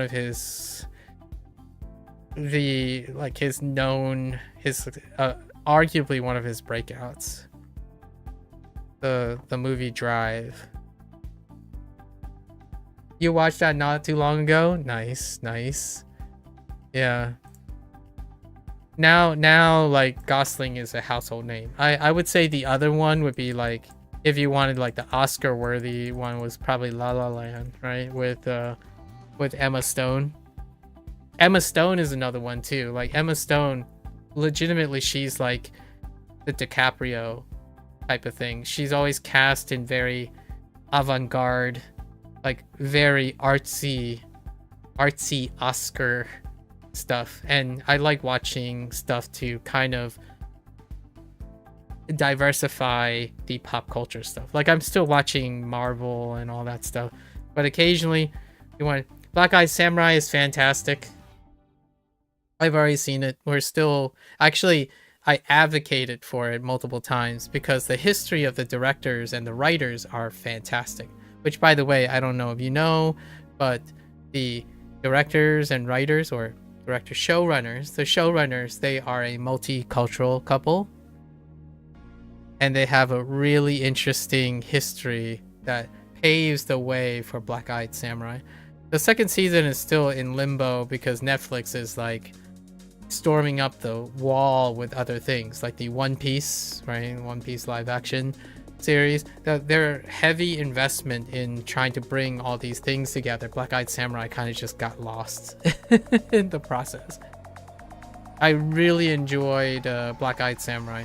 It's such a wonderful thing. It had such an homage to Kurosawa films. In fact, I even watched they posted the black and white version on their YouTube to watch that one particular episode. No spoilers, obviously, but it's beautiful. It's absolutely beautiful. When it comes to Black Eyed Samurai, I would say Takashi Miike's 13 Assassins. That's a really fantastic movie. Takashi Miike's 13 Assassins. Absolutely beautiful. You hope there would be a season 3 of Arcane? Yeah, I hope so too. They do like try to go to an expanded universe kind of deal. Like, again, not sponsored by any of these people, but any of these things, no affiliation. Netflix has invested so much into these things, and it's pretty wonderful to see that they are willing to still take risks on certain ventures. Lots of the shows that I really like from Netflix, they have often been canceled after season 2, despite like doing fairly well but not good enough. I really like the Marco Polo series. That's a really hot take, because the reason why I like the Marco Polo series is because that top subject matter, that like particular thing wasn't done very often, about like Genghis Khan and Kublai Khan. It's Kublai Khan specifically, and that's the first time I ever seen what's his name, Wong, or whatever his name is, who eventually it's Wong, I think, who became Wong in the MCU. You know, the guy next to Doctor Strange, Benedict Cumberbatch's Doctor Strange. His role as Kublai Khan was awesome in Marco Polo, and that got canceled. They cited high cost, but you know, that was around the time when Game of Thrones was running. HBO's Game of Thrones was taking off, so they wanted, quote unquote, an analogous. Netflix invested in an analogous competitor, and they chose Marco Polo to talk about Mongolia and the reign of, you know, the rise and fall of Kublai Khan, but it didn't take. There was another show, a science fiction show called Sense8, which had 2 seasons. It got canceled on a huge cliffhanger, and due to like a petition by like viewers, Netflix paid for like a final concluding like hour and a half movie-esque special to like wrap up the show. That science fiction show was fantastic. Like, the premise was fantastic. It was by the Wachowski twins, or twin sisters, not twins, Wachowski sisters, the people who wrote Matrix. They did a science fiction show where, what if human beings speciated, or the existence of a parallel human species where they're born as telepathically linked or empathetically linked. Oh yeah, and Pit. Yeah, we talked about Pit. Yeah, oh my gosh, the Pit is so fantastic. Such a Severance? Like, let's throw a few more shows out that is so fantastic. Severance? Oh dude. Apple TV, I know we talked about, let's throw in Apple a little bit because we talked about iPads and stuff. Severance, Shrinking. Shrinking was actually loosely, Fictitious just threw that out there, and then I was like, I really like the show. Shrinking is fantastic. Actually, its current season might have concluded. I might watch Shrinking. Shrinking is fantastic. Severance is fantastic on Apple TV. Not sponsored. Again, not sponsored. I can talk about these things, like the deep cuts of these things, for days. Oh, Severance is so good. Yeah, and I haven't gotten to Frankenstein. Frankenstein is not available in... Oh no, Frankenstein is on Netflix, so I can watch Frankenstein actually tonight. True. I can watch Del Toro's Frankenstein. I haven't watched Nosferatu either, like the black and white Nosferatu. The original? No, this is Del Toro's newly released Del Toro one. We were talking about Guillermo Del Toro the last time we met, or like two meetings ago. We're brainstorming and bouncing ideas off each other. Yeah. Yeah, I'll probably watch Frankenstein tonight. Yeah. So I better head off now. But it was great. Great exchanging like different things. We'll have to talk more about take a breather and talk more about these things in the future. Alright folks. So that's a wrap for WaniKani today. If you're gonna watch this later, arigatou gozaimasu. As always, feel free to follow along, pick up WaniKani for yourself, give it a go. Or you can sit and listen and yap to the partially related but not related stuff. I think we'll probably talk about the whole AI thing in the future. Without a doubt, AI is gonna be part of language learning. I'm probably gonna do something with that sometime before the end of the year is over. Like, we're talking about like input output things, and then like how to still encourage one to do critical thinking skills and problem solving skills while using a tool, not necessarily using a tool specifically to look for an answer. So like to be part of a creative process as opposed to like seeking an answer, which I think it goes without saying most people can do that. And I'm not here to do something that most people can do. And it's not that I don't do them. It's simply not as interesting. It's kind of like when we share like this very moment, share different movies and whatnot. I like hearing other people's movies and shows because one can only be so cultured and be interested without the perspective of another.